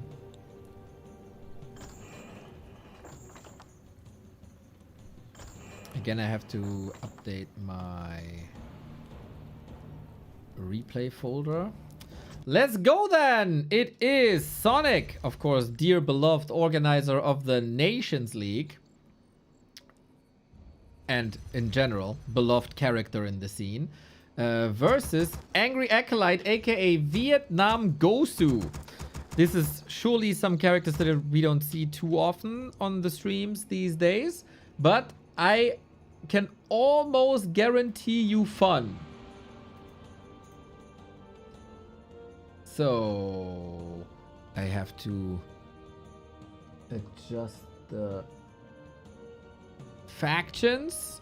And then we're good to go. Yet another replay cast. Trusselled wanted to see this replay cast from me with a recommendation because he knows what kind of games I like and don't like. So let's see if Trusselled gets my taste right or what else is coming up here. Two crazy men. Two crazy people. Sonic and Angry Acolyte. They are surely not playing according to the norm. They're not meta slaves at all. And you see that by no altar. Here on Hammerfall, you can oftentimes go for a Fire Lord and expand, but that would mean Sonic would have to go backwards. And we all know it's dabai, dabai, dabai! Forwards. Aggression. Curious. Very curious. Sonic the Night Elf, Angry Acolyte, aka Vietnam Gosu, the Undead. We're gonna see the hero. Now it's a DK start with ghouls, most likely, against Night Elf. But what's Sonic cooking up here? We're gonna see his hero in less than a minute. Guesses, everybody. Sonic with the Tavern Hero.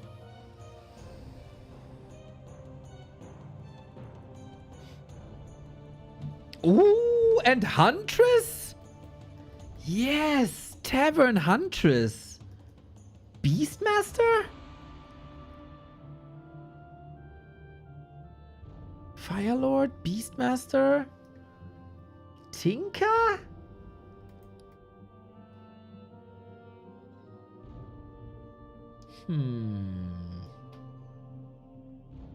The norm? What is the norm when you see a Huntress build? But yeah, you're also with me and the Beastmaster, right? Shrug. I like the shrug. Oh, little bit. Dark Ranger. Okay, Sonic brings the Dark Ranger lady back and we bring the sound back. With Life Drain, like back in the old days when Soul 8-Man was in love with her. Your building is complete. Okay then. Hunt the Acolytes, I guess. Hunts are pretty damn good against ghouls. If you can support them. Ooh, Surround Attempt doesn't work. Both in the Grandmaster Division, by the way. Far, far, far. Like, there should be a 2,400 maybe? I don't know their MMR right now, to be fair. So, Dark Ranger again. Can be very obnoxious. We don't have... Oh, a tower push here. Nice. Detonate by Sonic. 0 XP on the DK. Oh, that was an ambitious life drain. The leash has been reduced a little bit. And... surround with wisps? No way, dude. Life drain, life drain, life drain, life drain. Hunts are good against ghouls because of the AoE. Usually ghouls are clumped up together, but Vietnam Gosu is splitting them nicely. One to the left, one to the right. Like the Dutchies. And that's a DK. Oh, is it? Wait. Is that a surround? LOL! And he sold the TP. Oi! That's a start, huh? 2 units surrounded by Sonic. Let's go. Let's go. It was a deny though, wasn't it? It kind of looked like it.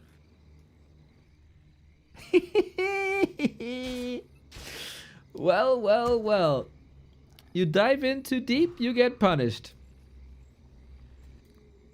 Especially in the wrong base. We get 1 base, second crypt. So Vietnam goes to... sees the Dark Ranger, wants to go for Gargs. Hunt's still trying to disrupt this. You don't want the Dark Ranger to level, apparently, as leveling and creeping is fairly simple for her.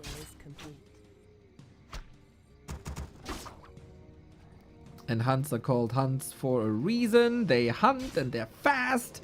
And they can even catch up with the ghouls. Swing! This is very solid opener by Sonic thus far. So will he figure out this is Gargs? Gargs cannot be attacked by Huntress, so that's a plus.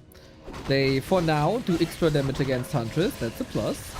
Dark Ranger is not the greatest anti-air hero because she doesn't have AoE. That's a plus.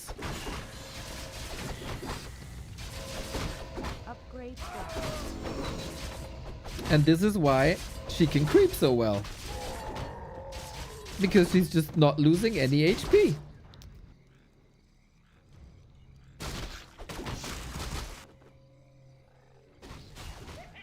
And Gargs are coming.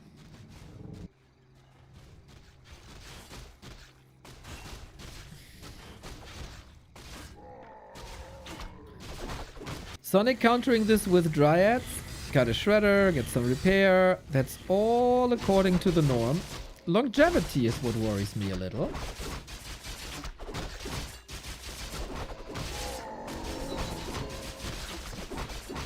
Big heal potion, big mana potion.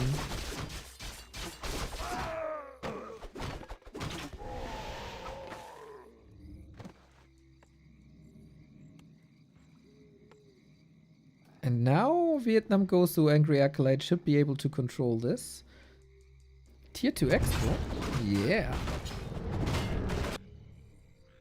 Tier 2 Expo on both sides. Alrighty. Dark Ranger is soaking up the map. The 2 contested spots in the... usually contested spots in the middle.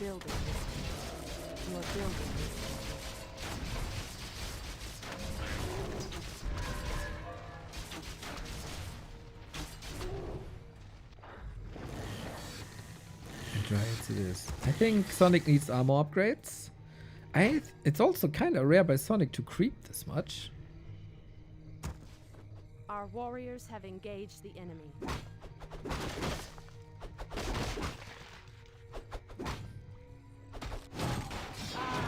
great outdoors.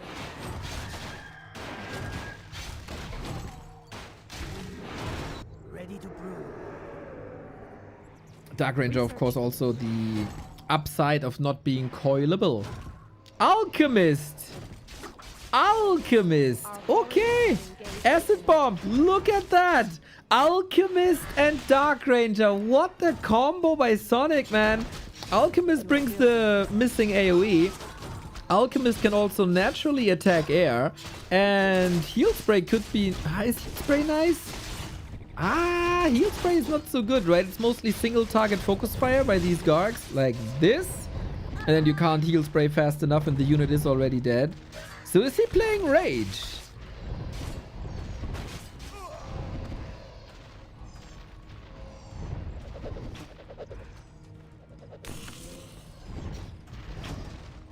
Is he playing this with Chemical Rage? We'll see about that, huh?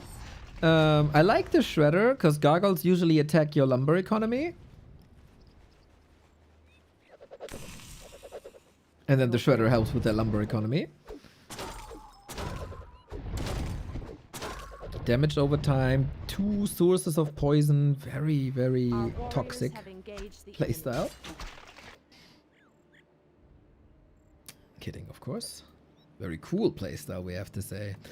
The great out. Unable to break the haunted gold mine, but surely able to break all the acolytes here. And that was very important. And now Sonic's expo is up. Warriors have engaged. And Sonic is moving over.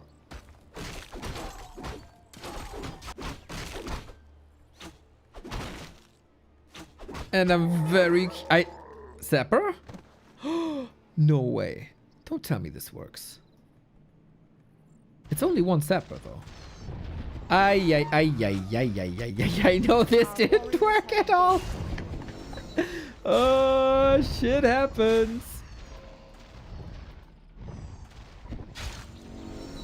The great outdoors. It's Chemical Rage. Dark Ranger, Life Drain, Black Arrow, Chemical Rage, Acid Bomb. Yes, please. He needs a lot of mana. He's very mana hungry, this alchemist is. He is, in my opinion, a bit underrated. Can do tons of damage, especially with a little bit of attack speed. And Acid Bomb can be amazing in these fights as well. Acid Bomb, for some reason, a debuff that's not getting... Oh! Heal, heal, heal, heal, heal, heal, heal! Heal! He got the potion! Heals. Okay, seems like level 4 Dark Ranger is enough. I like. So, Chemical Rage for some reason is not dispelled when you go Stone Form. We don't have Stone Form anyway so far, so it's not a matter right now. The great outdoors. Your building is complete. But it's a nice debuff for sure. I don't know why that's the case with Chemical Rage, by the way. I do think I have a very solid understanding of Warcraft mechanics, but I do not know why Chemical Rage is not getting debuffed. And like Drunken Haze is. If you guys know this, let me know. What a cool combo. And we gotta say, Vietnam Gosu still on tier 2. 3 Dryads. Oh. I do mean Acid Bomb. Yes, I do mean Acid Bomb. I do mean Acid Bomb. Whenever I said Chemical Rage, I do mean Acid Bomb.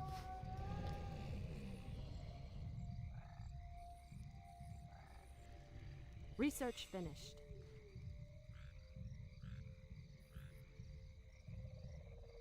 Acid was concrete. It just works.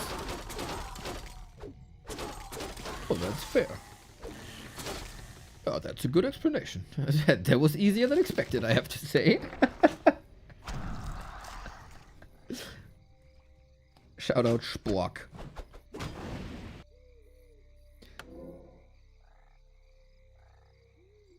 Can we give the claws to the alchemist, please, and let him hit like really freaking hard, and due to Chemical Rage, really freaking fast?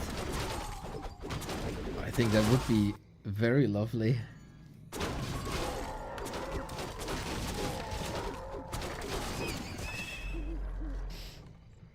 Tech on the way. Next crypt. Vietnam goes to establishing an army. Heal scroll invuln as well. Alchemist still needs some levels. Sonic ignoring the red spot. Good thing, man. Like, creeping is so convenient. With Zapper again. With Dark Ranger Alchemist. You have minus armor. You got Life Leech. You got Black Arrow. It's just awesome. Attack here. Attack there. This time the Zapper is... Oh no! Ah! Life Drain on a Zapper to keep him healthy! Sonic, you genius! This was amazing! What the hell, dude? We got Invo Potion and the big heal potion and Life Drain. Focusing this Alchemist is maybe not what you want to do. Yeah, focus on the Dryad. That's some easy pickings here, man. But we are missing the Life Drain a little bit. DK versus Alchemist. Who's gonna get it? Acid Bomb! He gets the kill! Life Drain! Alchemist! He's alive! He's unkillable! Oh my god, that's crazy! Who cares about all the Dryads? Sonic is losing everything, but it doesn't matter because the Alchemist is still alive. Now we TP, not enough damage anymore. I'm in love. I'm so in love with the game. What? Life drain, life transfer on a sapper. That's something only Sonic can think of. Life drain 3 now. And for those who are not too familiar with the lovely, we got another sapper, with the lovely savvy foul mixer alchemist, he is a strength hero and he got very solid HP values. And you get life drain 3 now to transfer even more HP even faster. So he's a tanky boy is what I'm saying. And as a strength hero, you have Sapper number 1. Sapper number 2. You got very high damage values, like up to 61 already. The only thing that strength heroes are usually missing is attack speed, but you get a lot of attack speed with Chemical Rage. So while Chemical Rage is up, you do so much damage. Thing is, how long can you keep Chemical Rage up? We'll see about that.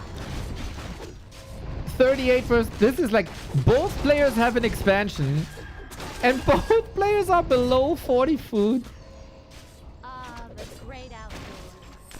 Acid bomb, so much damage. 7,500 damage on both of Sonic's heroes. And life drain, don't underestimate life drain. On level 3, it's an absurd damage over time. Just gotta use it, I guess. But hey, can't have it all. Oh, we have tier 3 but no stone form yet. You would love the regen.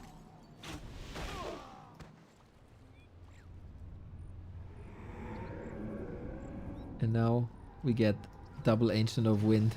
4 hippos. Gotta be.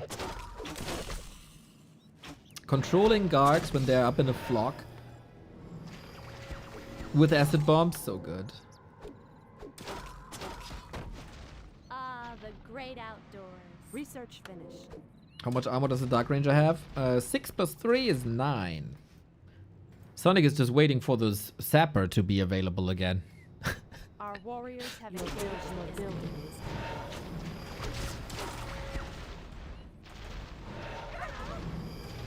See? I knew it, dude. I know my Sonic. The great outdoors.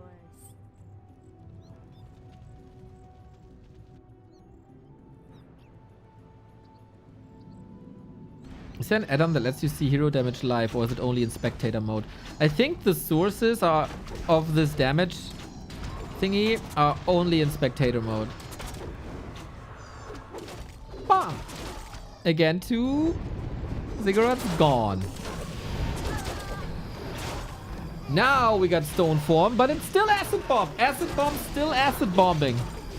Doesn't really do any damage then anymore, but hey. Whatever it takes. Whatever it takes. 10,000 damage, Alchemist.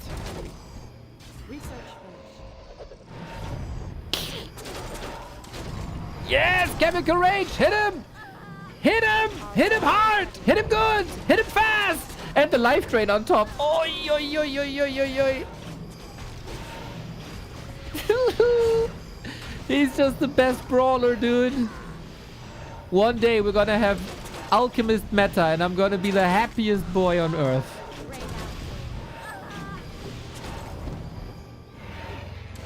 We have to say, it's cool, but so far, not a winning strat. Uh-oh. That's the good thing about Rage. You can also run away out of coil range. Arm was in the air, dude. Our gold mine is running low. life-saving chemical rage. In the meantime, the Dark Ranger does what the Dark Ranger does best, suck the life out of people. Ah, the great outdoors. Sonic 1700 gold. Going hippos now.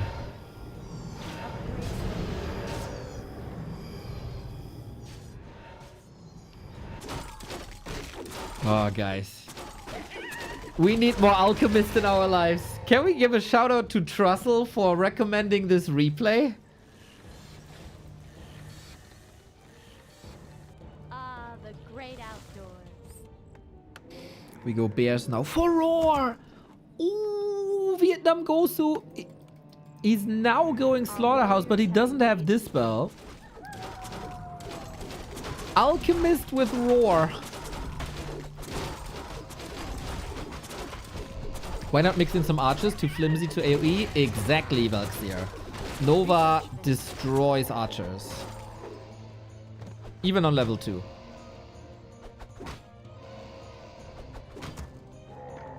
The sleeper has awakened.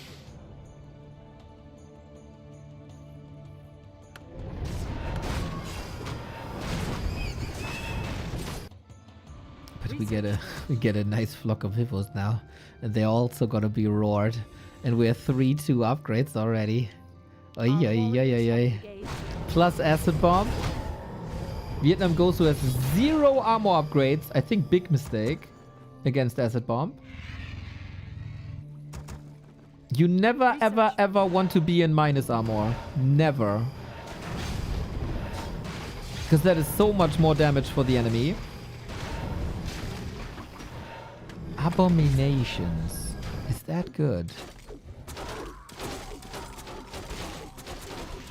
Oh, we get Keeper now. Keeper can keep heroes in place or units, and then you lose life drain. And life drain is like such a good spell on level 3.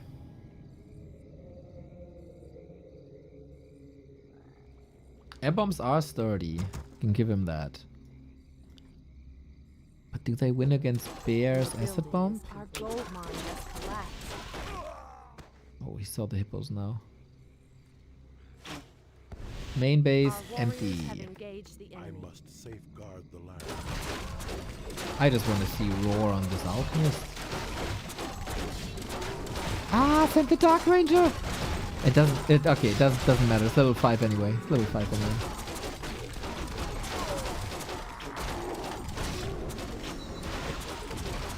Acid bomb 3 is -6. Or was it 5?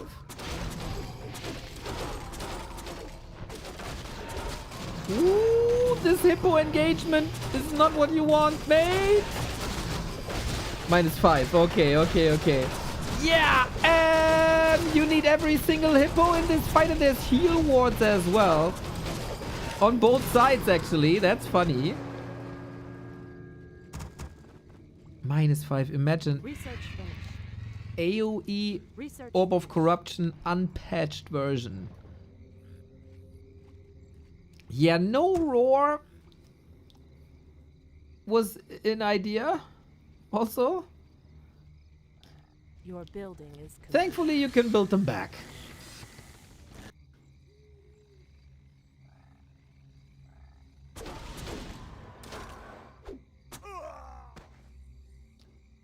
Hey, the alchemist needs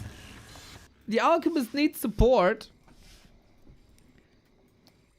He's a bit of a dum-dum, so you gotta put Our warriors have you engaged gotta the put the enemy. pendants on him. No entangle. Yeah, he's Thorns. Thorns is really good in Hippo versus Garg fights. And Bear versus Abom fights, I guess. Especially later on. Because that is Your building. reflect melee damage. And Gargs do a lot of melee damage. Wagons now. I love that more and more people celebrate the strength of wagons. Ooh, Our warriors roar, roar, Sonic, roar. Don't forget about it. Chemical Rage! Give Roar now! Ah, it's so much damage. Alchemist out of the fight. Disease Cloud everywhere. Of course we are... Oh, he's protecting the meat wagon with gargoyles, it seems like. Now they fight again. Acid Bomb isn't here. Acid Bomb isn't here. Now we got Roar. Finally. Can Hippo still do something? Level 6! Level 6! Charm! Where is it? Not just yet used. Oh my god, dude. 18,000. Yeah, there we go! Entangle Life Drain. So strong. And now we Chemical Rage up here. Hit him! You can't coil against this one Entangle. Whatever it is, man, he's just dead. RIP! GG! Sonic wins with Dark Ranger Alchemist. Bro, what? What a cool combo. What a cool combo. I don't think there was a single charm. But hey, whatever. Whatever. Whatever. Highlight, life drain on a sapper. Sonic is just the GOAT, man. What an awesome, awesome, fun to watch player he is. Incredible. That was good. Trusselled, you said this is a game after my liking and for my taste. You hit the nail on the head, man. That's exactly how I like my Warcraft. Exactly how I like my Warcraft. Wild, chaotic, creative, imperfect also. Ah, gotta love it, man. You gotta love it. That's so cool.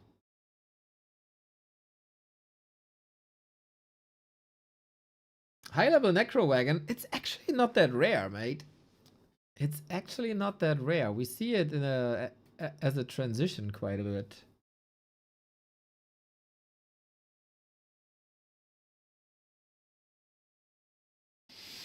In the late game stages.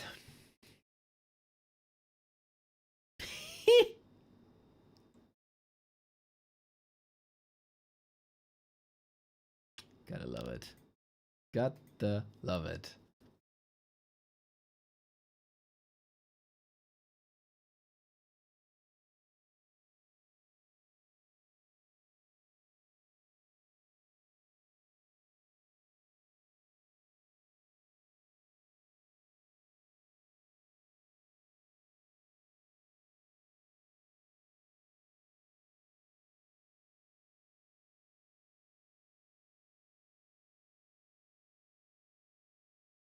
Okay.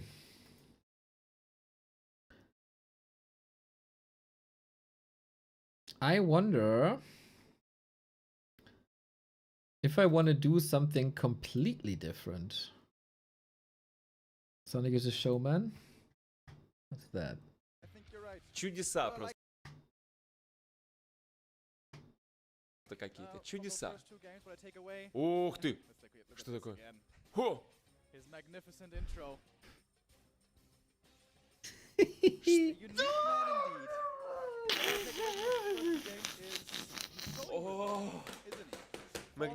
intro. Exactly. Magnificent intro. Клипчик. Не, ну это шоумен, это шоумен. Exactly. Exactly. He is, man. Oh, I will never forget when he dressed up as Warden. He's so cool. He's so cool. And it very much looks like the One Nation Cup tournament that he ran was not a one-off.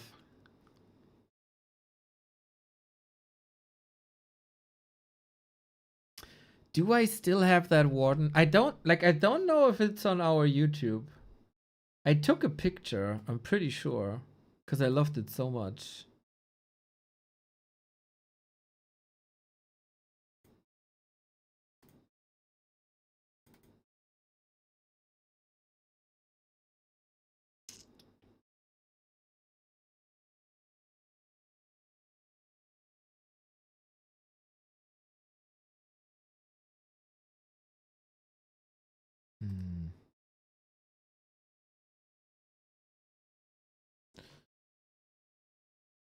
I still have this somewhere.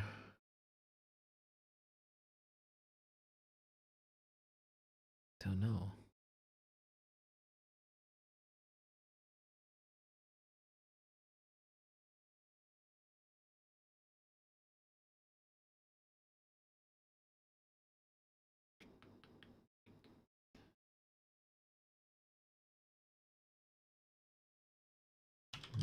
What if I type in Sonic? Replace. I do have a folder called promo.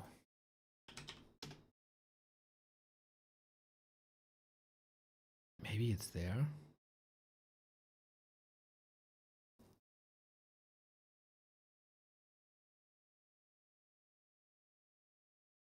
Oh, this folder takes forever to load. Oh, it's so old. I haven't opened this in forever. I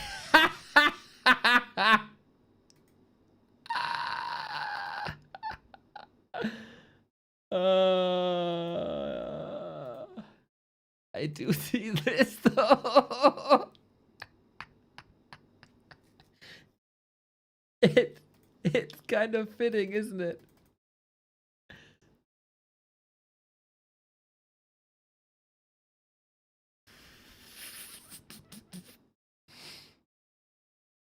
I also got this. For some reason, someone made this. I have no clue why. Why did this? Why?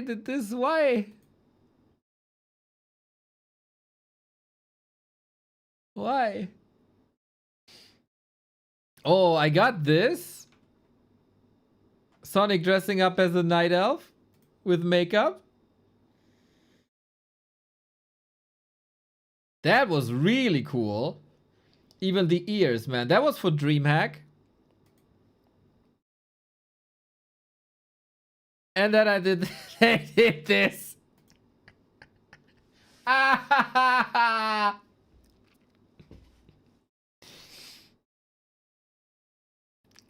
And then DreamHack said you can't show this on stream. There we go. There we go. That was peak Sonic. That was peak Sonic. Oh. So good. So good. But then we weren't allowed to show it on broadcast anymore. Ay. That was so good. That was so funny.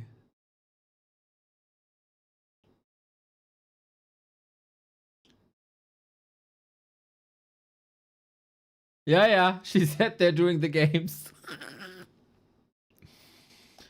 Oh, that was good. Those were good DreamHack days. Those were good DreamHack days, everybody. I can tell you that much.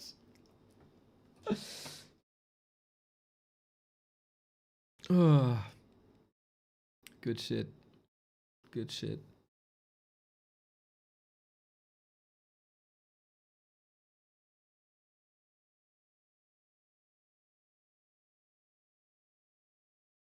Mm.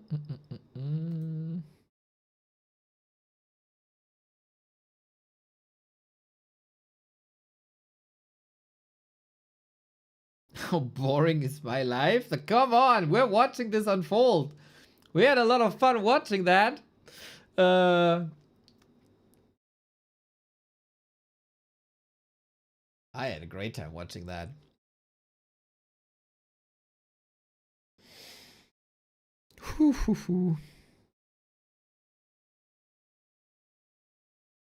All right. 6 p.m. Guys, I think we close early today. As there was a lot of esports the past couple of days.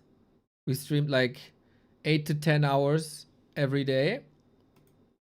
Or we could start Zero Space campaign. I wanted to take a look at the Zero Space campaign forever. And the demo is out on Steam.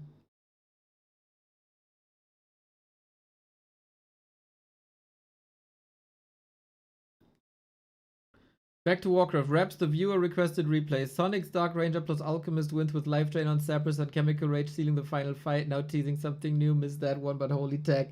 That was so fun, man. If you can run it, sure. It stutters like crazy. I have to update it. It's like 12 minutes.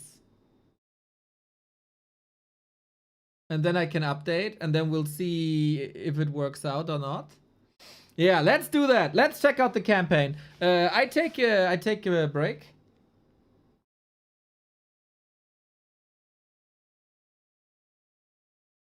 I go to the restroom. We can do Q&A or whatever for 10 minutes, and then we'll see if that Zero Space runs on my machine.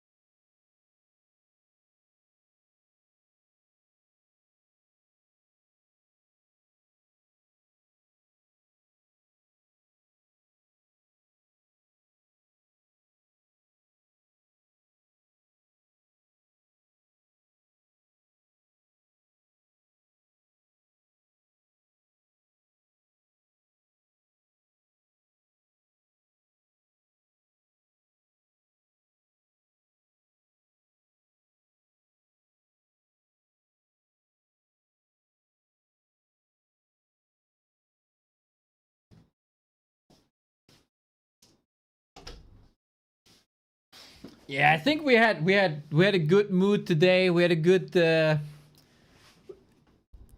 chat today. Start the Night Elf arc. That requires preparation.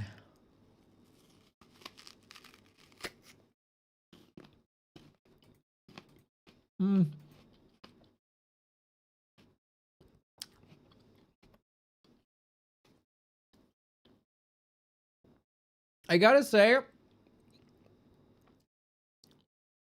I had so much fun lettering during like spring. But the last few times I played was not omega enjoyable. I had so much fun lettering when I didn't care about wins.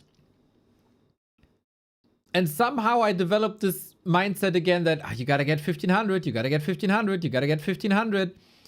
And it's still not completely out of my system. But I signed up for Kreisliga. And then I will definitely play again. Yeah, it's coming. It's coming. It's coming. It's coming.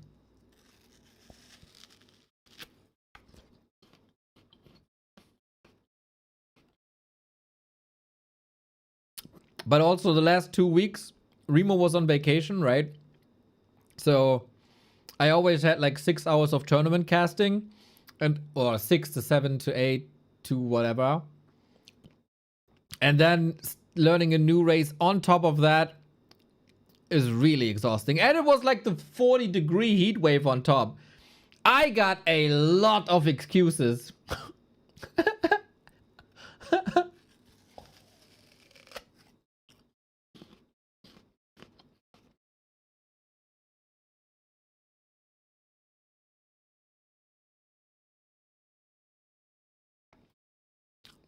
No 6-7 on my watch, bitches.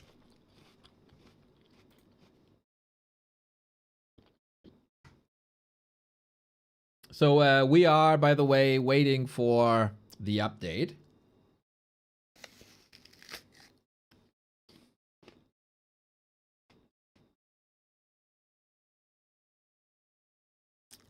Is there an invite link to the Undead Discord?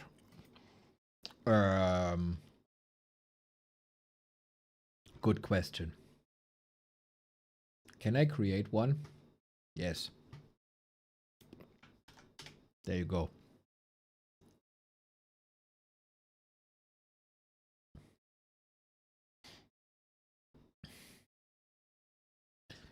It's most of the time a good Discord.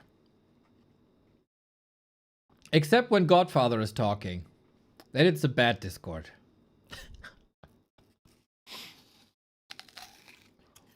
But it can be a very, very, very wholesome Discord.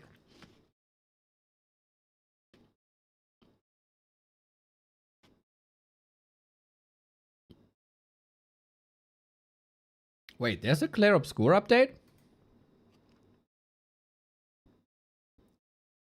With what?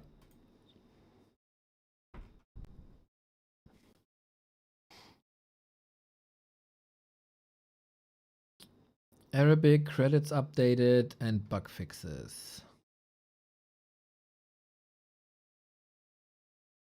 Ah, okay. Oh, what a glorious game. What a glorious game. On the Mount Rushmore of the 2020 gaming scene. Elden Ring, Baldur's Gate, Clair Obscur. And what's fourth?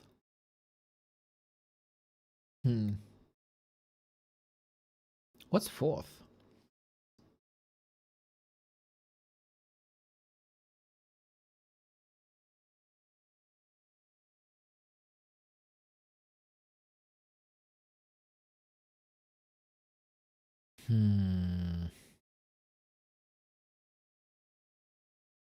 Not sure.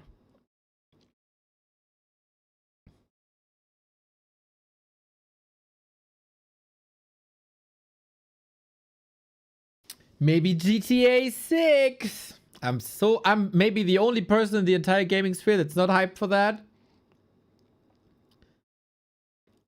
My GTA is top down, and I stand by it.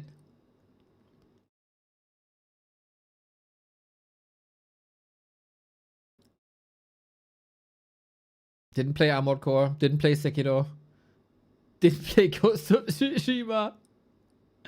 Not hyped. Not my type. Don't worry. Not hyped. I don't care. Yeah. Yeah, not really.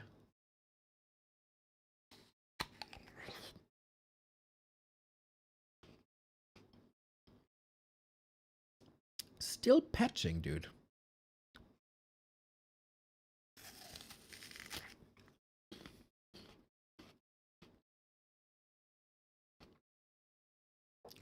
I think it's because it's not on my SSD.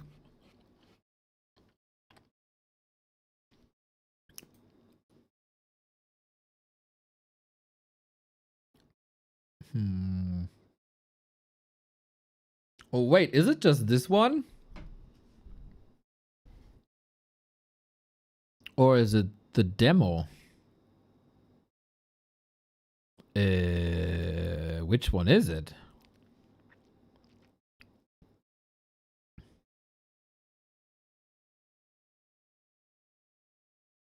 Which one do I have to play?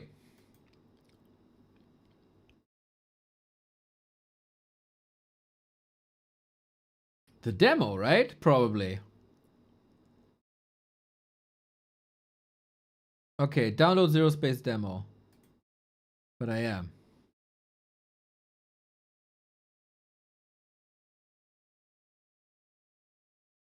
Okay. Yeah, okay. 73%. 3 minutes.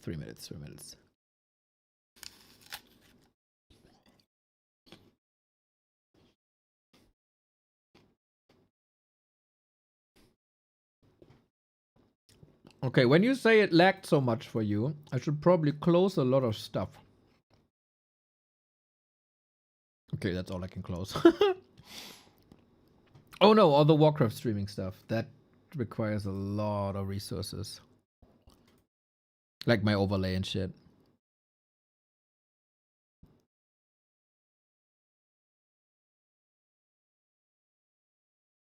Okay.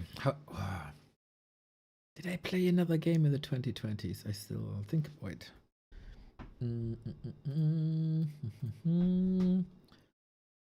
Best games this decade. What of that did I play? Red Dead Redemption is not this decade. I did not like Zelda at all.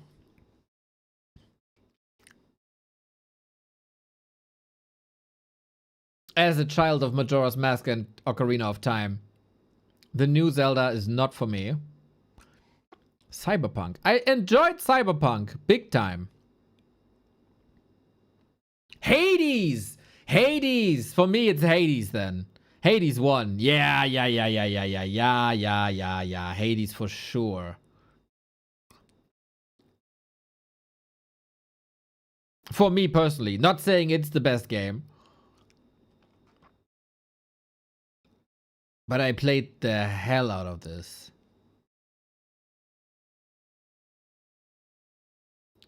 Yeah, so top 4 for me. Baldur's Gate, Elden Ring, Clair Obscur, Hades.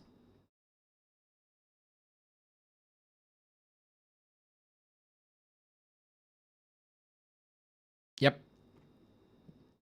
I think the top 3 are universal. The 4th, everybody can pick. Disco Elysium, I still have to play Disco Elysium. Still didn't do it.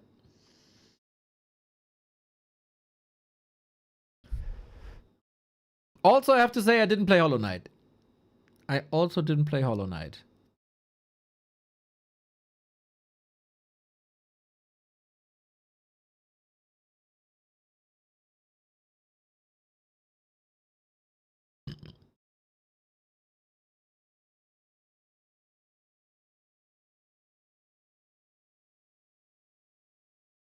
Yeah, otherwise... A list best game of the decade with Hogwarts Legacy and Pokemon Arceus. That's a choice. Yeah, or Silksong. I didn't play any of that. Cyberpunk also overhated. It's a toss-up. I haven't played the DLC.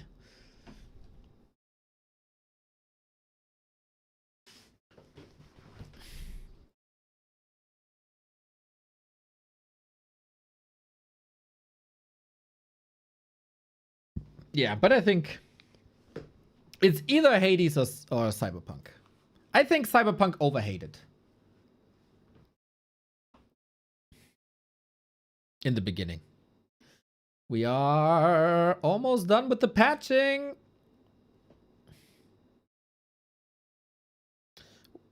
It's all right. I wouldn't say it's top tier, but it's a good game for sure.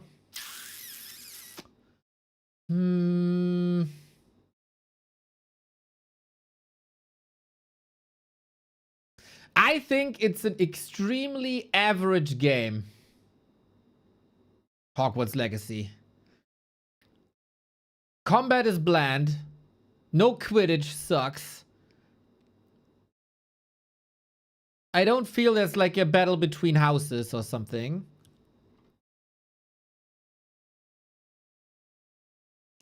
I think it's very average.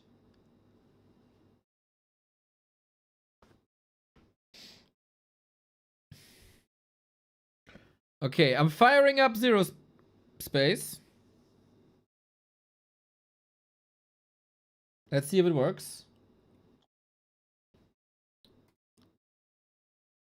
I have played this before. I also played the campaign before, but that is a very old build that I played. Maybe a year ago.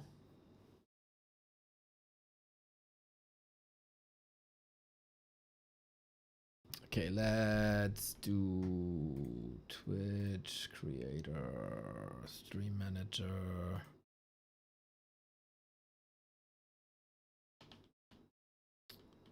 Is it any good?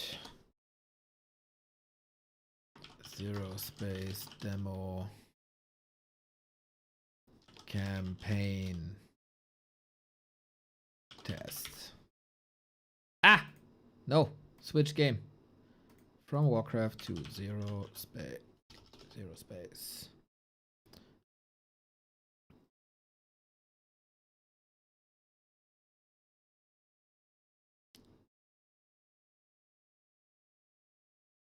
I agree with average, but it's made for the average Joe. It's very mainstream with mechanics and stuff. I can get behind that. I can get behind that.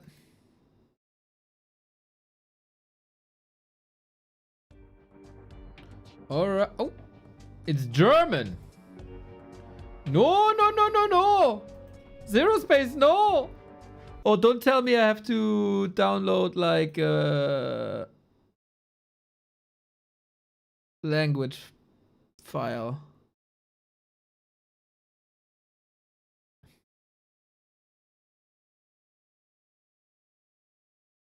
Why is it German?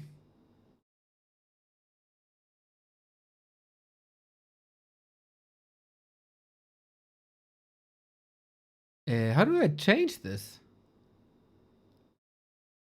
Controller? No. Privacy? No. Customization? No. Properties? Yeah, I thought so. And then?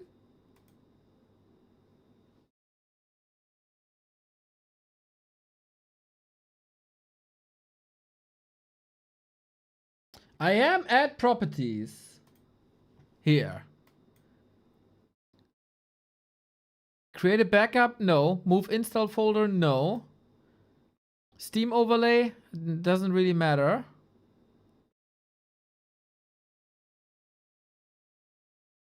General? Okay.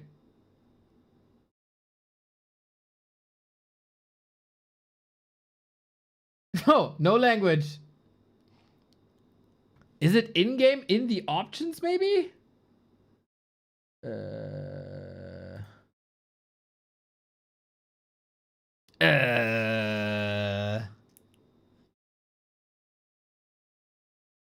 Is it maybe in the in-game options?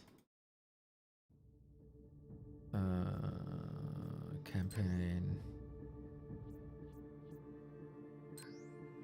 Ah, it's in the yep. Okay, okay, got it. Zero space. Capture me, thank you. All right, let's check out one of the biggest hopes that everybody has for RTS in Zero Space. Very cool team of developers, very, very small budget, and they do a lot of good with that budget. Quality cinematic. Let's see if we can do epic. 60 frames seems fine for campaign. Enabled. We can do this later. New campaign. Let's do hard.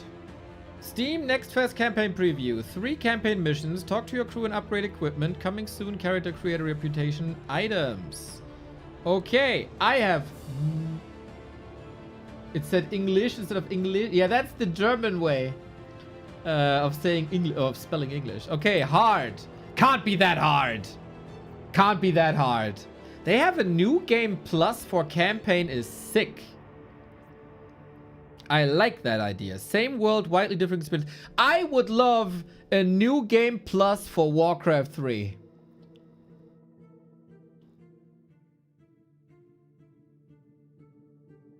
Oh, or like a difficulty mod or something.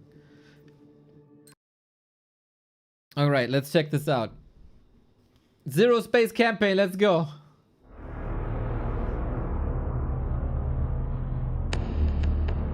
Flux is the crystalline fuel that makes faster than light travel possible. It's the reason the United Earth Spheres have completed 6 successful galactic expansions. It cannot be manufactured, only harvested from Koru plants, guarded by increasingly hostile Grell. Risk is rapidly rising when the yields are dropping catastrophically. The military arm of the UES, the Protectorate, is tasked with acquiring more flux at any cost. Operation Moby is a go. Antioch 7 in orbit. Dropship deployment on mark. I have a feeling this isn't going to be our same old routine, Chris. You're just nervous because you have a promotion on the line. Looking good. Shock and all, boys and girls. Operation Moby is a go.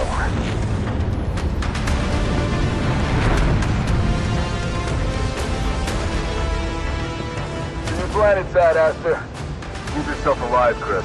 Whatever it takes, you hear me? Just worry about yourself down there.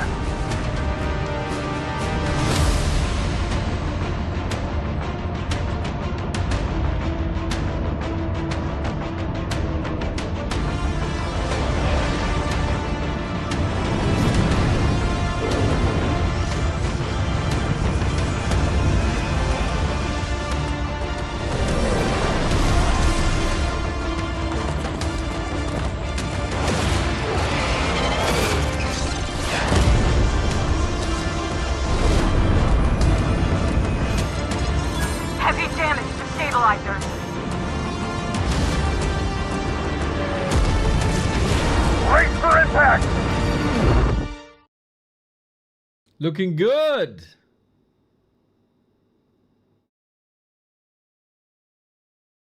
Looking real good.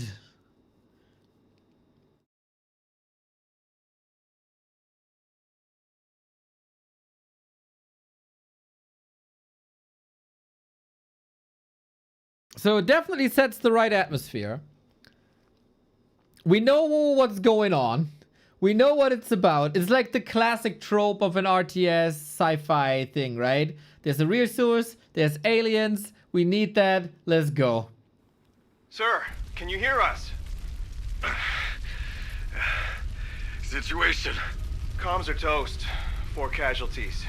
And we're at least 10 clicks from the LZ. Landing We're up zone? Shit's Creek without a paddle. If your legs still work, you're coming with me. Mission priority has not changed. We will rendezvous with the strike team. The Grell won't kill us that easy. We're with you, Leggett.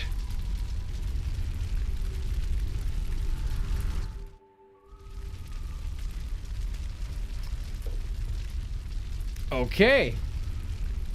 Let's do this. Moving Nice. tactically. Smooth. Feels good. Alright, what do we got? Attack, stop, hold, patrol. As long as attack... wait, is there no move command? Plasma blast on R. Okay, attack and R. Deals 40 damage in arc and stuns enemy. Okay. Okay, wait. I need to change some settings. Sorry, I'm pretty peculiar with my setting. Oh no, it doesn't recognize mouse 5. Shit.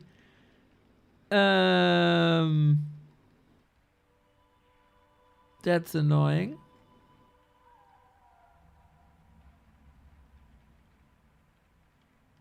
It doesn't recognize.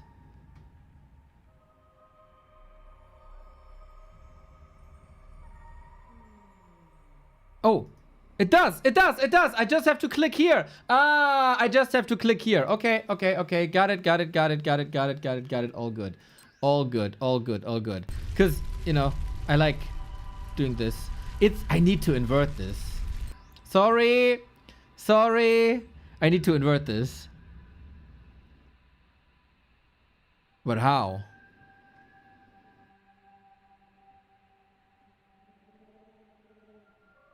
Where? Drag scroll speed. Camera drag mode. Aha! I think horizontal inverted. Let's see. Nine! Nine! I didn't want this.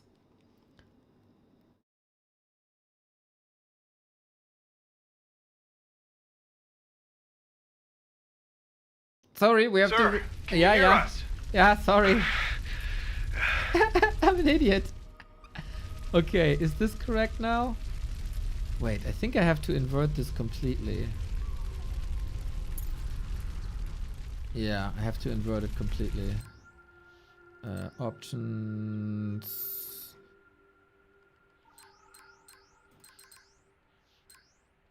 For me, this is not inverted. For me, that's just normal. Yeah, this is how Warcraft behaves as well. I do feel I don't have like the craziest FPS. So maybe let's do high. Okay. Got a job to do. Okay. Ah, way better. Select Asta and your commands together by left clicking and drag. Okay. Let's I do didn't even this. see them. Eyes and ears open, team. Very minimalistic UI, I have to say. A little dark. Time to engage. Here come the Grell. Weapons hot. Yes, Don't sir. let him get near you. Never, ever, ever. We need a healer. Move, check. Oh, shit! Relocate. Hustle up. Adjusting Well, route. too late. We are moving in. Left Over. box. Weapons ready. Prep for breach. Let's live. Bit hard to read. Adapt and overcome. Check all voice lines. Securing the perimeter. Status report. Every bullet counts. For the Protectorate. Securing the perimeter. I think that's it. Stay sharp. I got this. No room for mistakes. Primed and ready. No room for mistakes. Let's liven things up. There was a colony here? Salistari banners. Religious settlers. Came here to die because of the voices in their heads. Poor bastards. Aye. Oh, there's lightning here. There's Adjusting route. flares here. Alpha team. On me. Okay. Press R. That's my ability. Let's go. We do this right. Alpha, we all go home in. Clear to engage. I think we can tank with our Weapons Asta ready. boy. There is no stat. Adapt Ah, there is and stats for the overcome. units. Okay. It is Status a report. very Breach. minimalistic UI, I have to say. Stay sharp. I can just spam it, right? I don't have mana. Legate Aster. Thank God. Any word from the other dropships? Is Sergeant Chris alive? Nothing. We didn't know if anyone else made it. Aye. Minimap is bottom. Oh, I'm in front of the minimap. Sorry. I'm in front of the minimap. I got this. Let's Classic. liven things up. Got a job to do. For the Protectorate. River's too deep. Let's hope these thrusters still work. Okay. Oh, you Every bullet noob. Weapons ready. Is there zoom? Securing the perimeter. Units look pretty big. There's zoom in. This is zoom out. Status report. Okay, I very much like that all abilities are displayed here. I can't see anything in this grow grass. Ah, I Fighting thought on it's their just me. terms and all this foliage. Bro, how many ships are they sending? Let's liven things up. More of them! Get to high ground! Move, tacking. Stay sharp. Neutralizing threats. We do this right, our system. We all go Oh, I home. could have moved with boosters, but Every bullet counts. No room for mistakes. Alpha team, on me. did I get the black Adapt box? and Yes, overcome. 2 out of 4. Nice. For the Protectorate. Eyes and ears open, team. I got this. Status report. Ah, that's the building. Okay. Primed and ready. Every bullet Neutralize any threats. What the hell are you, bro? Maybe we never should have come here. Ah, it's gonna focused be on the alright. Eyes and ears It open, feels team. very good to play We are moving so far. in. Over. Time to engage. Got some indicators when they're stunned. All right. What? Ah, that's the anti-air they had before. Let's do this. Securing the perimeter. Whip out ready. On me. Got a job to do. Let's live and sir. Are we glad to see you? Yeah, me too, buddy. Every bullet counts. Adjust en route. Move tactically. Where do I Hustle go up. now? We are moving in. Over. Oh, down here? Relocating. Why can't I want to take this out? I want to help my buddies. Wait, is that? Wait, Hustle what? up. I know. Adjust en route. Relocating. I still need a black box. Where do I go? Move tactically. I feel We like this are is wrong. moving in. Over. Oh, was there something where I have to jump again? Hustle up. Yeah. Yes, here maybe? Looks like it, eh? Yes, yes, yes. What bridge? Cross the bridge? What bridge? I think we have to jump. Again. Whee! There's too many. Cavalry's arrived, gentlemen. You? Who are Chris. you? Chris! I got this. Okay, what else we got? E. Ah, boost. Nice. How many times have I bailed your ass out like it? By my count, we're even. But I appreciate your impeccable timing. How far are we from the LZ? There's a pair of Striders up ahead that'll give us a first-class ride to the front line. But first, we've got to get through that. We're welcome, committee. We've been through a hell of a lot together, Aster. Bit janky This- characters, I have to Most say. of the dropships didn't make it. Maybe work in progress, who We've knows? lost a lot of good people. Right now, all that matters is the enemy at the end of our sights. It's fight or die, Chris. Well, Don't or have to tell both. me.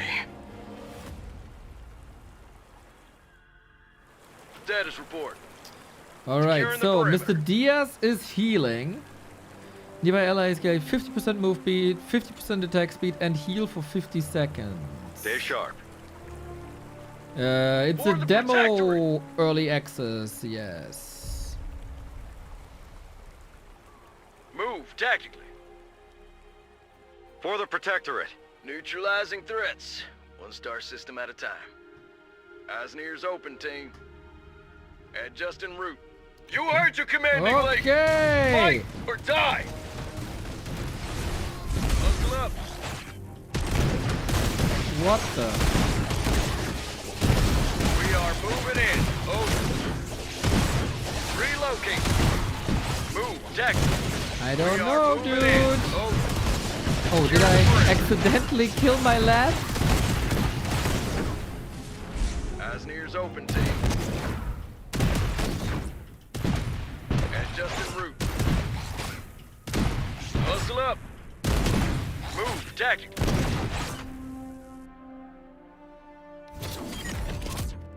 Huh? We were ordered to bring any survivors to the LZ. That's me! It's me, Grinder Boys. Take us to the action.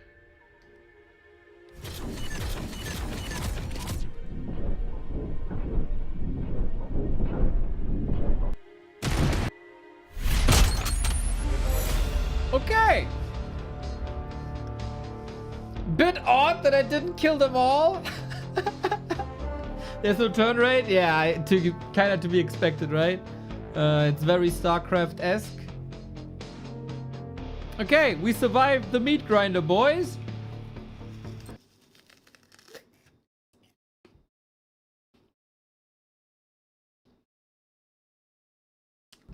Good thing we found you, Legged Aster. Things aren't going so hot over at the LZ. What's the status on the forward base?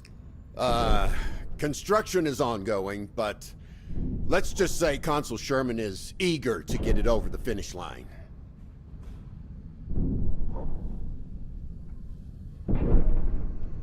Wonder if you can jump past an instant win that. Yeah, maybe. But we wanted to fight, right? So... Oh, we are the main lad. Well, you were right, Aster. This wasn't our same old routine. How did you know?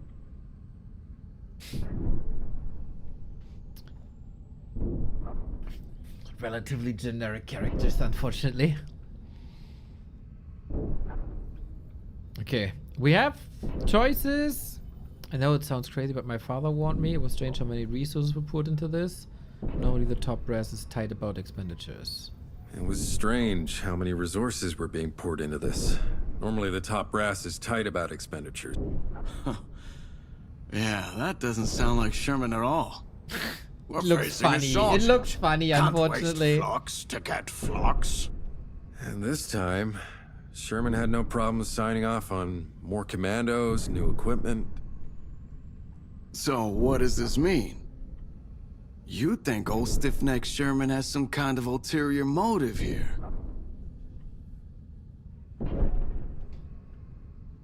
Wouldn't go that far. I'm sure the council has good reasons. Clearly we haven't been given the full story. Clearly, yep. Clearly we haven't been given the full story. Clearly Conspiracy we haven't Neo! been given the full story. I can only hope it's for a good reason. Yeah, but you know how Sherman's always going on about how he wants to lead the 7th expansion. Amberellis isn't the only Koru world in our range. But it is the biggest. Exactly. And it's the big scores that history remembers. And the big leaders who sit and watch while little guys like us make it happen. Or try to, anyway. Hey, we're going to make this happen. And not just to get Sherman's name into history symposiums, but for the United Earth Spheres and all the people who are a part of it. When you put it like that, it sounds inspiring. I don't know, Aster. I'm still kicking myself for thinking this would be like every other Flux run. Shoot some Grell, set up base. Ride home and tell my daughter I single-handedly saved the UES while she rolls her eyes. Well, you've already done the first part. As soon as we get to the LZ, we'll get the base up, and before you know it, there'll be a very sarcastic reply from Sophia in your inbox. I can't wait. Okay, audio is a bit all over the place.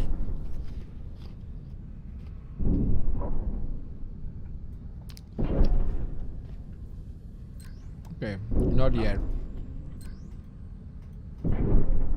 Can I go somewhere?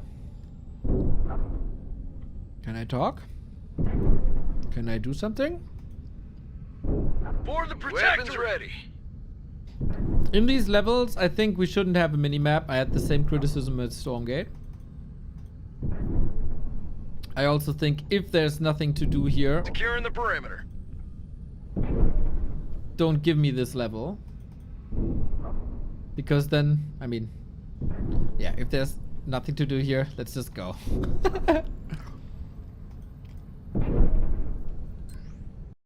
Trussell, thank you. That was a sick recommendation, man. That replay, man.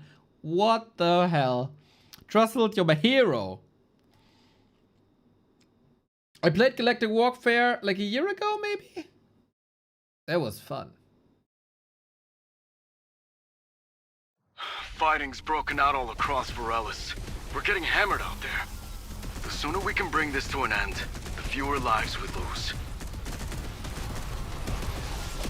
We can't make a push without a forward base. Hey, my buddies. Look at Aster. Sergeant Diaz. We're on approach to the drop site.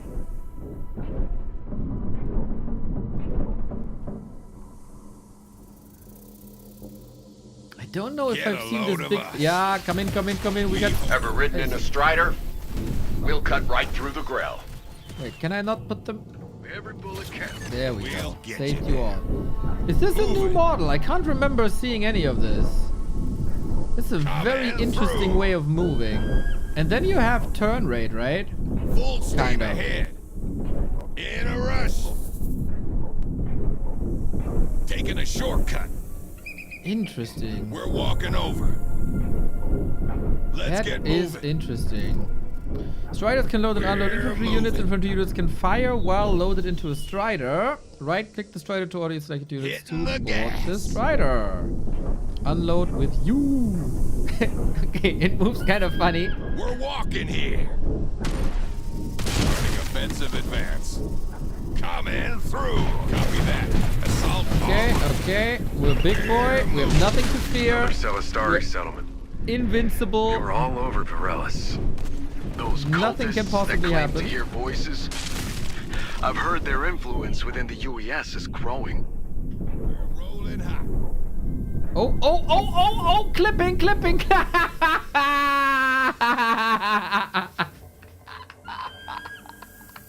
Oh shit, sorry.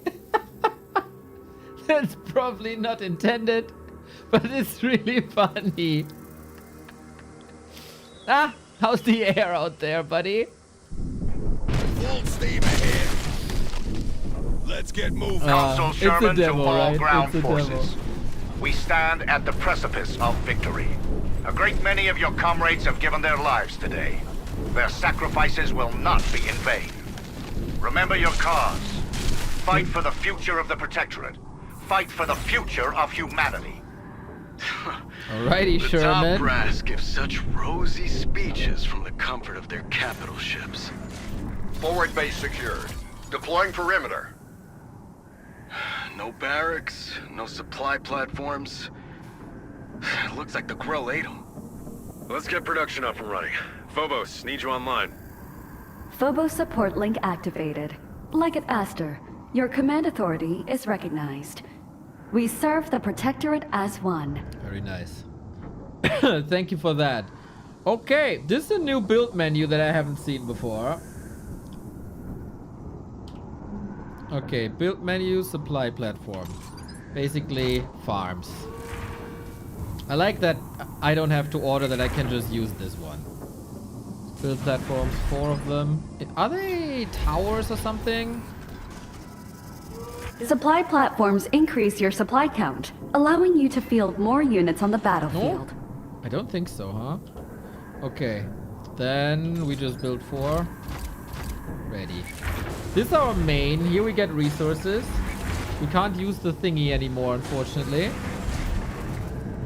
Army is space. Was that? Weapons ready. Ah, that's all army. Okay. But we need a Rex. Wait, we have 4, right? We have 4. Build Rex. Let's go. Do it, drone. Do it. Okay. My space is 1. Put this to my hero. Nothing to explore, right? I do remember playing this, but I feel like everything looks quite a bit better. To engage. But I also feel like I need these rings to identify. Infantry units are trained at the barracks. What my army Reinforce your battalion with additional commandos. And it doesn't pop from the ground. But that's my pet peeve in every RTS except Warcraft 3.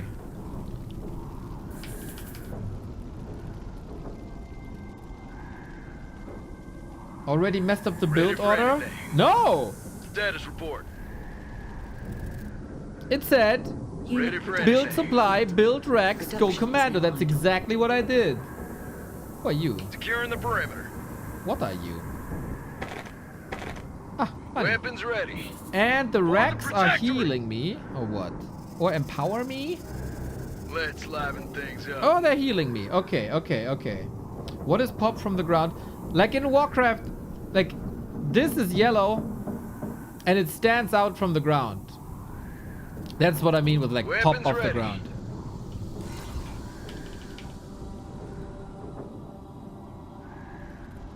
Securing the perimeter. Ready for anything.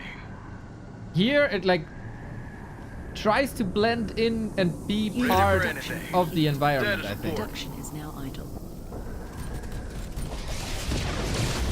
Every bullet Where you at? Hey! Main gate breached. No. If the Grell take the operating tower, we're done for.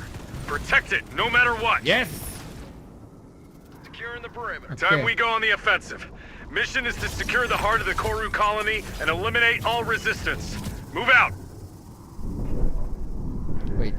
We are moving in. Over. Next stop, Oh, is there a limit of what I can put in there? For the Seems Protectorate. like it, huh? We do this right, and we all go home. Eyes and ears open, team. Okay. Then Weapons ready. Move with A click. Megan Miller. This thing looks funny and moves funny. Looks like an ambush. We need to stay on our toes. Aye, sir. For the Protectorate. So how far forward can I build these?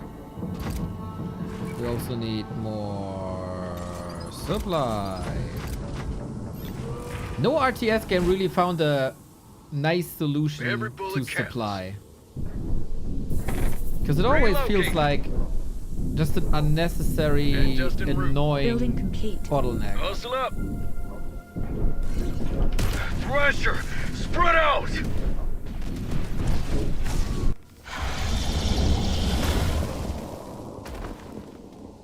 There is an entrenched nest of threshers ahead. Direct engagement is inadvisable. Fighting into that is suicide. We need air support. Yeah, man. Air best. We set up an airfield to the south, but it's been overrun. Let's bring it back. Let's take it back. So I guess the big boy. Ah, okay. He automatically. Ooh, that's a lot of. Wait. Are a couple of these guys almost dead? Did I just get healed? What's going on? Oh, whatever. Let's go. Alpha team, on me. Securing the perimeter. Move in. Status report.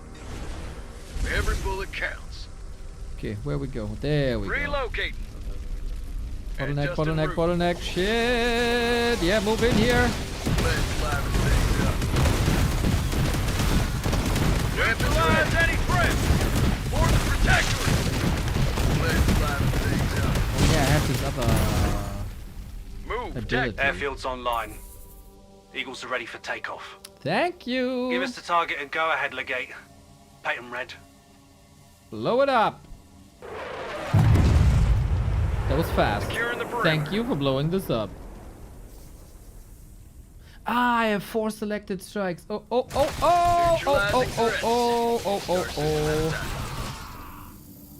That's unfortunate.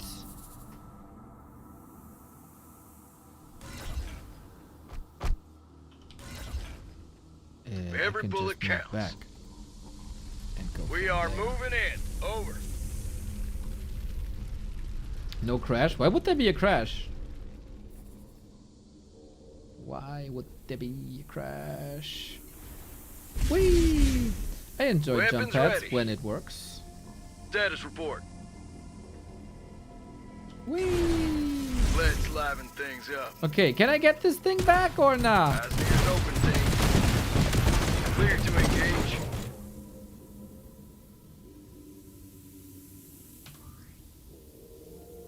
Don't think so, huh? Prep for breach. Clear to engage. Oh, that's okay. Unit production complete. I still have to take these out. Threshers are history. Ah, that's what this thing was waiting for. I see. Securing the perimeter. Weapons ready. Adjust en route. Yep, we'll get you there. Securing the perimeter.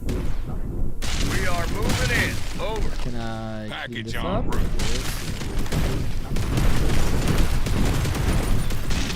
Okay, with the Strider thing, Production is now idle. it's all relatively simple. Status report. Build. I should probably put this in and build. No, that's Rex. Fuck, I don't want this. Nah, yeah, doesn't matter, I guess. Ready for anything. Army is production is F3. Who thought that's a great idea? Neutralizing threat. Yeah. Neutralize any threat. Get a load of us. For the We Protectorate. don't stop for anything. Ooh, I guess Every bullet counts. we should take this one out. Weapons ready. Down Anything to worry about? Building complete. No? Legate, you're approaching the primary Grell base. The 4th Battalion is joining you in the final assault, but they're currently repelled by Threshers. Repelled? They're being slaughtered. Okay, who are you, Unit Bastion? production complete. Can I get... Production is now idle. Unit production Status complete. neutralize any Production threats. is now idle. Okay, I will definitely not getting used Securing to the bridge producing to with engage. Unit F3. production complete. Production is now idle. Every bullet counts. Wait, is that something I have to destroy? Is that mortars? Oh, that's recharging. Weapons ready. Oh, god damn, Master. I've never seen so many.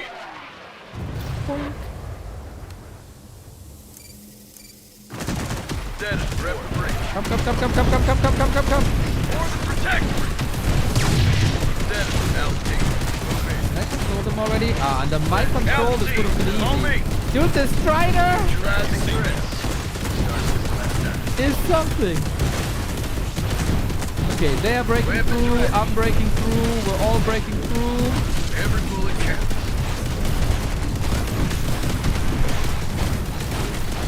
What the hell? That's a lot of content! Dude, I would love to have an AoE, like a big AoE. Dead, clear to engage. Time to engage. Every bullet counts. Rep the breach. I guess this is how you do it, eh? Jump, get surface area, Here's open thing. reunite with the boys. Well, it's not too many boys left. Weapons ready. We almost got this. Ah, they're just spawning and sporting. On me. Let's liven things up. Time to engage. It feels cool though. Feels really cool. It's a bit anxious when these mass units are coming in. You can use high ground, that's lovely. Like it feels big, you know? I like that. Hey, what are you? What in the hell?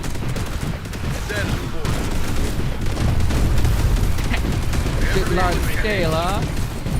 Yeah, I think that's the way to do it, mate. Just jump around.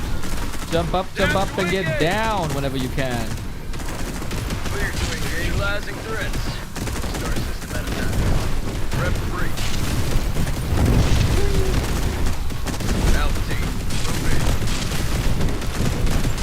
Securing the altitude. On me. Okay, we just blow through this. What's the problem with these Grells?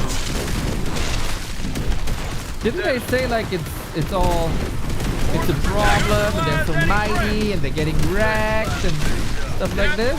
I don't see the problem. Status report. I get Aster to Consul Sherman. We've secured the Koru position. Enemy forces eliminated. Easy as gets. Your command authority is no longer required, Leggett. Relinquish jurisdiction to incoming special forces. Aster, there's something up ahead.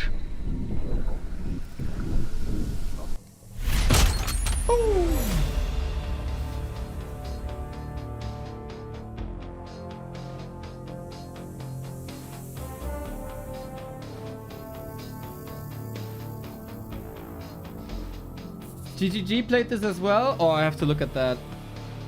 Goat. So, this is hard. This is not hard. Like, it says it's hard, it's not hard. Like, you build your A-click, you build your A-click. Like, it's not a challenge, right? It's like mission 2 or whatever. I don't feel I have to do anything but A-click. Which makes me want to try brutal for sure. But I like the entire atmosphere is really cool.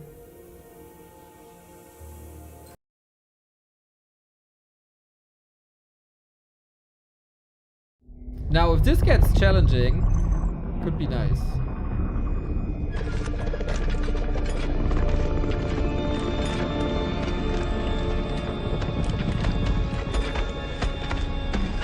Music top, by the way, also in the intro.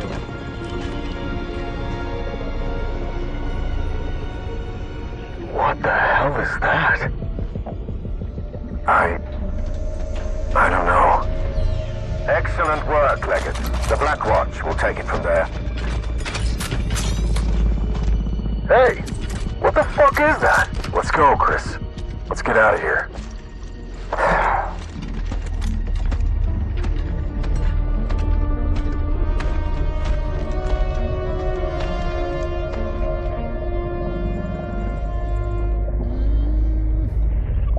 What the hell is that? Pudding? Goo? Ah, the cutscene was super nice up until this reveal.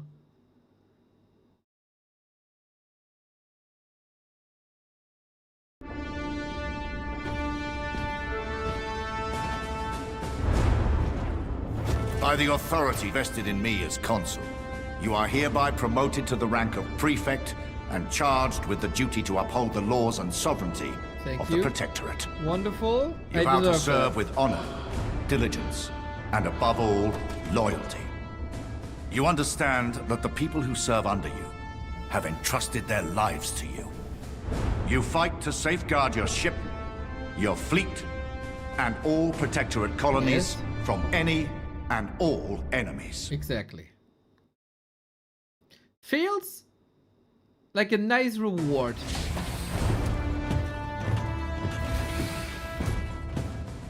Congratulations are in order, Prefect Aster.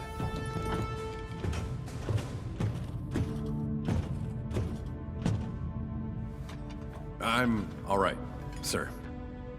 It's the good stuff. Old Earth. Same bottle I shared with your father when he made Prefect. To the most stubborn bastard I ever fought beside. He was a man of conviction, sir. But there can be such a thing as too much conviction, when it no longer yields to reason and authority. I respected your father, Aster. But we both know, he made a fatal mistake. I'm not my father, sir. I'm entrusting you with a task of utmost discretion. We recovered something important from Virelis. You and your new crew will bring it to Trinity Research Station. Sir. Tanner will handle the logistics. To your prefecture.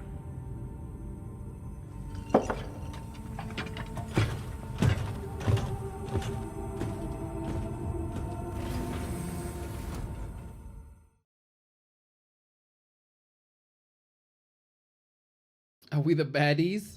Feels quite totalitarian, doesn't it?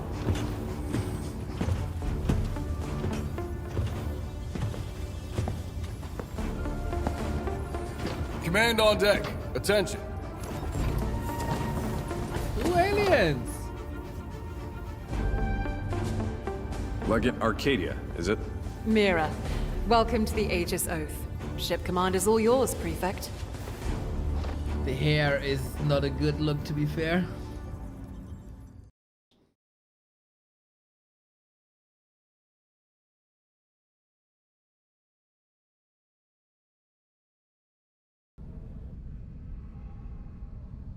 It kind of feels like quality is a bit all over the place.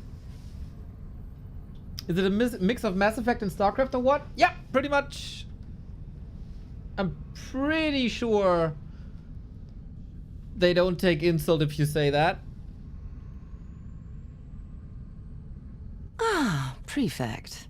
We haven't had the chance to properly introduce ourselves. Ah, That's you are right. very unlikable. You're Consul Sherman's Chief Advisor. And in front of a green screen with bad keying, apparently. The armor is nice.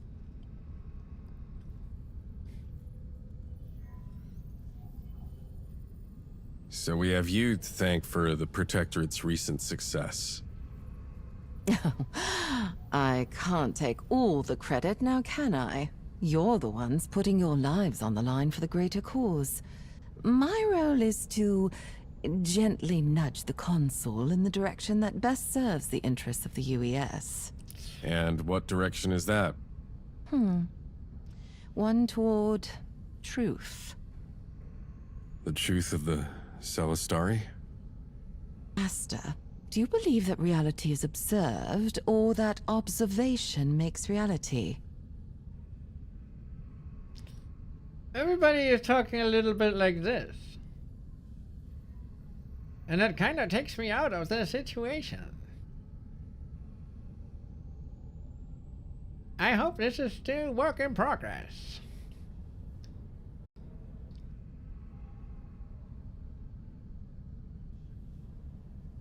Reality obviously exists whether we see it or not. Does it? We have no way of knowing that. But we do know it. Philosophical. It's just how the universe works. Humanity was ignorant of gravity and germ theory until they were discovered. But enough on that. Let's return to business, shall we? The Varellus cargo is safely tucked away in storage. I saw to it myself. What's the cargo? Oh, come now. You're smart enough to know not to ask that. Get it to Trinity safely, Prefect. The Consul's entrusting you with this personally. Will you be joining us on the voyage?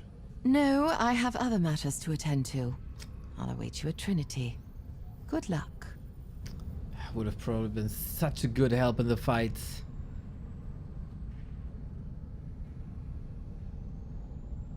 Ready for our first ship briefing, Legate Mira? You waste no time. I suppose I shouldn't be surprised, given your reputation. And I'm up for 700 hours! That you graduated with honors from Priora Academy.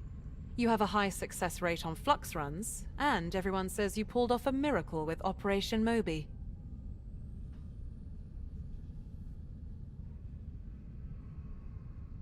One person can't carry out an operation like that alone. It takes a team. Besides, it was Sherman's Blackwatch that ultimately grabbed our target. Is that what we're delivering to the research station? Yes, though I'm not sure what it is exactly. What do your files say about our specialty cargo? I don't have much. Just that it's an oversized Class X shipment. Highly confidential, handle with caution. Refer questions to Special Advisor Tanner. All right, good to know. What else do you have for me? It's 3 months to Trinity at current flux burn. The roughest leg of the journey is here on the Outer Rim. The region's crawling with free corsairs. Pirates, huh? I hear they're more vicious than the Grell. They can be. At least they're honest about their hostility. I'd take them over corporate security detail any day. Huh. I'm surprised you'd say that, given that you're a... Yeah, I'm an Arcadia. No, I didn't make Legate because of my family. Whoa now, I didn't say all that. Sorry. I'm just used to people jumping to conclusions. One conclusion in particular. Listen, I know what it's like for your last name to influence how people see you. I know. That's why I was so impressed by your career. You succeeded despite your father's... legacy. Look, all I ask is to be judged by my own merits, and I'll give the same courtesy in return. It's a deal, Mira. Thank you. If there's nothing else, I'll return to my work. Solid introduction, I think. Likeable. We got some backstory. I don't hate the dialogue at all. I think the dialogue is very fine. I think the models are bad. XlorD Jafardor and Greydor, at your service. Please, call me Hell. Moran diplomat assigned to the Aegis Oath, for the continued cooperation of our peoples. Glad to have you aboard, Ambassador. My father had a lot of respect for your people. He loved to remind me that you were our first interstellar allies. The relationship between humanity and the Morans has been a fruitful one, though our long history has not been without occasional complication. Cool inclusion. What matters now is we're allies. Indeed. It is more productive to focus on the future than dwell on the past. But the universe is not always so simple. Context and nuance are essential for constructing a three-dimensional view of the present.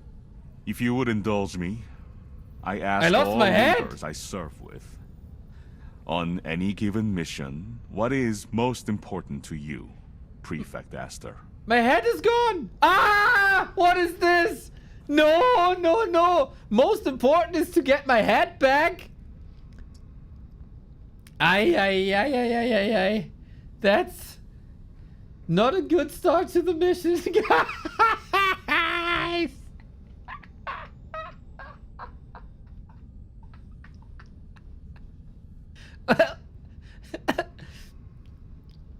Head first into the mission. What they didn't understand is my head goes first without the rest.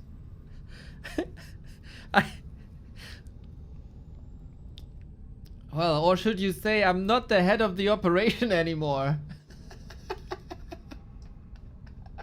You know, it would be kind of cool.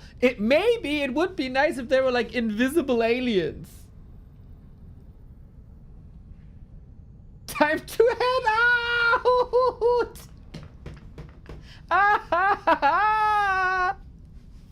Oh my god. Ooh, it was a great idea to play this demo. My soldiers and crew come first. First? So there's nothing you would place ahead of those under your command?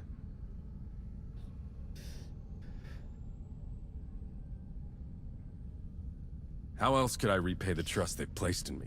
Whatever it takes to do right by them, I'll do. I wondered why the commandos spoke so highly of you. Now I understand. I appreciate your candor, and look forward to our mutual cooperation. Likewise, Ambassador Hell. We're complete again. Okay, we're headstrong, man. Headstrong. Woo! Unintentional comedy, but fun. Use requisition cons. First we talked to impressed, everybody. Diaz. You almost looked like a real sergeant just now.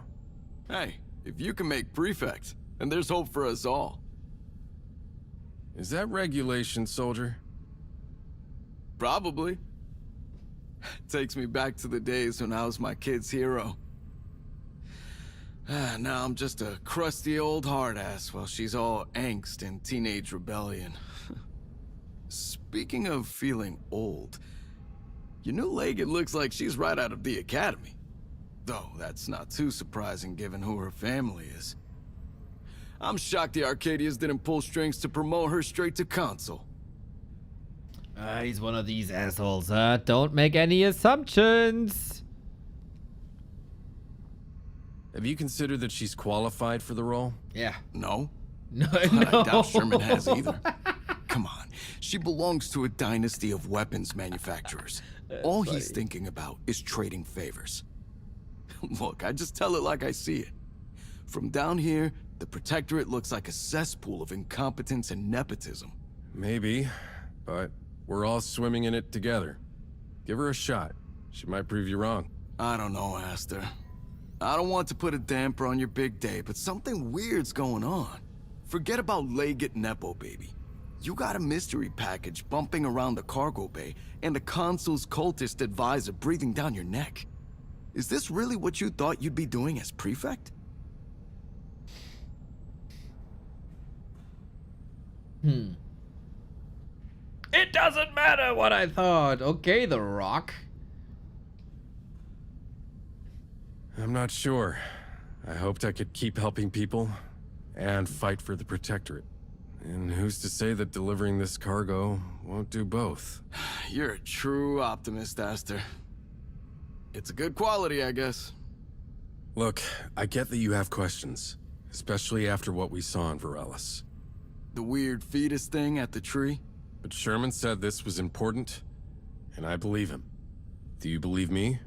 Of course. I told you, I'm with you till the end of the line. Oh man, life's a lot easier when I'm just told where to aim my gun and shoot. We'll do that. Transporting infected grain from Underhull. Alright, I think this is new. Like, consoles. Ah, I can boost my hero. Select a field commander. Field commanders land with your army. You'll be able to command them in missions. Mira or Chris? Health, damage, hero stats, ability cooldowns. Yeah, I would like to know what my abilities are.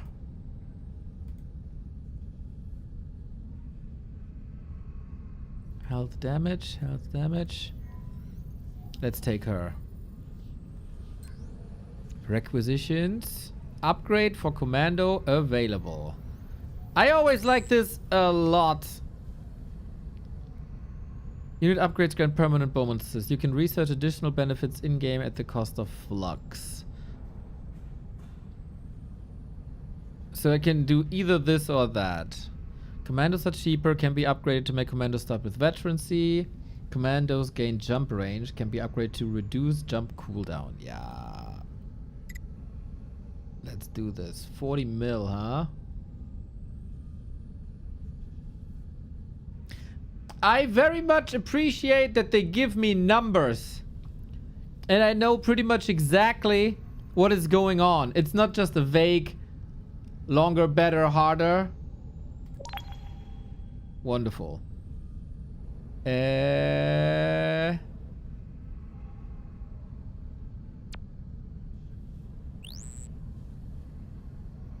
don't know what my budget is anymore. Depots build faster, can be upgraded to affect supply platform upgrades. Supply platforms and its upgrades gain health. Not enough credits. Okay, okay, okay. But yeah, this was more important anyway. Not enough credits, not enough credits. Okay, in general, this is amazing to have. Would like to see my budget there.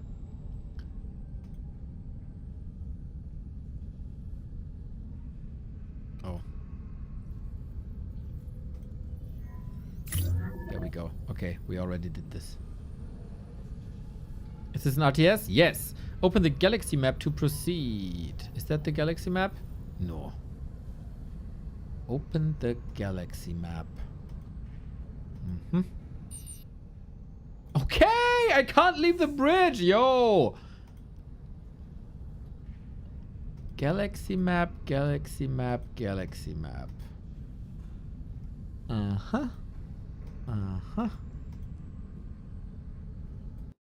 Ah, it was the thing.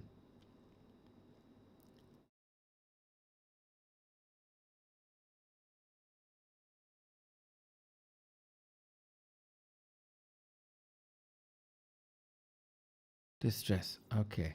Okay. Yes, let's proceed. Wow. We are receiving a distress signal from an outpost on Trisaris. Outland miners are under attack from the Grill. Why are they settling outside the core? They've got nowhere else to go.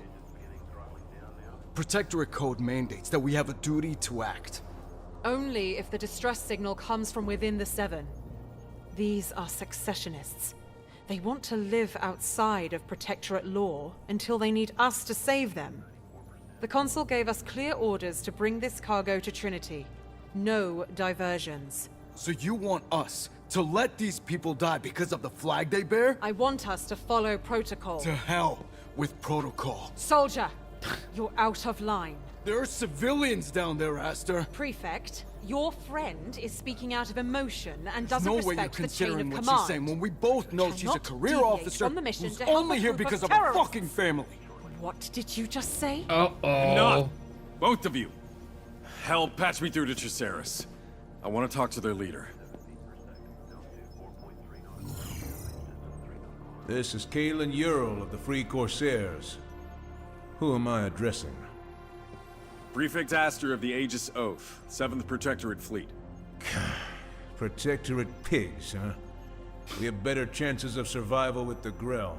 You sent that distress signal, and we're answering. No one's coming to help. Under Protectorate Penal Code, you are in violation of unauthorized possession of heavy weapons and illegal flux extraction. After we've rescued your people, you will surrender all of your arms and flux to Protectorate custody. Do you understand, Kalen Ural?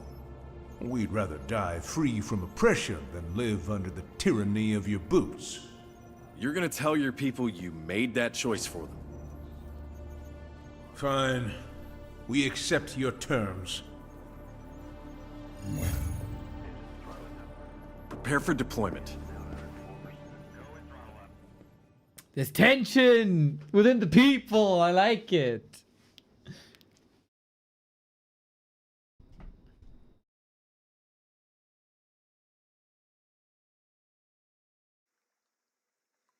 Diaz and I are on the ground. We've got a forward base online and operational. Legate Arcadia and I will assist you from the Aegis Oath. The Grell are getting real agitated out there. They could attack at any moment. Well, let's get the hatches battened down before they do.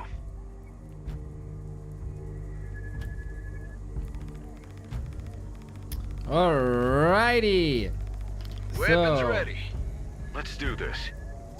Neutralizing threats. didn't I select the lady? At a time. My soldiers and I will hold off the Grell as long as we can. Ammo and morale are both running low, so... We'll help reinforce your perimeter. That's what we're here for. Prefect, very you good. must carefully manage your resources to protect both the Free Corsair colony and your own base. Supply platforms can be fitted with rocket turrets to help with the defense effort.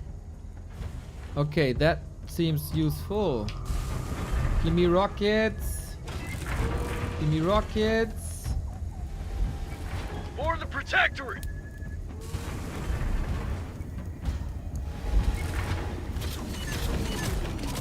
Ready for anything. Status report.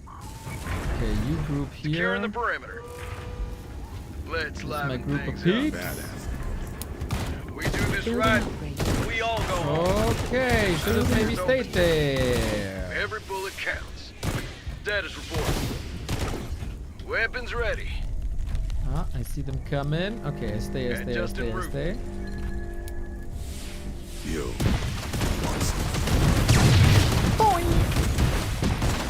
Okay, they can hold this. Tactical systems ready. Bastions can be trained at the barracks. Unlike commandos, they require flux. We better send out a harvester to collect more. Let's liven things up. Okay, that's the asshole dude we saw in the cutscene. Thank you. Move. Do I just have to wait? Do I have to explore stuff? They are getting evacuated. Baby. Systems online. How much FPS? I are do moving not in. know. Over. And just en route. Smooth though. Hustle up. I think I can just stay here.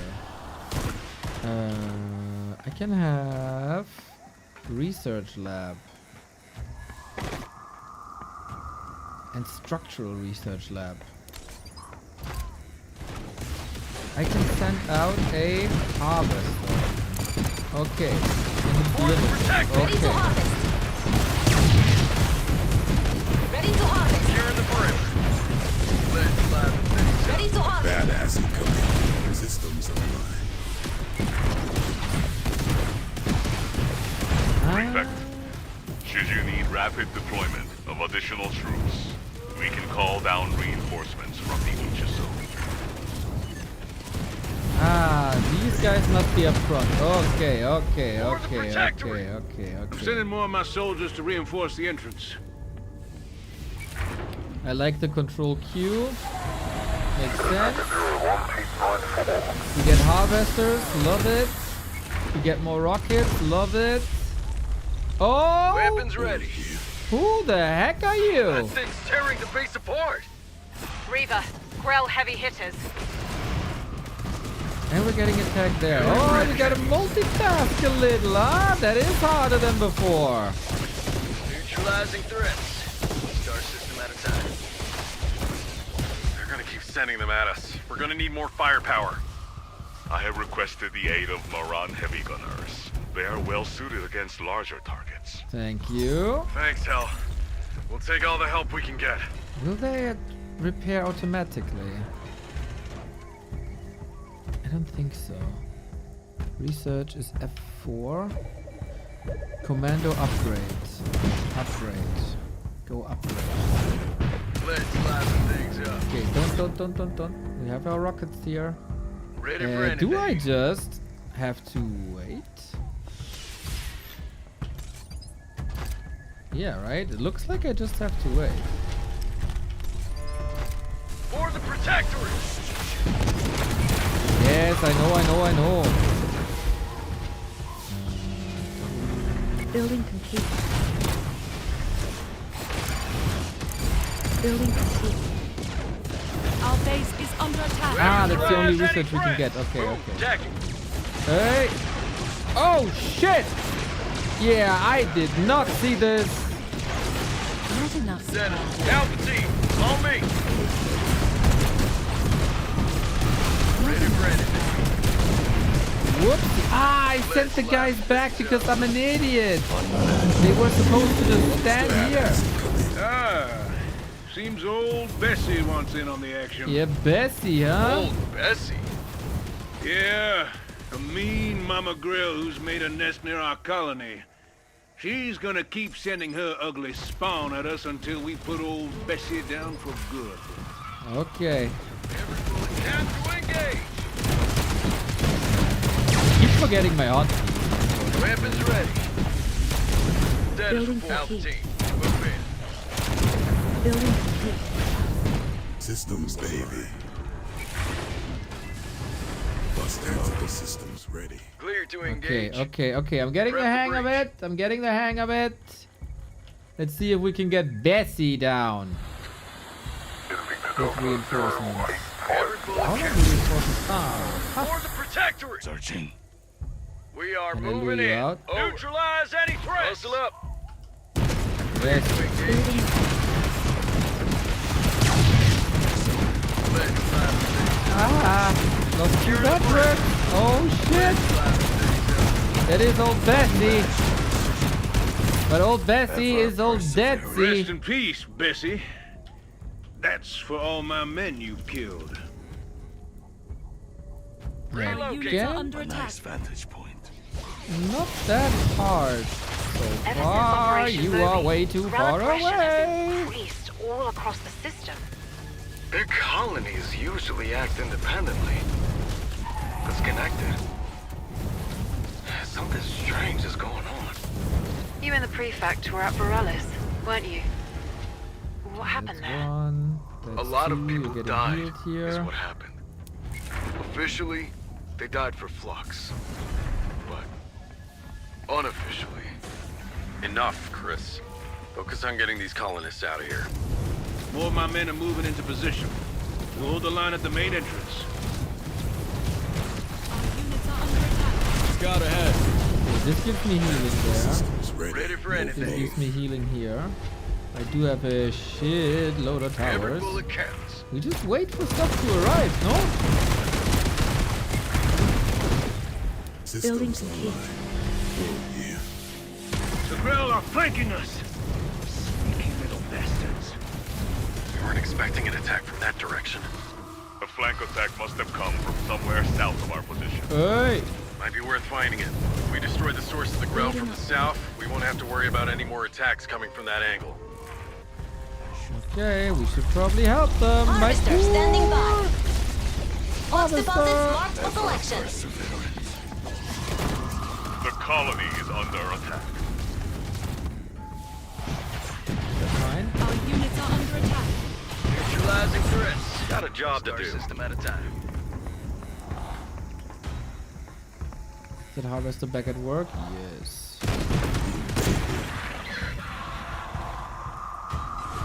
Adapt and overcome. Want something? Down to engage. For the protect. Oh shit. Securing the perimeter.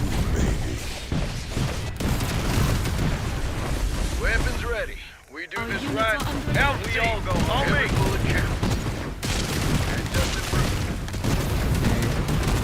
Broken. neutralizing threats. at a time. Depot? No, W. Securing the perimeter. Okay. It's done, right? Is that wiped? Building complete. Yeah. Okay, go back. Building complete. Building complete. Back. You're always getting lured out. I should probably put you on like hold position.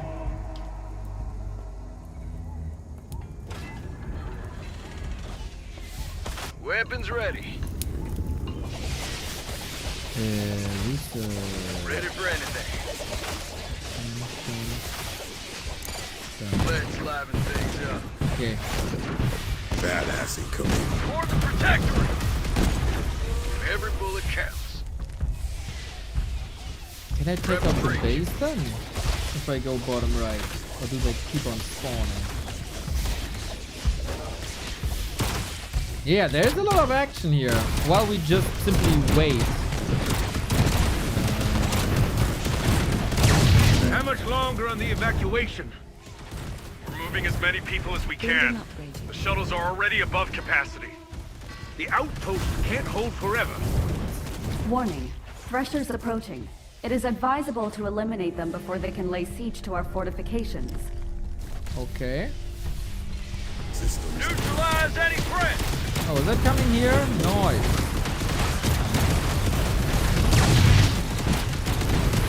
Keep on spamming the stem. You're all living under Protectorate law can't be worse than risking your lives day in and day out. The Viceroys bleed the people dry.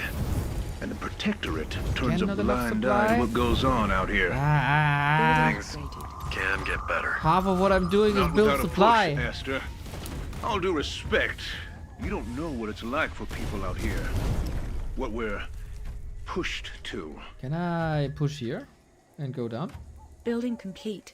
And go for the base? Building complete. Our base is under attack. I think they just keep spawning. Down to engage! Prep for breach. Let's see. What? They jumped too? They fine here? Yeah. Okay, a little bit of a risk. We do this right, and we all go. Well, let's see if we can just go for it. Alpha on me. Oh, shoot! They got siege! Big siege! Oh, no! Yeah, these guys suck. For the Protectorate. Every bullet counts. And just en route. Prep for breach.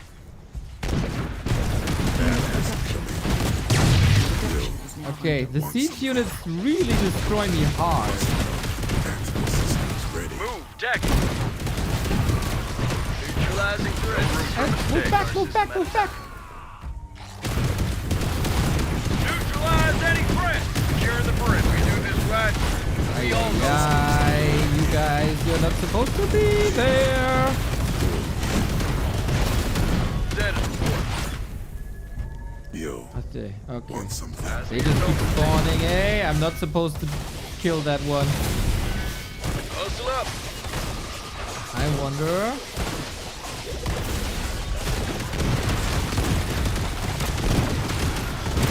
Weapons ready. They really don't want me to go to that base. Mamma mia.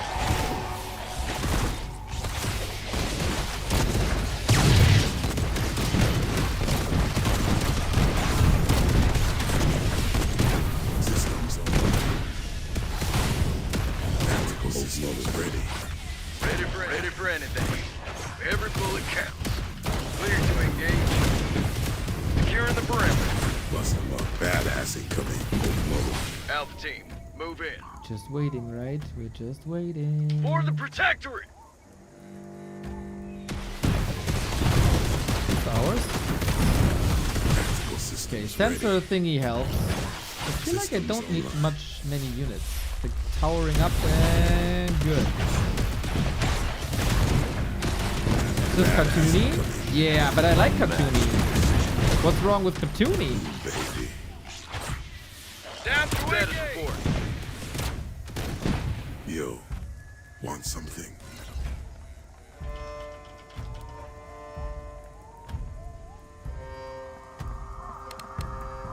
Oh, that's my cue.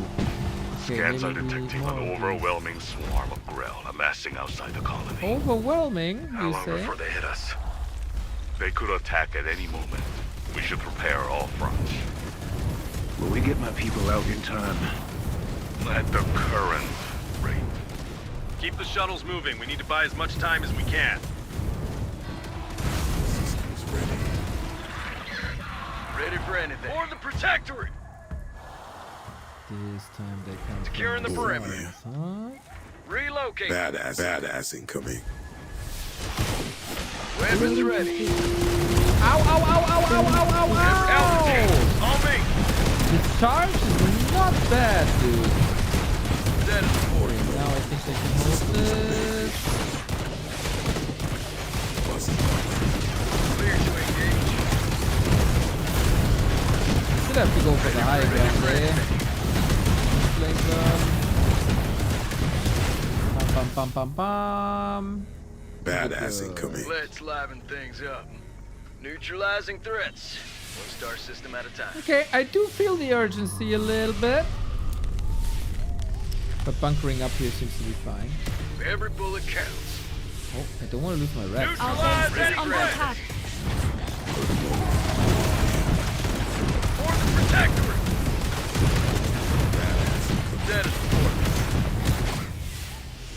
Chill. Tactical systems ready. Yo, badass incoming. Want something? Yeah, maybe a bit too easy with the chokes. All you gotta do is like macro up a little bit. There we go. Prefect, this is the final shuttle before the Grell attack. We must pull back our forces and extricate you to safety. The base was so cozy. Damn it. How many can we fit on the shuttle? There is not enough room for all colonists and free Corsair soldiers. God damn it. Don't make me make that choice, Esther. There is only enough space for one group. Prefect, you must decide who to save. Uh-oh.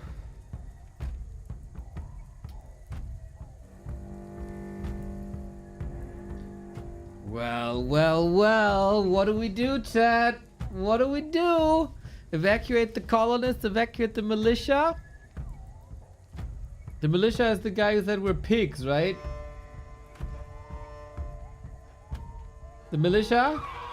That's what we do? They might help, eh? Militia? Militia? You guys are... The poor colonists, dude! Okay. Your choice. Evacuate Ural soldiers. You're disgusting, people. You are disgusting.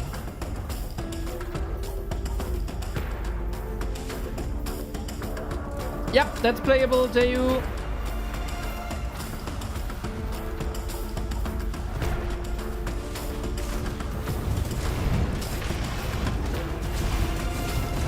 No, you gotta...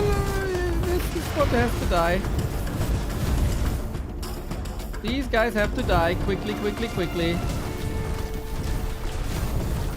Into the safety we go for the rockets. Oh, how we dodged this without even knowing this.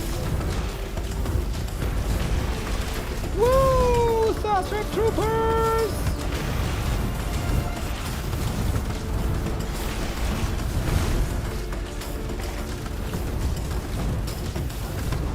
Ah, the music doesn't fit. I need some Klapaki metal here. We're fighting for our freaking lives. Why is this so chill?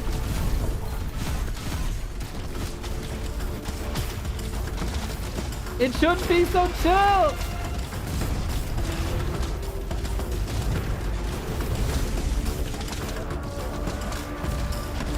Group up, guys. Group up. We got this. Ural. I'm sorry. You saved who you could. I see that. Prefect, we must extricate you now. Those people were looking for a better life. That's why they came to this godforsaken rock. Yeah, sorry.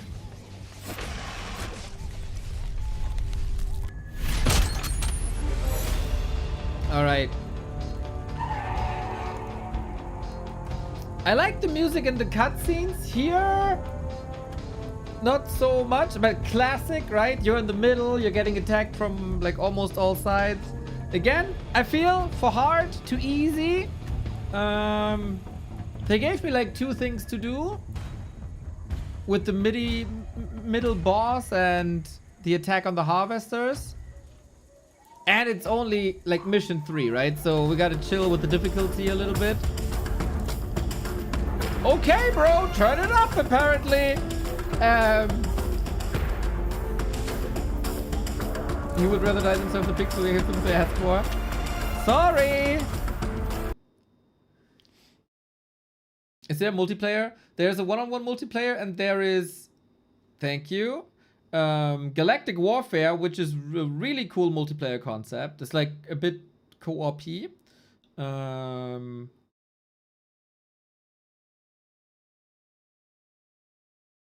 Militia doesn't mean your own guys. Yeah, they're guys. They're militia. They're militia. Is there AI mode of the demo? Yep.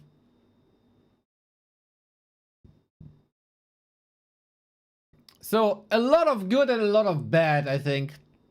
There was in the old demo, there was a indoor mission without base building. I think that was really cool. Sometimes it's hard to realize where my units are because they don't pop from the ground because I'm so spoiled from Warcraft. Fields, very good, very smooth. UI, very minimalistic.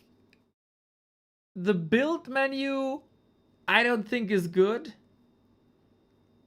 It's like a bit futuristic, but you don't really see what to do. Too easy. Character models.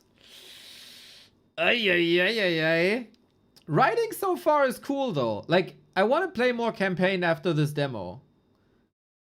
I'm already more invested in the characters than I am in the entirety of Stormgate.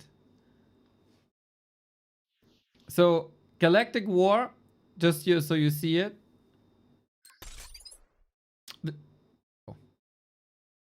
This is a preview of Zero Space Galactic War feature. There are many more mechanics built for Galactic War, such as PvP defense planets, buildable strongholds, economy, and technology trees. There are a lot of rich interactions that this mode can offer, and we'll be exploring and developing that further over the coming month. Galactic Warfare starts with selecting your alliance. Whose ideology will you adopt? Help your alliance expand by doing missions on planets that border your territory. These planets are marked with a green triangle. Completing missions on planets earns you alliance influence points. It also earns you experience. Influence points help capture planet systems. And then you level up your commanders, etc. Welcome, recruit. Galaxy is split between rival alliances fighting for every system. Watching the briefing, then choose what side you will fight for.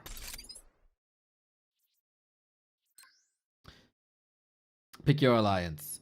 This decides your home territory and who you fight beside. Okay, Keeper Council. Aye, that's Night Elfie. Triarch Lo-Lin of the Keeper Council. We defend freedom at any cost, forging alliances where others sought tyranny. Fight beside us and we will ensure liberty endures. The Eden Accord. Greetings from the Eden Accord. My name is Progenitor Vinthra. Our path is one of the balance between the soul of nature and technology. Lend us your strength and we shall push the galaxy into an era of true peace and prosperity. And the Obsidian Order, Inquisitress Gale of the Obsidian Order, Herald to the Almighty Galactic Emperor. Together we stand for order and structured governance. Join us and become part of the empire that keeps the galaxy united as one. I'm going with the Keeper.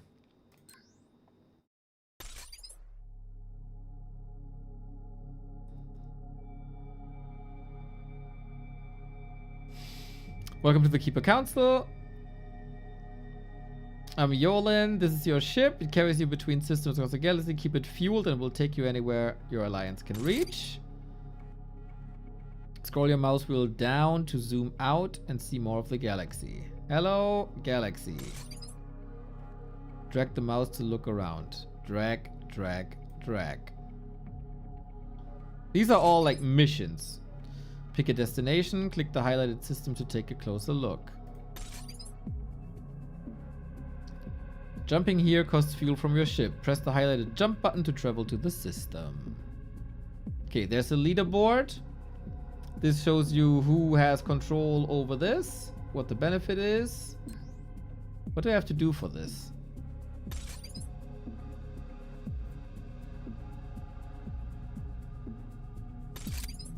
Time for your first battle. Click the highlighted play with AI button to drop into the playing mission. The highlighted play with... Ah! There's the highlight. Yeah, I think this mode here can be the big strength of Zero Space.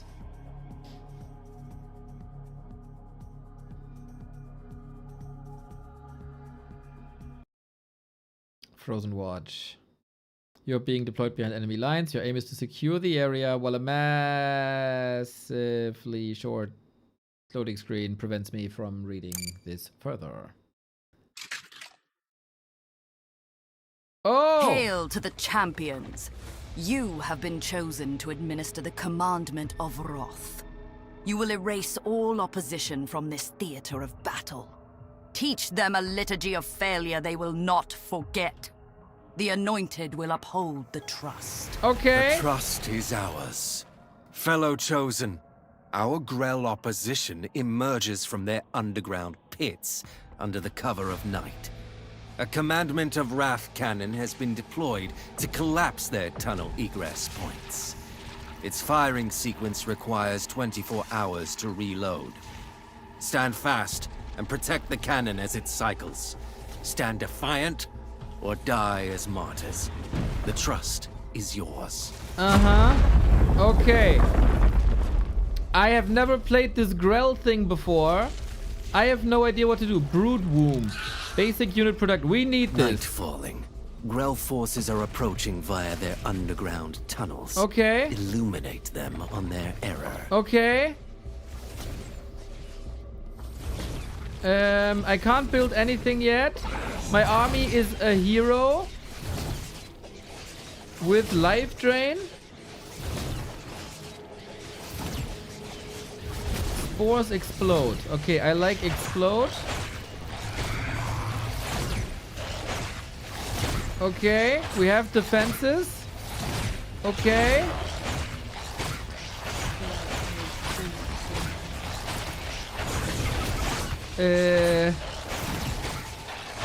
Smell fast melee. Yeah, we need that. Okay, that's AoE. This is all where they attack, right? Or they attack everywhere? Are we screwed? Daybreak is at hand. Okay. Well tunnel entrance has been located, marked for elimination. The commandment of wrath is ready to fire. Beginning aiming sequence. Firing. Okay. Grell tunnel destroyed. May their passing be swift and painless. But we are the Grell. Keep the cannon safe while it reloads. Success. The trust is well placed. We have 3 more targets to ensure the destruction of the opposition. Protect the cannon. Scanners have detected a secondary target. Investigation advised. Ay,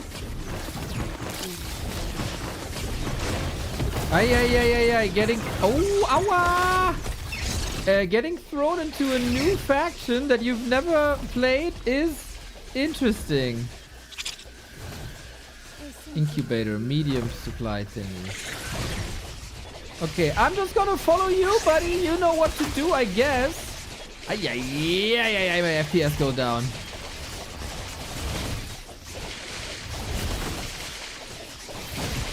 Get 2 little player color for my stand. Ah, that's their base. Was their base. We can then expand here, I guess.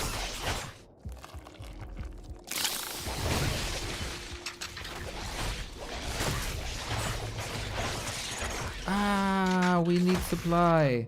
Supply, supply. It's W. It's probably always W. Okay, that's not the enemy.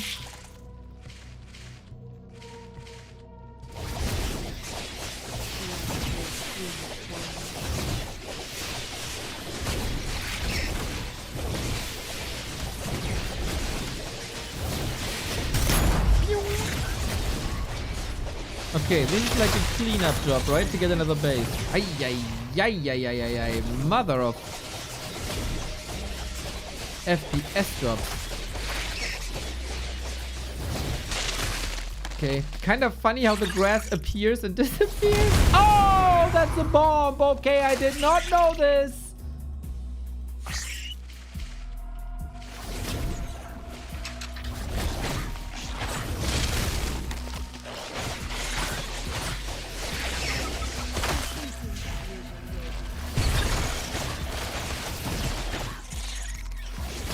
Okay, we're kind of cleaning this up and push a little further. I don't know if that's good or bad.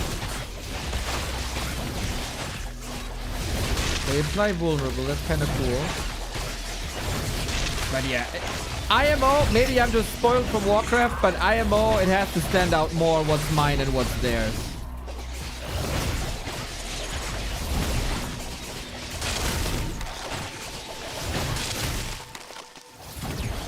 So daytime is always my attack time, right? Is that correct? At nighttime is when I have to defend. What do we got here? Infusion. Increases health. Tree of Life. Heals friendly unit and revives recently lost Night unit. is coming. Okay.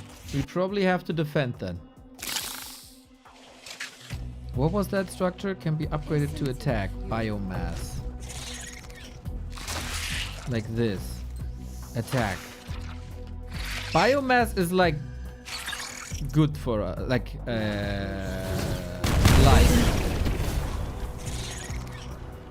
Right? Unit production complete. Oh, look at that. Now idle. What attacking? Yeah. We have a tower here. We have our buddies here.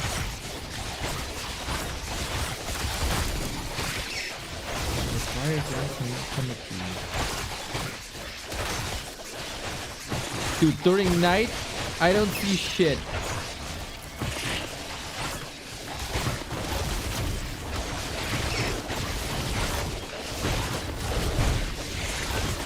Unit production complete. Production is now idle. Unit production complete. Production is now idle.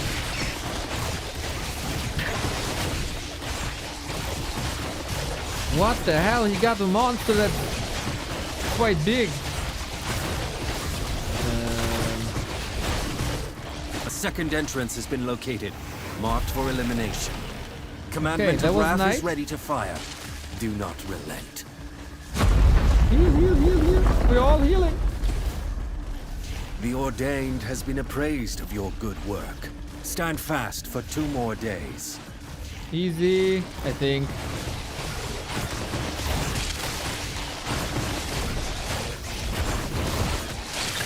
Okay, for me. Sturdy. Fully. So again, during day we can attack, right?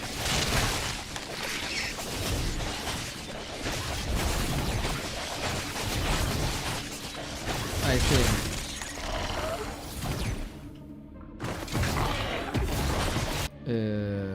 We build more stuff just like that.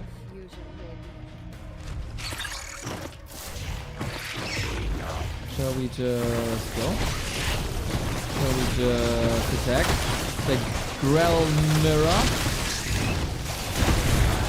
We might lose a lot of shit here, but maybe that. Oh, there's like.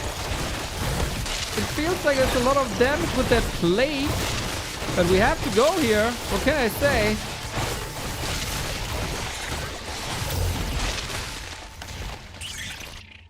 Mutator active. Heavy ordnance. Buildings have 20. Okay. We did it. We conquered this. Oh, that thing stays. I thought it's a summon. Research. What can we do? Plus 75 health and regen health. What can we do here? Movement speed, always sick. Attack range, movement speed. Let's do a little bit of everything. Not enough flux. Not enough flux. Oh yeah, we need all of these. We don't have a single production gatherer, dude. Okay, now I want this. How do I get there? Just here? We have like very little. We can do like. Go for all of them? Do they? Oh, they don't require anything either. So we can do this. Keep them going. It's kind of nice that the AI is following me without me doing anything. That's cool. Can I soak from mechanical? Yes, apparently.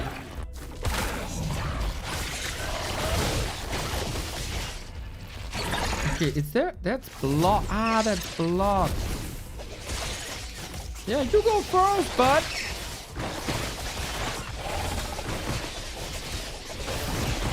I don't want to explode here. Okay, he got like huge boys. Oh, I got no idea what's going on. It will soon be nightfall. Okay. Be prepared. I kind of want to get that base before nightfall.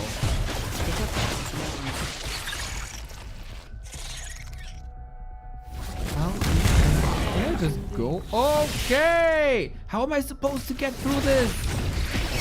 I guess we just go! YOLO! I guess that's the race fantasy, huh? I guess that's the race fantasy. Just swarm in.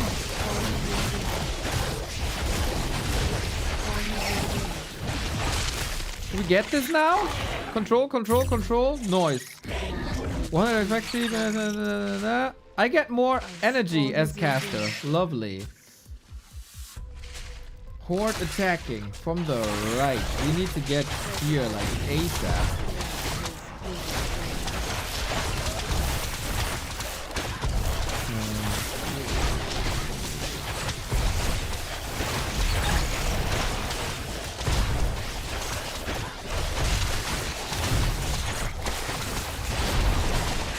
Okay, I would love to have like bigger units, short range that deals area of effect. This is what we need, this guy!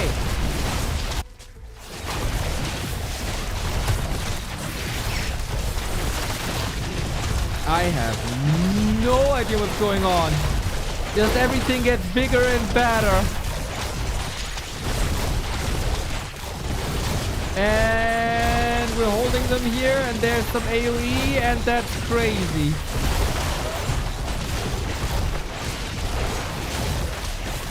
But we're fighting them back, that's good. We're making progress. I guess. The fuck?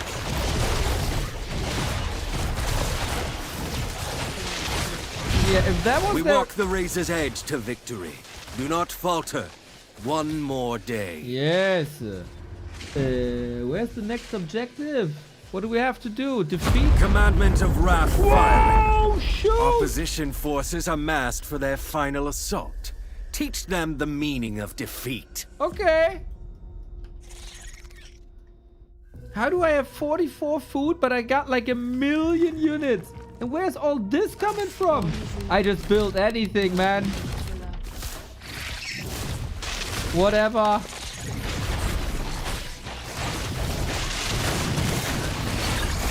We flood shit.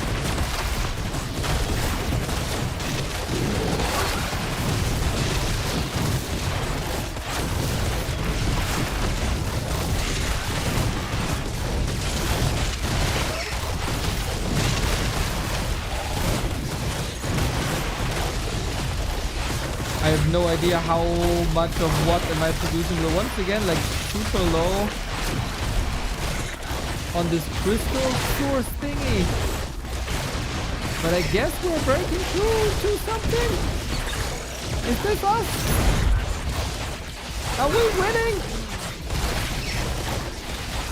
Is this a demo? Yes.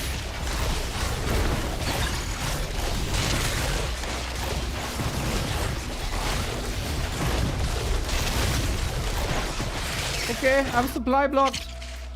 What was supply again? This one. W. W. W. W. W. W. Not enough something. Are you winning? I think so, but I don't know.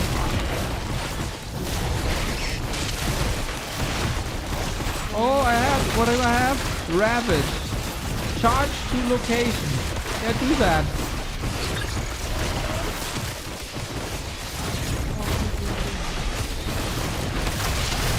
I kind of think I'm winning because of my AI collie. But who knows exactly?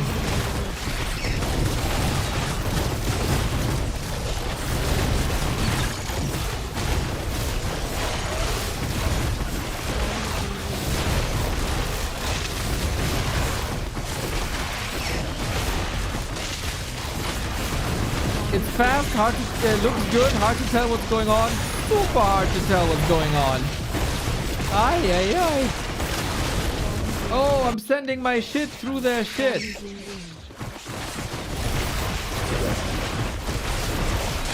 Well, I don't think it matters, actually.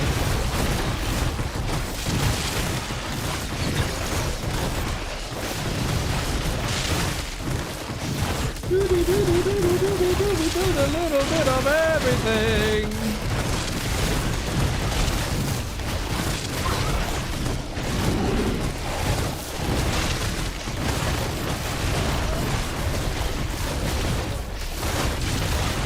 We got a lot of big boys now.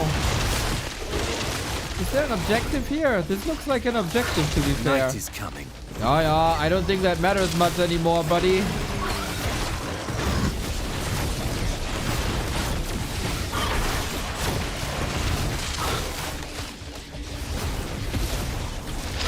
Oh, I can ravage here. Ravage!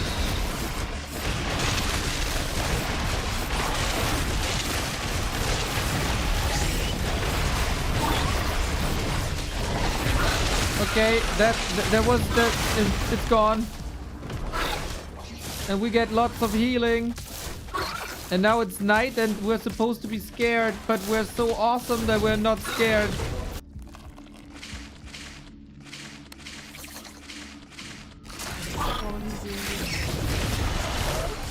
What is this? Acid blight? Okay. Ooh, that's a big boy. Yeah, suck that life.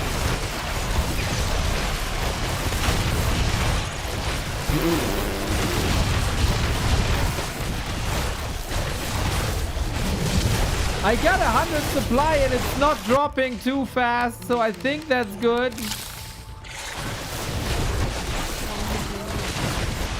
I can't zoom out, so I don't really know.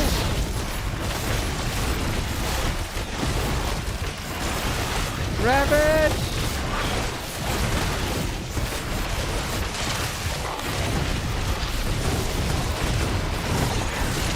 I just see there's an objective here. Oh, infusion.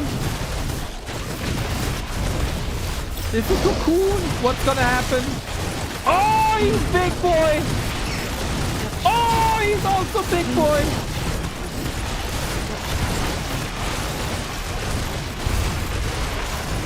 That's how you get the big boys.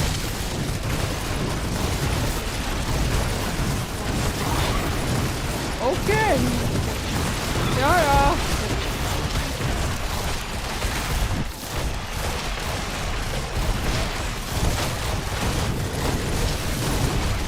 I'm supply blocked and I don't know why. A final entrance has been located. Okay. Marked for elimination. We should get... We have upheld the trust we have been given. Reflect upon this blessed day and grow wiser. Holy order fulfilled. Our opposition has fought well. We stand in envy of the day's march. Okay, we win. Meditate in prayer upon the lessons of this battle. Oi, oi, oi, oi, oi. I have no idea what's going on.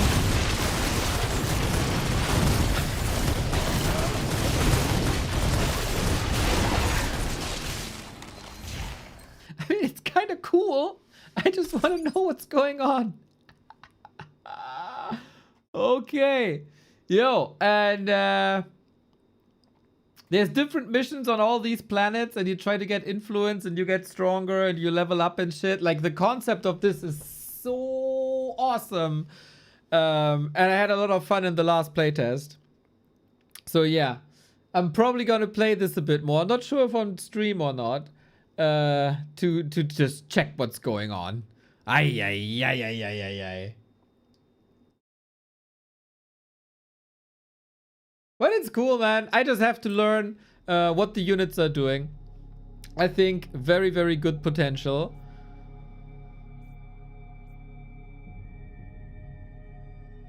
And does it say when it come out? Don't think so. Wait, 0 space. Launch date next fest. Early access July 20. So this is just a demo that's like pre-early access. Farks of the Larks, thank you for the Prime. All right, can't wait. That's like 2 weeks from today. All right. We'll see what they have in store for us then. That's it for today. From me, 7 hours. Kind of fun. Tomorrow, we're going to do some replay casts once again. And we'll see what that has to offer.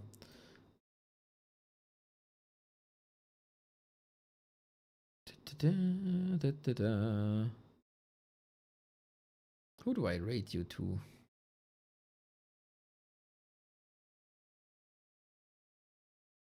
GG, GG, GG. Thank you, thank you, thank you. Gonna get some food. I'm gonna rate you to Krolu. He says, human broken, undead worst race. Ay, ay, ay. Thanks for tuning in. I think we had a very fun time with the Grubby and XlorD replays, and also with the Sonic replay and the Angry Acolyte replay. And I thank you for a nice stream today. Take care, everybody.